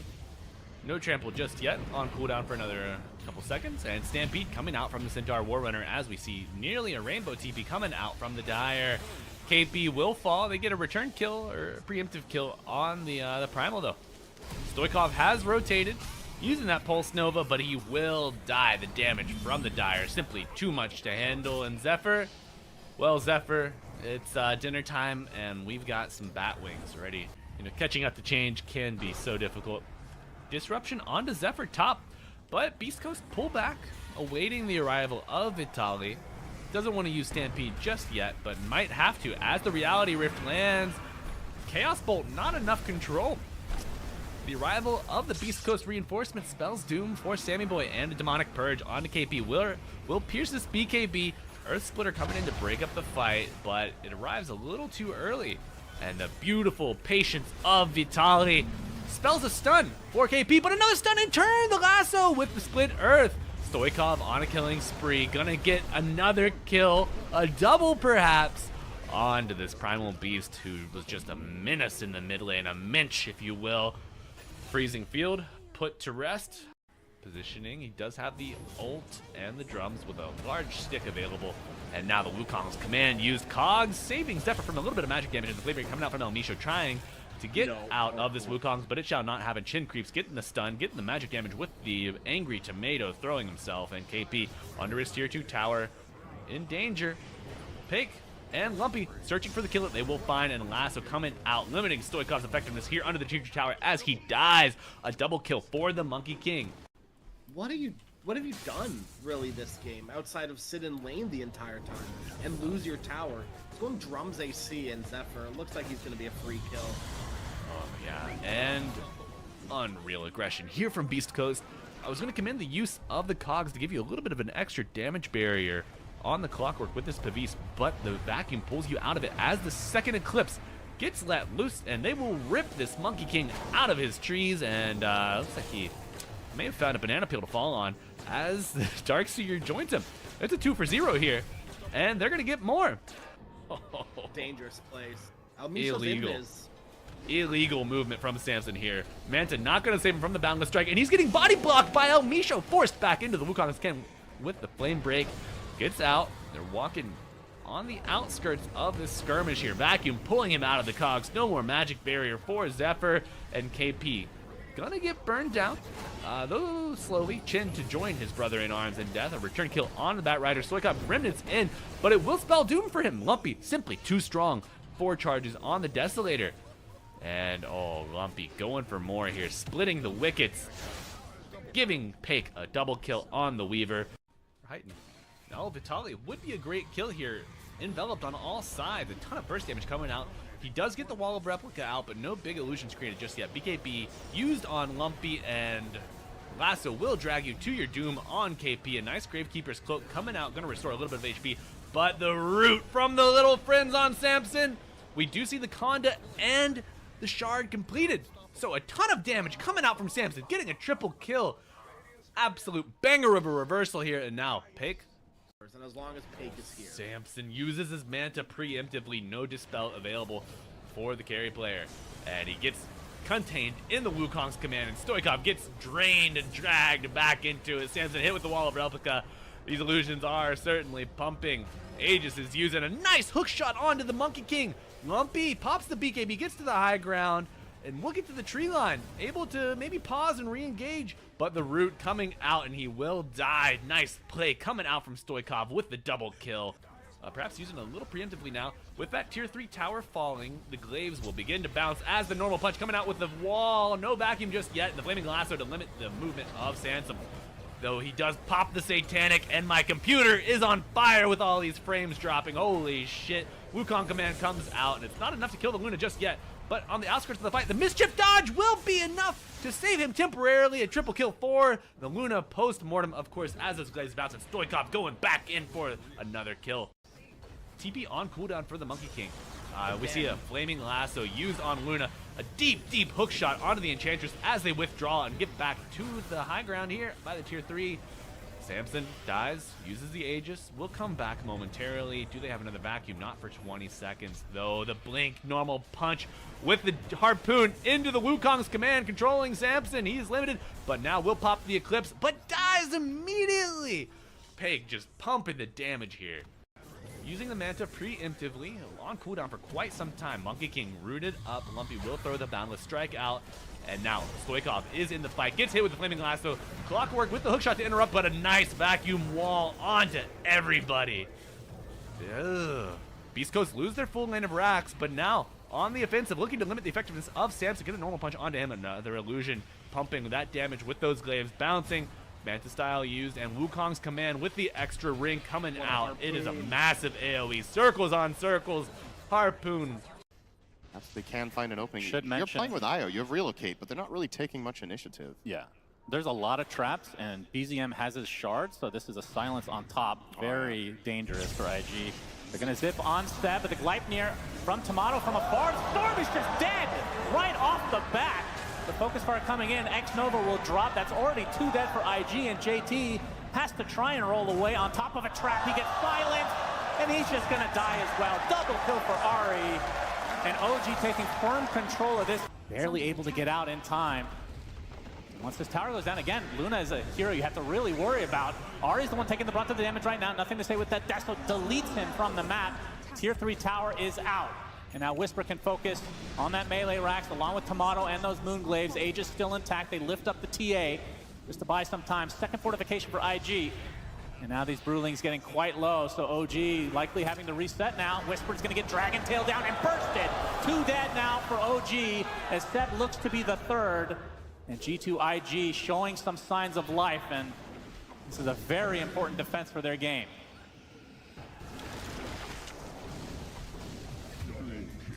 Now JT showing himself, the Wrath of Nature doing a nice job of keeping them in place. The Rolling Thunder coming in from BZM, focusing on Baboka, but he gets bursted actually after the usage of the BKB. They even delete Nothing to Say with the Eclipse. Now Tomato and company, major advantage in this fight. They find 3 pickoffs, and now Monet gets back, mid-TP, inside the Sprout. That's the Aegis. And OG gonna surround Morphling again. We've seen this before. And somehow OG power up when the enemy gets Aegis.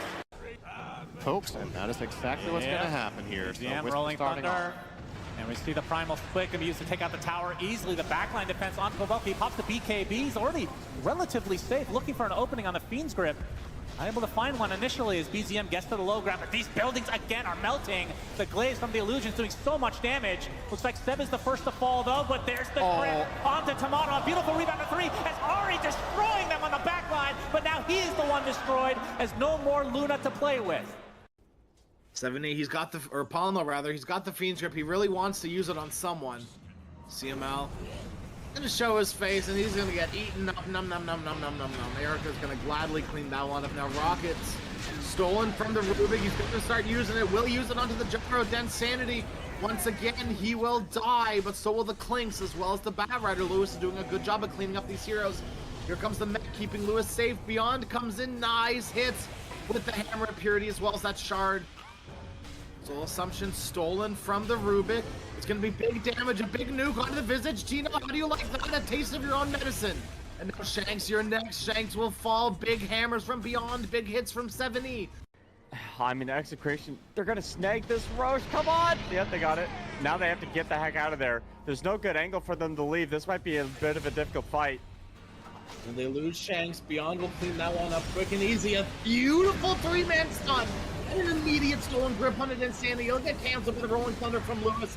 And the damage, it feels like it's been done. Erica's here, and Erica's wailing into this gyrocopter. We'll be able to finish him off. Erica back in the invisibility. 7E trying to get away. He will be able to. Beyond hitting 7E with a few hammers of purity, just as God intended. Under the high ground they go on top of Lewis. Lewis is taking so much damage. Lewis will die. The lone survivor is currently Densanity, but he's trying to fly away from this one.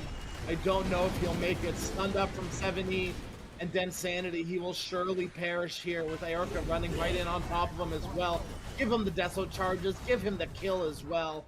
But it won't stop the grip. Lasso connects Lewis. He's been caught and he has been killed. A beautiful 3-man bushwhack. It's going to be the end of ZZQ as well as Beyond Insanity. Just tore through them. And they've got the Fiend Script onto 7E. They've got the stolen Griffin Pawn though, but he'd like to just be able to get away with it. Acorn Shot bouncing. Bushwhack will just barely not connect. They've caught Pawn though.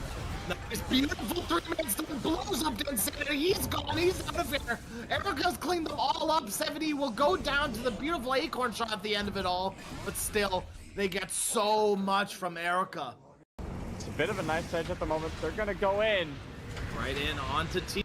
Does have They're Chrono. gonna... And now we see a rotation. TP from Lumpy, charging on to KP. No trample just yet, on cooldown for another couple seconds. And Stampede coming out from the Centaur Warrunner as we see nearly a rainbow TP coming out from the Dire. KP will fall. They get a return kill or a preemptive kill on the Primal though. Stoikov has rotated using that Pulse Nova, but he will die. The damage from the Dire simply too much to handle. And Zephyr, well, Zephyr, it's dinner time and we've got some bat wings ready. You know, catching up to change can be so difficult. That, ladies and onto gentlemen, Zephyr we top, are back once but again East here Coast at the pullback, European Pro awaiting League the arrival season of number Vitali. 18, the third best of 3 of the game of the day. Game number 2, Spade are gonna go up against SIBE once again, but the first game it very much went in SIBE's favor with their superior aggression potential and having a lot of in-your-face damage as Crystal Maiden and Razor. Already very good to try and go for a bit of tempo again, but Bait, they this time around picked up their own tempo with not just the Dandy Keeper of the Light, but also a Gyrocopter. Actually, is it gotta be a Dandy Keeper of the Light? Because there is some synergy between the Keeper of the Light and the Gyrocopter, right? You can combo the two of them up as a core gyro with like the double missile and double rocket barrage. It is pretty powerful. Then again, I do think that early versus early is not the right way here, even with the Beastmaster already being picked up, as Bait may be tempted to go for an early game draft, but with that patch, I don't think so any longer, as Keeper of the Light is now super susceptible to getting hooked. Crystal Maiden got a lot of catch to set up those hooks. And well, speaking of catch, we see another hero we don't really see a lot anymore, but the Spirit Breaker. I've kind of missed him, honestly, because he speeds up games so much. He just makes Dota such an incredibly fast game that with the charge and the huge amounts of damage that he gets from level 7 onward pretty much, he's great for setting stuff up with the Razor. It's gonna be a patch 1. Razor could be mid lane with Barrow off lane, or Spirit Breaker could go in that support slot. Both are pretty viable, off lane or support. You're not gonna play Spirit Breaker as any other core though, like this Razor can do. Because Patch is definitely the one. Patch almost exclusively works at as a 1. Though he may, still be played mid every now and again. Mid lane on a competitive level is just too easy to rotate to. With the lanes being very safe nowadays and tower dives being kind of hard still, as long as you can rotate your position 4 away, the mid laner is always going to be fine against the mid lane Patch. Whereas Bait, well, up against the Spirit Breaker and the Patch, it's gonna be a bit of a difficult position to draft. Because Spirit Breaker, I know the Spirit Breaker Aghanim's shard is super underrated and very few people actually like to use it. But against a Beastmaster and a Keeper of the Light, do you know how ridiculously powerful it is to charge through at the right time and tank a Beastmaster Roar to the face? You can save your Patch, you can save your Razor from having a static link broken as well. Though Bait, ooh, I like it. That's a nice way of turning around the draft quite a bit. It's kind of weak against the Putch, though. I'm not really sure why they pick a Chaos Knight into a Putch, as your illusions still die very quickly to the rot. But there's the stun, there's a lot of critical hit damage, and armor reduction to both. So Zybe, they are still very much going to lose the carry matchup in a strict 1v1 as Chaos Knight comes online. Though Putch does come online a lot earlier, of course, and can usually hunt. Though this time, every time we've seen Putch today, he's had kind of a hard game and he's been completely shut down with people just not playing around the lane where Putch is to hook you. Because Putch, of course, he relies on getting farm, so he can only really play around the safe lane, where he's then kind of stuck. So if you make the safe lane the dead lane, then you completely screw over Putch, which has happened twice today. Whereas Bait, what hero can help them do that as they're still thinking about their last ban? But they should think about their next pick as well. Oh, I would have loved the Magnus that Zybe banned, though. That would have been great. Magnus to deal with not just the Spirit Breaker, but also with the Putch, with the Razor as well. And yeah, that is gonna make for a lot of extra damage output if you have something like a Magnus or even the Kunkka. Zybe actually having the perfect idea here of what Bait need for their last pick, and Bait, they are still gonna have a lot of reserve time remaining, as they're gonna pick up a Bane, Fiend Script, burst damage galore, a decent bit of survivability, especially during the laning stage. You can bait people in to go just that little bit too deep, and then heal yourself up again with the Brain Sap and enfeeble them as well. Because enfeeble is actually a useful spell nowadays. Who would have thought?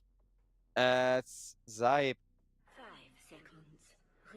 let's see what their final pick is gonna be here, because with the Putch, they need something pretty greedy, I believe, if it's a Spirit Breaker support indeed. I think the Pangolier would have been perfect. Puck, meh. I mean, it is Ria's signature hero, so it would have been great for just a very fast mid lane that can help the Putch set up even more hooks. Pangolier is a little more what the tempo of this game demands, and Zybe, well, they want a damage dealer, so what better damage dealer to go for if you already have a huge frontliner than is Zeus, they say. But against Rinsecu's Chaos Knight and a Bane to both, who can just put the Zeus to sleep as they ignore him for the remainder of the team fight. Well, Zybe definitely have a harder game on their hands than the last game, but Self-Hate Putch got the potential to make or break the game. Because if he doesn't ruin Placebo's lane, and Placebo, of course, got a lot of creeps to put in the way of that hook. He got a lot of little summonable minions as well to help block even more of the Putch's aggression. Rinsecu on the Chaos Knight, well, he's just aggression incorporated. Has a lot of jump potential, especially with Dandy catching people out with the slow, and Stormanyan on that gyrocopter to boast. Dandy, he is still very renowned as a mid player, and we're gonna see whether or not he can hold his own against, well, one of his former signature heroes, the Putch especially, because Putch, he deals so much magical damage while also slowing you that Keeper of the Light, kind of having troubles getting away from all of that DPS that Putch does.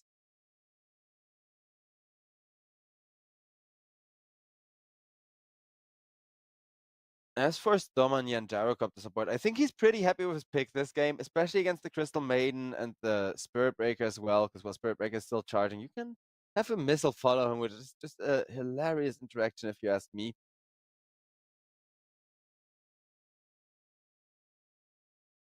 But yeah, classic Chaos Knight plus Bane combo, which is really great for ganks and for pickups early on.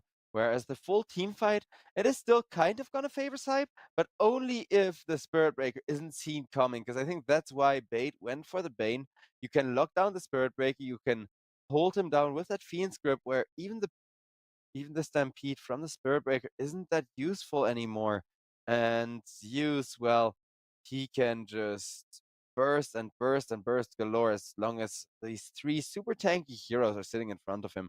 Because none of the cores are really gonna die as far as the lanes are concerned over on the Sybe side, provided they just make sure to keep themselves safe here. And kind of snowball, you know.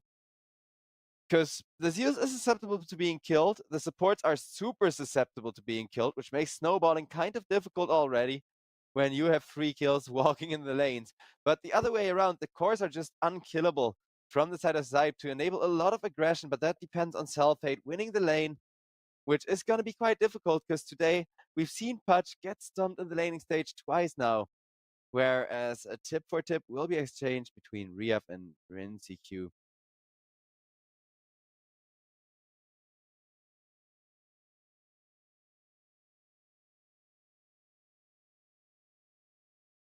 The smokes are gonna wear off as this time around. There is no fancy, hey, we time a smoke to get it later than you shenanigans from the looks of it. Riav's use, it's gonna be a treat to watch him compete against Dandy, because this time around Dandy is on a hero he has a lot more practice on than the Primal Beast. It's gonna be Dandy Keeper of the Night. Dandy, after all, he earned the nickname Piano Player and made a lot of fans by just playing heroes with a lot of activatable items.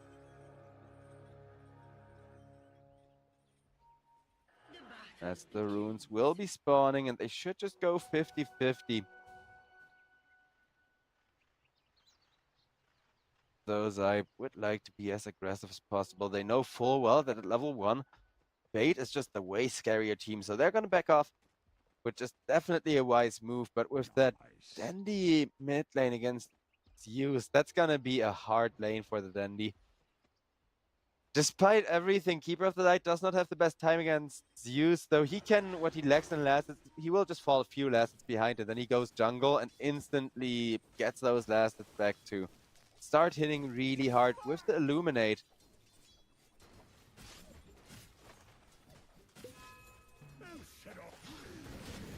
Whereas Pudge gets a nice hook on the Gyrocop to start things off. It's not quite a kill, but as you can see, the aggression is very much there from the Pudge with his Crystal Maiden, as they're trying to run down the Beastmaster. Will not quite succeed, just force out another Rocket Barrage. But Selfhate, he's already playing a very aggressive, in-your-face kind of Pudge, which is exactly what we need to see here. If SIBE want to stand a chance in this game number 2 at all, as I think this time around, Bait have a way more solid draft. Though the one lane where SIBE are definitely sure to go kind of okay is gonna be the mid lane, because Zeus just out-harasses a Keeper of the Light by a little bit once he gets his boots. Dandy, on the other hand, has the way more reliable gank potential, because Zeus has to wait for his level 6 cooldown for the Thunder God's Wrath every single time he wants to help a side lane. Whereas Dandy, well, he has to leave the lane in order to do so. He's one of the fastest heroes in the game, and he can do so with a lot more damage. So by the time the mid lanes come online, that's the point of this game where I'm looking really forward to. Unless Pudge gets good hook, but he once again fails to secure it, as instead Zenus on the Razor will be going down as the first blood to the Bane Chaos Knight combo, which is one of the strongest lanes you can get in all of Dota. As Spirit Breaker, he put down a little tree just to buy himself space for the solve. He will be solving up as Rin CQ needs to be careful against this Razor, but not just the Razors. With the Spirit Breaker charge, the counter combo is coming through of a bajillion damage stolen. But still, Bait, they're happy to have gotten the first blood gold and the extra money on the Chaos Knight to make sure the lane is just going very comfortably over on top.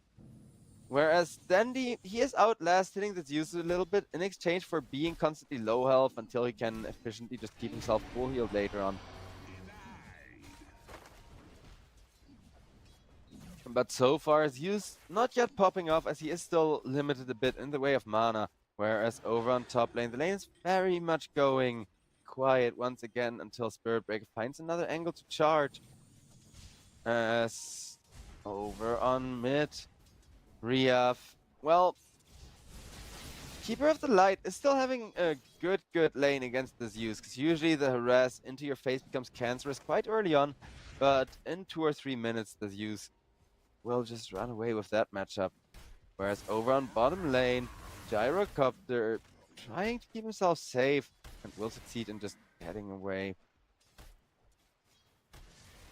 Everywhere is just pretty much regen being traded now, as people are able to heal themselves through being gone for, though. Over on the top lane, Sunset is out of regen as a matter of fact, so if he gets caught, he does need to be careful. but makes sure to at least dodge the brain sabs from Mary Y, as Mary Y just so powerful on the Bane. And this time around, the Gyrocopter does not get himself away, as he's getting caught with the Crystal Maiden and the follow-up hook on the Beastmaster. Try and get more, but all they get is the poor little hawk killed off. SIBE still once again pulling ahead at the laning stage, which their drafts pretty much seem to require. SIBE are just drafting the type of aggression where if you don't win during the laning stage, you're gonna have a hard time winning later. With the Zeus and the Razor, that's not so much the case, but with the patch against Chaos Knight carry, very much so, because Chaos Knight, he has built in giant crits for damage, which you can see on the Spirit Breaker here, though Razor draining some damage himself from Mary White to make sure that his support is gonna stay safe. Whereas over on bot lane, speaking of support staying safe, Stormanian needs to be very careful against Pudge, but Pudge takes a lot of harass damage to the face for that. Still has a Fairy Fire to eat for just a little bit of extra health. Though Pudge without the Flash Heap active is quite squishy, especially against the Beastmaster Exoras. Self-Hate trying to be as annoying as possible here. The safe lane isn't really popping off as hard as SIBE expected, but mid is just a free farming Zeus against a free farming Keeper of the Light at this point, whereas top kind of a back and forth, but still slightly favoring SIBE as long as they're able to keep their Razor in defensive position next to the Spirit Breaker, so Spirit Breaker doesn't die before he can really start ganking and start being a little more global. Ooh, Crystal Maiden catch just barely not long enough for the Pudge hook to come out. Self-Hate. Clearly, he's not quite a dandy Pudge as far as his hooks are concerned. But we're gonna see if it's good enough, as Pudge against Chaos Knight definitely still seems like a winnable matchup, and in comes an ultimate from Rhea, killing one, turning the fight around just before Zenica dies. Now comes the charge from the Spirit Break just to make sure they get Dandy, and Dandy, like I said, could gank a lot earlier and come online, pop off just so fast. But he gets destroyed, gets tipped for it as well, just that demotivational tip, and Pudge will give another one to the Beastmaster, as SIBE are just BMing the hell out of Bait here. Bait, if they get their Chaos Knight online, they're definitely still looking strong. You gotta keep in mind that was all of Zeus's damage potential for the next 80 seconds still. So that is a long time where Zeus just cannot help the side lanes in any meaningful manner. But Beastmaster, he gets caught off guard by the Crystal Maiden as in comes the Gyrocopter to secure the Pudge. Pudge will go down though, and so he got the homing missile flying after him as the flag cannon shots are damaging him a little bit too much. Stomanyan was ready to come in for the tower dive there against the Crystal Maiden, which is always a risky endeavor, but he didn't even need to. Two nice high value return kills for the side of Bait. So on the one hand, Bait are getting messed up really hard on the top lane now after Dandy failed to go for a gank there. Whereas over on the bottom lane, Pudge is not having the lane that he wanted to. We have just seen Pudge come out time and time again today. I'm surprised that today is kind of a Pudge day. Usually we see this hero maybe once a day as a treat, and that's from Got the Juice, but here Self-Hate bursted down under the tower by Dandy, as Dandy this time around wants to go for a high value objective instead. Will get that. Spirit Breaker though got a nice little return charge on the Beastmaster. Beastmaster will be going down, but so will Zenica, as Zenica underestimated Keeper of the Light damage just a little bit. But now Zeus comes in hunting, and Stomanyan manages to get away. Excellent disengage there for him. Never mind that there's the Zeus ultimate. Rhea, he gets that ready just in time, as he is mostly out of mana now, but can still very much help kill off the Bane with some right picks. 9-5 in the kill department, but not that much of a lead for the side of SIBE as they would have liked, because their Pudge is just taking a lot of deaths, and Razor dying as well means Rhea, sure, he's being protected. He's sitting on top of the net worth, ready to ult at any given time, turn a team fight around, but he hasn't really had the level of free farm that he would like, with the Pudge kind of giving away kills to the offlaner and not really being able to pressure bottom as well, which means Gyrocopter gets a little bit more, you know, solo XP when Beastmaster hits the jungle. Actually, Beastmaster is starting to hit the jungle with those stacks he made for himself, so that's gonna be a lot of gold going around as well. Whereas Patch, speaking of a lot of gold, Selfade not really at the top of the course. He's exactly where you do not want to be at all as a Patch. 0 and 2 behind in gold with 2 flash heaps at least, so those forever stacks are there, making sure the Patch scales really well. But Selfade, he needs to get quite a bit more gold and XP, and hooks are the best way to do so now that he has the level 6. But there is nobody to be hooked in his bottom lane. If anything, Beastmaster just sends a board to kind of stand in the way and throw some X's to kill the creeps. Nothing that Patch can do against that right now. Which, yeah, is just the reason that this has been such a rough lane for the SIBE Patch. But as I say that, speaking of rough, well, Dandy here is gonna get bashed by the Spirit Break, will be killed up with a great Crystal Maiden ultimate as Rinzi-Q decides to dive the Crystal Maiden ultimate. Can he live for that? No, says the Zeus as he gets a little bit of damage, and just before he gets nightmared, in comes a courier from the Spirit Break. But Spirit Break, if he gets another charge, he could very well just finish the job on Stormanyan. Zeus, can he kill off the Gyro now? Yes, he can. As Spirit Break was instead trying to charge down the Bane, but look at how fast these supports are melting. As Dandy, now that he's behind, he's no longer tanky at all. So while Patch is dying incredibly fast, so is Dandy to the Zeus, and he needs to watch his back whenever Riaf has mana to actually do something. Nice Illusion deny, as yeah, a full restore with the bottle would be huge for the Zeus. But in comes the teleport instead from the Crystal Maiden to make sure Zeus gets a bottle refilled, gets that mana back to at least be able to shove out mid a little bit, as we got ourselves another fact here, as all series where Bait has won ended 2-1. Oh yeah, that doesn't surprise me. That does not surprise me. Bait, they are such an inconsistent and shaky team, but they got the legend Dandy, and they got that insane team play whenever they're kind of working together. So I wouldn't say that the chances here are at 0 just yet. If you stop this Patch from coming online throughout the entire game, then at some point Chaos Knight is just gonna tear Razor or this use a new one, and that's how they win. Chaos Knight is currently very low in farm as far as compared to where he wants to be, but he will catch up eventually. Can press the ultimate for farm later on as well.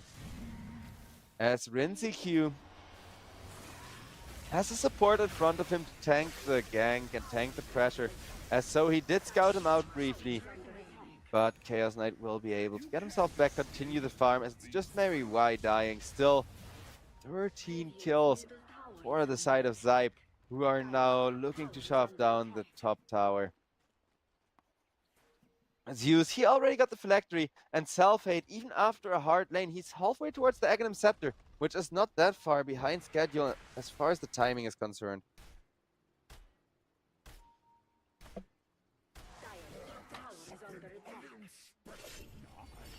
Top tower getting pressured a bit by the side of SIBE, but SIBE, they get Riaf caught for that, and with the huge nuke there from the Keeper of the Light, he will just be killed off. Chaos Knight, though, gets frozen up by the Crystal Maiden, takes a lot of damage, as the Crystal Maiden ultimate doesn't quite finish him off with the bash from the Spirit Breaker. He's still very much gonna go down. Spirit Breaker, though, dies for that as a 3 for just the enemy 1 position. Definitely not a favorable trade for the side of SIBE, as Bait get a little bit of free farm and XP delivered to their save laner, who's very much happy with that one.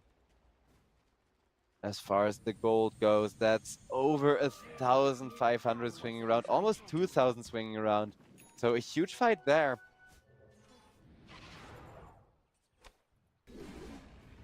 As Beastmaster still working on those stacks he made for himself in the jungle this time around, finally eating them for an Aghanim Scepter. And the Aghanim Scepter is gonna allow Bait to be very aggressive against SIBE, kind of turning the game upside down here, whereas Keeper of the Light needs to be extremely careful that he is not getting caught out of position.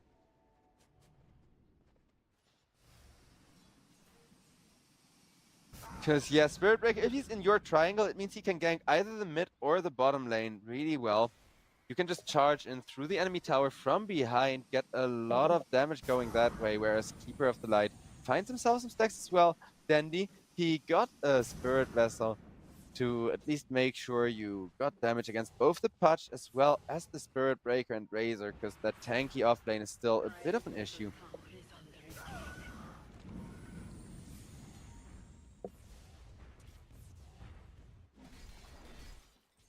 While on bottom,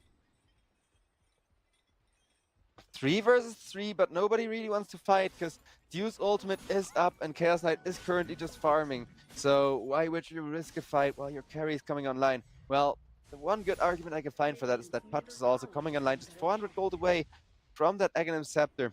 But there is going to be a smoke from the side of Bait. As Bait, let's see who they want to try to find here. Putch, 200 gold to go to his Aghanim Scepter. As it looks like the smoke wants to go for him, but they've already been a little bit hesitant. As Crystal Maiden comes in with a ward, Putch just grabs full health with an ultimate on the creeps, and Crystal Maiden will tank a 3-man smoke gank there, which is a nice return kill. But it is just the Crystal Maiden when really they were looking for the Putch to disrupt that Aghanim Scepter timing to keep the Putch from becoming so strong and being able to kind of free farm stacks really easily.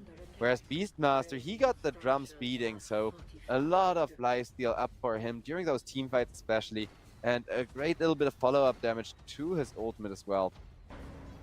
As the bottom tower is gonna get pushed, and of course as Beastmaster attacks things, the drums are just gonna beat faster, so that works really well for him to push towers. Because yeah, Bait, they've picked up a Beastmaster. They're looking to keep the objective gaming up here, deny the farm on SIBE's side, but SIBE, they still have some stacks ready, so for now they're all gonna be farming well enough. Whereas Sulfate, with that Aghanim Scepter, look at his farming speed. He needs to be careful not to kill himself and to kind of use the flash heap sensibly. But that is going to be Pudge's comeback timing as Bait, slowly but surely getting their Chaos Knight online, and currently looking like they're just fine with the way the timing in this game is working, as Mary Y killed off, and so is the Beastmaster with another hook, another flash heap going to Sulfate as well.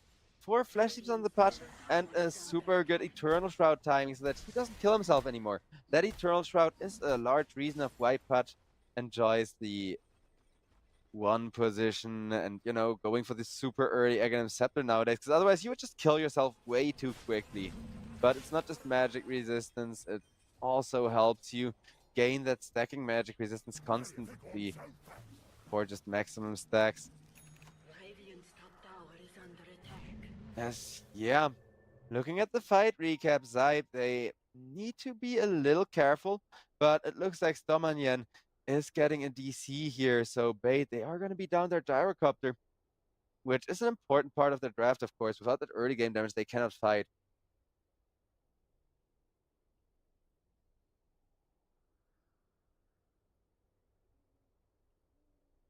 The difference in the course at this point minute, as Dandy, he almost completely managed to catch up to the Zeus here, as Zeus is still very much sitting on top of net worth, happy that he has so many tanky teammates who can just take a bunch of damage to the face for him.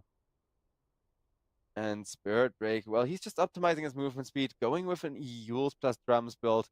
And yeah, I do like the Euls on the Spirit Break in this game particularly, because there is a Beastmaster or there is a lot of things that set up one hero for death. The homing missile is another, the catch from the Bane with the Fiend's Grip, or from the Chaos Knight for that matter. If somebody's surrounded by Chaos Knight Illus, it's also really great to just use them to buy them a little bit of time. So it is going to be a full support utility kind of Spirit Breaker. Whereas Bait just free farming up a Storm on Dandy still, who went for an use of his own to make sure he can save his teammates as well as himself.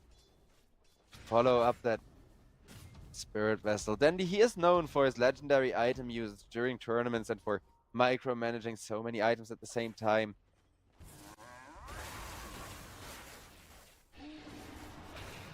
Though I kind of hope that Dandy gets a Dagon. I think Dagon is actually a great way of turning the game around here until Putt can't really kill you easily anymore.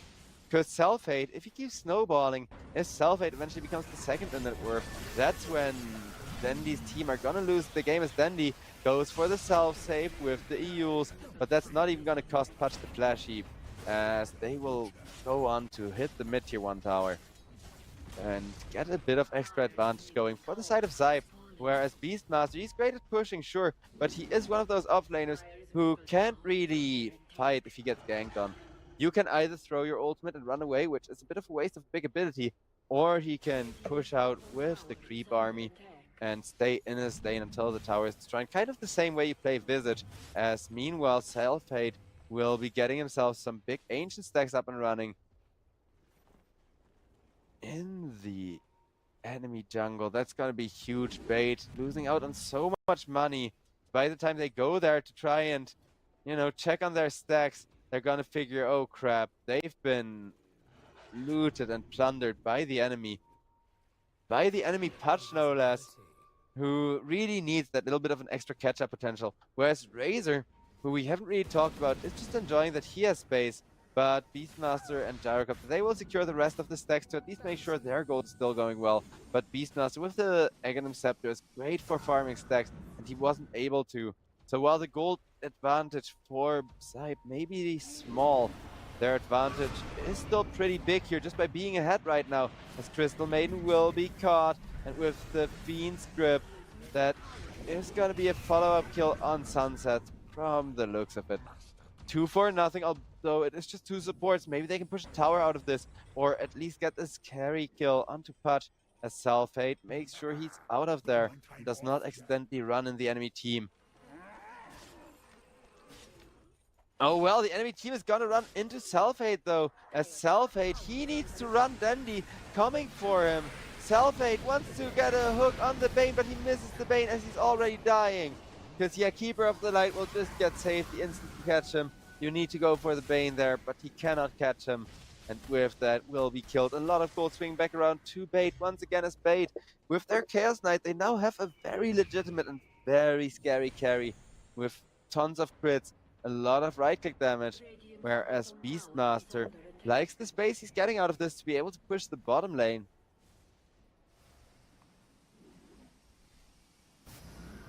Though SIBE, they got this ultra fat Zeus, and nobody can really deal with the Zeus except for pressing BKB, so people are gonna be forced to be building up BKB soon when the 5v5 fights start. That's kind of the timing that SIBE want to use before this Chaos Knight just outshines them in every regard. Because CK, he's farming, he's starting to join team fights slowly but surely. And by the mid to late game, he's just gonna start critting people into bits, whereas Spirit Breaker doing his best to push and be annoying over on that support, try and get some money going for himself.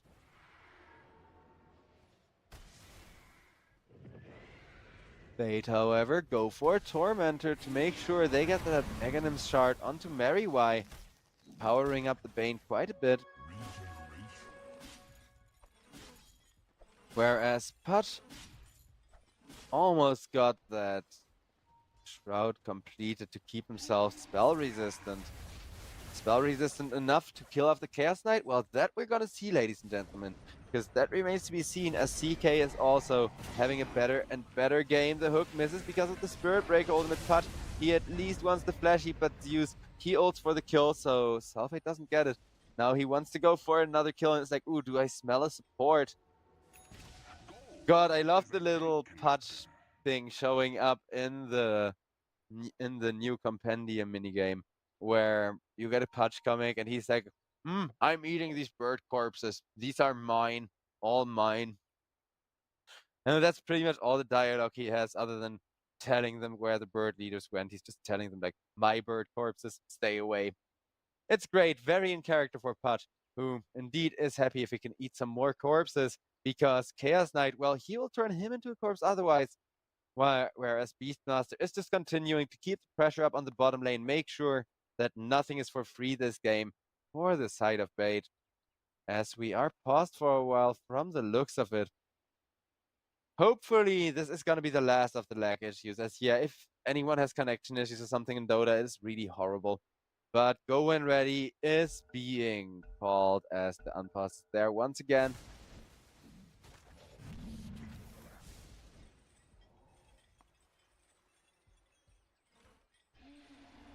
Dire's middle tower is under attack.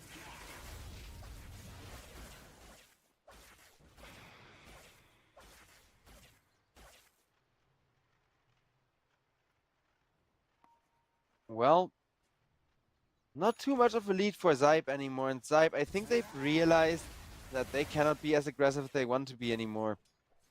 Which kind of sucks, but on the other hand, Zeneca almost got that BKB, and the Razor, he has been farming jungle and just been missing from the action for quite a long while, but with that BKB, his ultimate is gonna do so much work in the next team fight. As they need to answer him, and they need to answer him well with the Chaos Knight. As in comes an initiation by Salfate, who gets a flash heap for that. He will be called down upon, but Patch, can he survive against the Chaos Knight assault? Not with Chaos Knight having a BKB, just rendering himself immune against the Patch's huge magical damage, but in comes the Razor with a BKB of his own. He's gonna tank through the homing missile from Stormanyen. Stormanyen with the Razor ultimate just killed up as Chaos Knight. He's still remaining holding his own, but nothing that Rinseku can do against the static link from the Razor as Zeneca gets an ultra kill up of the first BKB. One BKB to rule them all. That was the 9 seconds on it, mind you. But guess what, Zeneca, he's already going for a refresh orb, so maybe he can press 8-second and 7-second BKB in the same team fight and do something like that again, because look at that. Patch goes for the jump, goes for a support kill, which is very nice, but he will get surrounded by Chaos Knight, and as Chaos Knight sees he doesn't kill him fast enough and needs to chase, he will go for the BKB. But with the Crystal Maiden ultimate there, having ticked everybody low, Razor goes in with his ultimate doing so much work, and the BKB being pressed in perfect timing pretty much, allowing him to turn around on the Chaos Knight for the cleanup at the end of the team fight.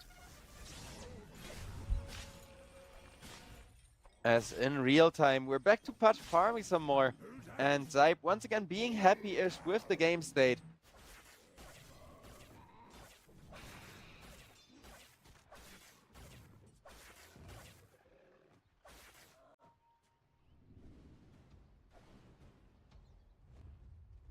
As out comes the smoke from Bait, because Bait, I think they realized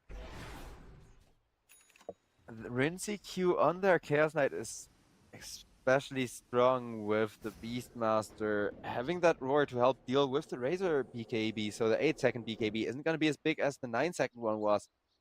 But everybody has evacuated towards top lane, while Riaf is going for the typical Shard Manta style build to make sure he has enough damage against these tanky heroes like Beastmaster as well as the Chaos Knight to kind of keep his damage up, though eventually his use as the main damage dealer is kind of gonna fail.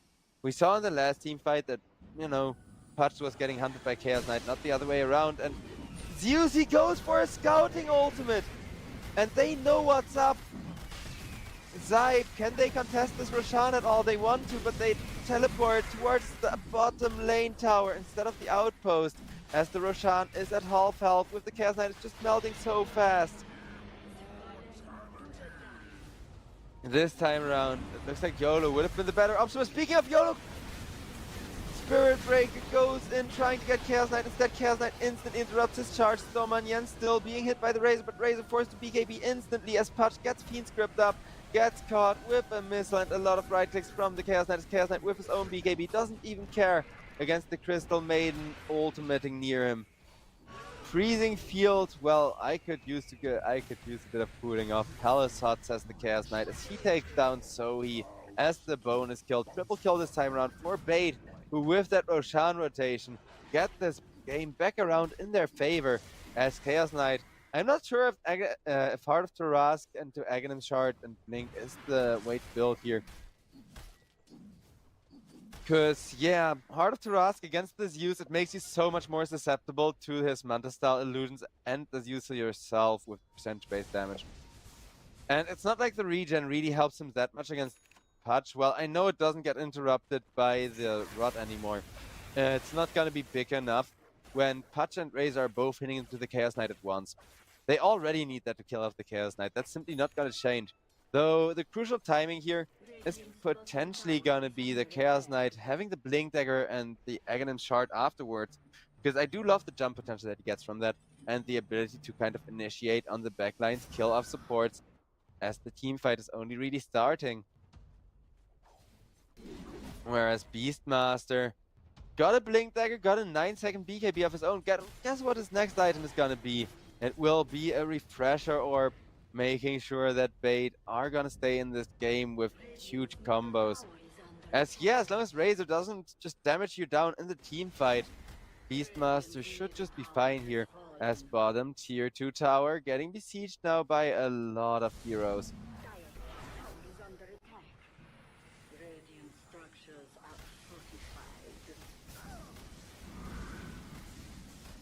fortified. The Keeper of the Light so far mostly D-pushing. He is at this point just there to force out the Razor BKB in the team fights. Well, soon he will be more useful because there will be more BKBs that he can force people to press.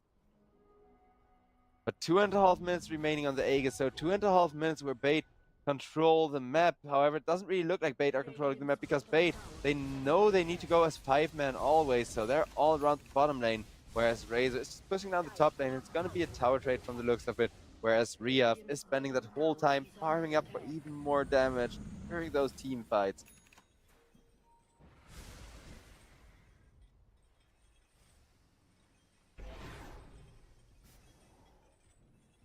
Riaf also trying to make sure he keeps the lanes pushed out. Sitting behind Bait in their own jungle. Saying, come at us, we know you got the Aegis. We're not gonna initiate into you. We're just gonna slow push your tower here. And Razor, he got a Manta Style as well, so it is 2 Manta Style heroes for SIBE, which is gonna increase their chances going into the late game by a little bit, but I don't think that's really gonna make the difference in 1v1ing a hugely fat Chaos Knight. As Rinzy Q, he's not on top of the net worth, but he is just extremely strong at this phase of the game, so before 30 minutes even passes, he's gonna Sentinel Illusion up on the high ground, start pushing a tier 3. Whereas Razor, guess what he got? Well, it's a Refresher Orb, it's Eye of the Storm level 3. So he's got one of the most powerful combos in the current patch with the double ultimate. We're gonna see. I really hope the wait is gonna be worth it for the next team fight, as the win rate almost exactly 50-50 once again. With Bait having gone for some excellent push, but also almost losing that Aegis of theirs. And, you know, most of their tier 2 for that as well, as Top has been taking a lot of damage from the Razor illusions. As Razor just sitting in the jungle, he's entirely okay.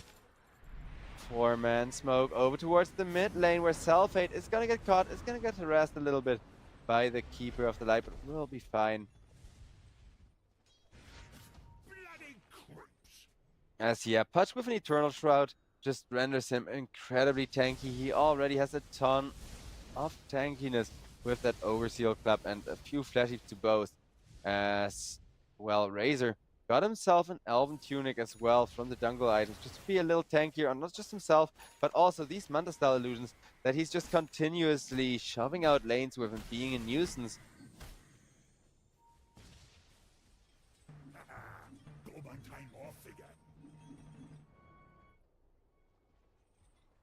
Whereas with a 5-man smoke, SIBE are looking to go deep and set up for a kill, but they barely missed the Gyrocopter. This Gyrocopter just roams out of there. And there is absolutely nobody above the safe lane. As all of Bait are instead looking for a kill themselves, and both teams have absolutely rotated around each other. As Bait are going for yet another smoke and are hoping to get the first initiation, the first jump onto SIBE here instead.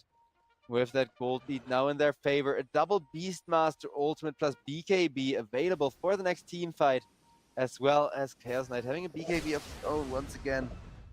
It's gonna be huge, but Zeus goes for an exploratory ult, and this is the second time that Zeus ult just puts Bait at a huge disadvantage by giving vision, because now Selfhate, he immediately knows where the enemy team is, he immediately knows where he wants to stand, but does he really want to stand there? Well, with the Spirit Breaker coming in, probably yes, as Patch holding his own, and well, Beastmaster with the first BKB gets a nice jump on the Zeus, instead turning the fight completely around, because now most of the damage is gone. But is it really most of the damage? Because look at the Razor with the ultimate trying to kill off Stormanien. The creeps are kind of annoying and counterproductive with that, as Razor gets put into a nightmare, cannot go for more. Dendi gets ran down by that one position Patch, and Patch is going to get a bonus flash heap, as Selfhate will secure another kill.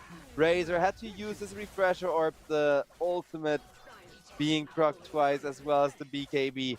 But with all of those resources, they do turn it into a one fight over on the side of SIBE, as they do get the gold back in their favor. And more importantly, they show this Chaos Knight that against the Razor, he's still very much a mortal, regular-ass hero for the next 10 minutes or so before he becomes that raid boss that he wants to be. Whereas Gyrocopter gets ran at with the Razor being in a position to contest. But guess what, Razor? He doesn't have a stun.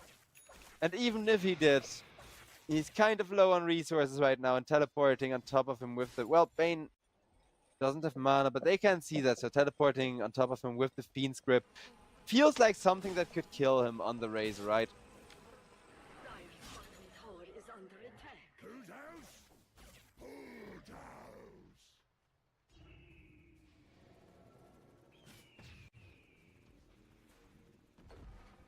Well, Bait looking to go for a Tormentor from the looks of it.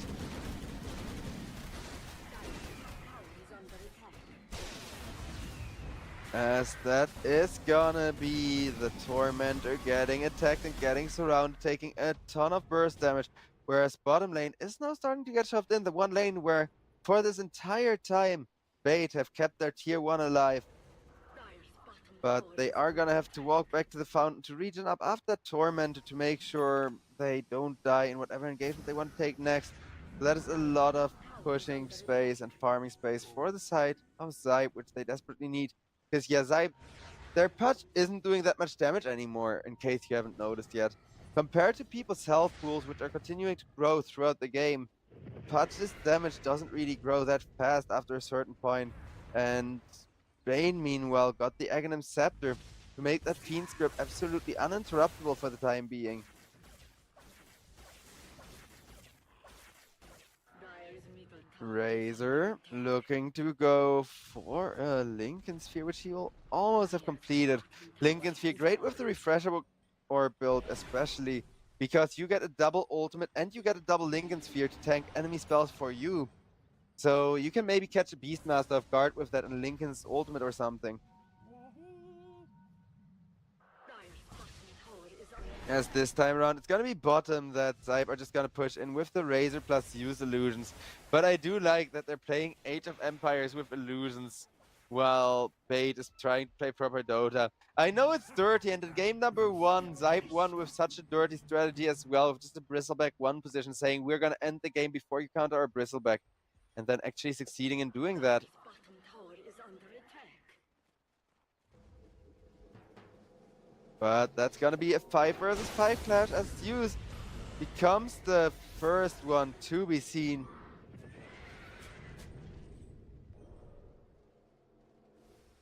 Dire's bottom tower is under attack.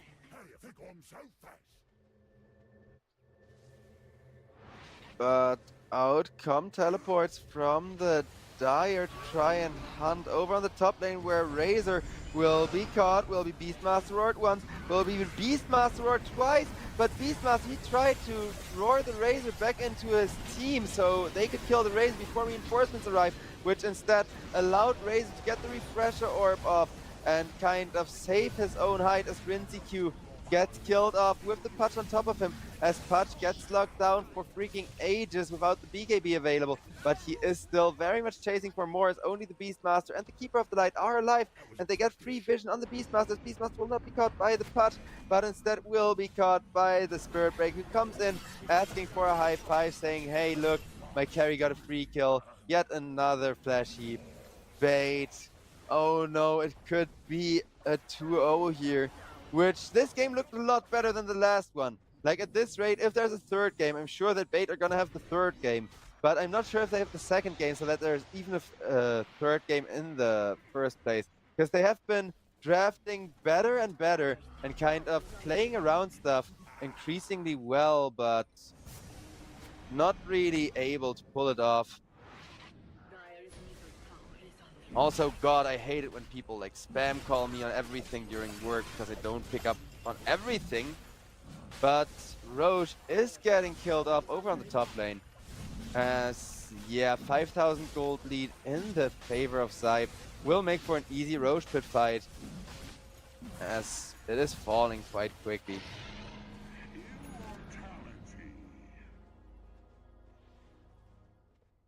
6k lead for the side of SIBE will remain, as Chaos Knight has been farming well off his own accord, and his next item is going to be a huge Assault Curse to try and render everybody tankier against the Razor with his super fast damage increase from the ultimate, where like you ignore a point of armor with every strike in succession, and he rapid fires people. It's just one continuous beam of lightnings being out on a hero. So Assault Curse, it gives you a little bit of armor that can get ticked away, but I really wasn't expecting to see this patch win for the first time today in an unorthodox Spirit Breaker draft, out of all things. Because Spirit Breaker, he has been nerfed quite a bit into the ground, but as a support he still seems to be worthwhile as long as he sacrifices himself in all the right moments. And he has 0 items, as you can see, because he just has a ton of that, well, 6 steps for 3 kills, which isn't that bad, but mostly Spirit Breaker's job with 17 assists is to catch people for the patch, to just jump them and make sure that Self-Hate keeps the momentum going. As he asks, are we getting freebies now? Well, it's not really a freebie, because if you don't end this, Chaos Knight will just destroy you, but Chaos Knight, even fat as he is, I think the Heart of Tarrasque was just not the right item to build there. I think he should have gone Assault Curse way earlier, way before the Heart of Tarrasque in this particular game, to have it ready by the time Razor had the 9-second BKB and came online for the first time. Not kind of trying to get an AC now to deal with a Razor who's already dodging your initiation attempts pretty much. As yeah, that homing missile will be killed off, and I don't know. I mean, kill Zenica and you get to stay in the game as bait. Don't kill Zenica and it's gonna be quite an easy GG, as the Chaos Knight Bolt is gonna be reflected back by the Lotus Orb as well. And Zenica, he's just being Lincoln Speared and Lotus Orb constantly to make sure that he's untargetable as an initiation target, because he's the one hero that they cannot afford to lose before a fight starts. And they know it darn well on the side of SIBE. Just keep shooting down those missiles. Keep making sure that these Rex aren't pushable anymore. Razor has enough attack speed to deal with it on his own this time even, as the Rex are just slowly getting pushed. But there is still over 2 minutes on the Aegis, so that's over 2 minutes where Zenica can just keep sitting here and hope they waste a little bit too many resources on him. As homing missile, well, it is one of the most powerful stunts in the game, even with the refresh from the Keeper of the Light. Doesn't seem to be doing that much work, but a third one may at least put Razor at a bit of an awkward spot. But while the third one comes out, Patch goes, okay, initiation time, jumps on top of the Beastmaster, tries to get the Bane as a bonus kill, will not quite get the Bane bonus kill, but Razor presses the Refresher Orb just as a contingency, while he's gonna continue pushing out those Rags. And that's gonna be the first lane of Rags going in SIBE's favor. SIBE not having any great pushers isn't really helping them out, but as long as the Razor survives, they cannot fight into the Razor, and knowing that SIBE is just trying to abuse the high ground push by having the Razor be the only one that pushes and having him have so many supports sit behind him, as Gyrocopter will be caught by one of those supports and made short work of, or maybe not thanks to the Overseal Totem, as Gyrocopter jumps away and tries to get himself away from the Razor, but can only do so for so long against the Razor ultimate as his armor is being reduced. Rinseq though, with the Assault Curse, as you can see, he's too tanky to really bother with the Razor. He will, however, just teleport back to the base saying, I know you got no stuns, Razor, to try and stop this push some more. One hero for 3 that will allow SIBE to get some more tower damage in, but they are pushing even slower than before because there's less tools to save the Razor.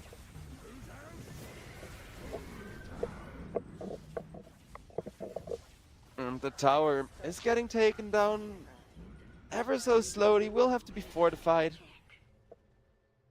30 seconds though until Bane have their entire team and a lot of damage ready once again to fight.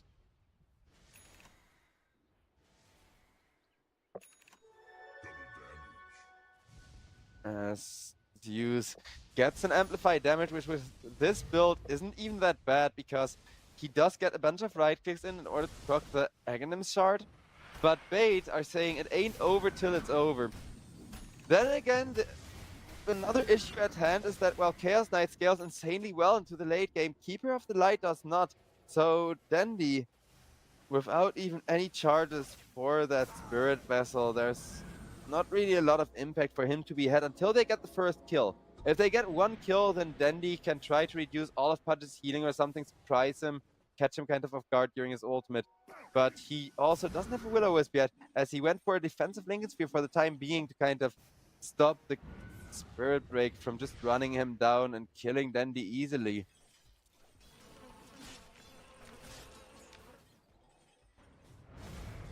The Ancient have been stacked as they wait for the Wisdom Rune to spawn, while casually doing a Tormentor. Or actually, no, they killed the Ancients and then, you know, waited for the respawn there. Fair enough. But they did kill them before the, like, 42-minute mark, while also going for a Tormentor after having put excellent vision just for that maximum little gold advantage efficiency. And while the gold is definitely there for SIBE, they don't have the second BKB and ultimate on the Razor yet, who's still waiting for his refresher or become aligned, but now has it again. And Zeus Razor, the Lightning Illusion combo, as both of them just make fakes of themselves and have them walk down lanes with tons of magical damage. All of SIBE are smoking up, looking for potential kills, but what they really want to do is be able to push up the high ground and end this game before it's too late, because you can see Chaos Knight living longer every team fight.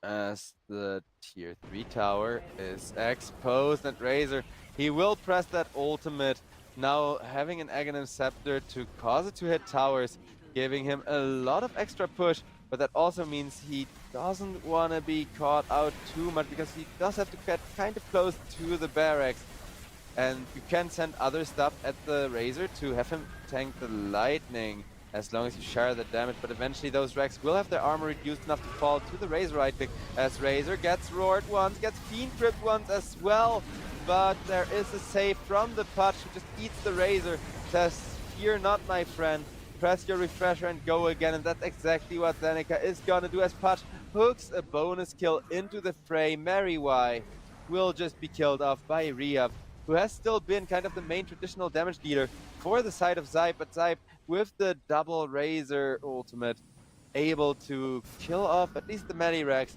and leave Bates looking far open for assault.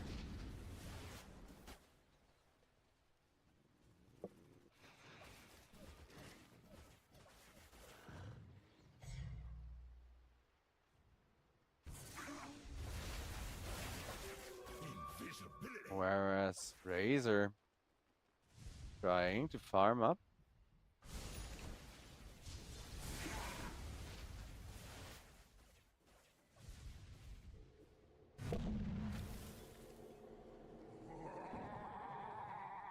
I wonder what more Razor can do to get stronger, as at this point the buyback stat is probably going to be the most important factor. But other than, you know, having a buyback and being able to jump in again with teleport boots and kind of going for the reinitiation of a team fight, I don't really see what the Razor can do here. As Roshan comes over to his vacation home in the top lane, and well, as he just goes for a quick move to his vacation home, he will immediately be expected by a Zeus, by a Pudge as well. As this Aegis, I think it may be the last chance for SIBE to end this, but with how fast they're pushing now with the Razor, I think it should also be enough. One more high ground push to rule them all, as Spirit Breaker gets himself an Aghanim Scepter going to make sure that he can deal with a BK beat up Chaos Knight or Beastmaster for that matter. And Zeus goes for an ultimate to grant some vision, to give Spirit Breaker decision on who he wants to charge, but he goes with just pushing the lane. As I do like Spirit Breaker on the support, going for a late Midas, just in case, like, hey, if the game goes late, I'm gonna be an additional core and nobody can stop me from stunlock bashing them up. So in that sense, Sunset, I really like his approach here. Though I want the game number 3 out of Bait. Bait, it's like that little fun fact earlier showed, all of the series they have won were 2-1s, which is just kind of their play style, but Beastmaster gets destroyed too quickly. And with that Beastmaster being down even after the double, well, one roar and the refresher orb, The Razor can just go ham, running down Rinzy Q. Rinzy Q, he lives! The hook misses and the Rinzy Q Chaos Knight lives! They're trying to pursue him, but they do not find him. As Chaos Knight gets himself away, though Razor, he still has the ultimate ticking. And after that ultimate is over, well, guess what? In just 1 second from now, that's gonna be the refresh orb, instantly pressed, instantly a new ultimate. As that will be Pudge going for a high value hook onto the Bane. Well, Bane is just a lowly support who doesn't even have the buyback ready. Without the saves, Chaos Knight cannot go in, and he knows that full well. But now, even with the saves, there is gonna be mega creeps as Razor jumps forward, looking for more. And this Razor hero, he has a busted high win rate. Look at how tanky he is as Pudge pulls people down for his ultimate to kill. GG is being called by Bait as Bait off to the lower brackets they go. They are in for a hard time now as they 2-1 to manage to stay in the upper bracket for a little while, but eventually it wasn't quite enough from the looks of it. As yeah, we are gonna have one more best of 3 a little bit later tonight in like 45 minutes as well, where we're gonna see whether Nemiga or Asakura are gonna get eliminated. But now we know the contestants of the lower bracket quarterfinals, for the most part at least, with Bait being knocked down and having a bit of a hard time here. As, yeah, altogether, SIBE got themselves a pretty good lead as far as, you know, the snowball potential of their Chaos Knight SAS. Yeah, the overlay is the wrong way around as far as the heroes go, but SIBE, they did 2-0 this, so with that, ladies and gentlemen, we are headed towards a break as game number 4 of the day will be brought to you all by the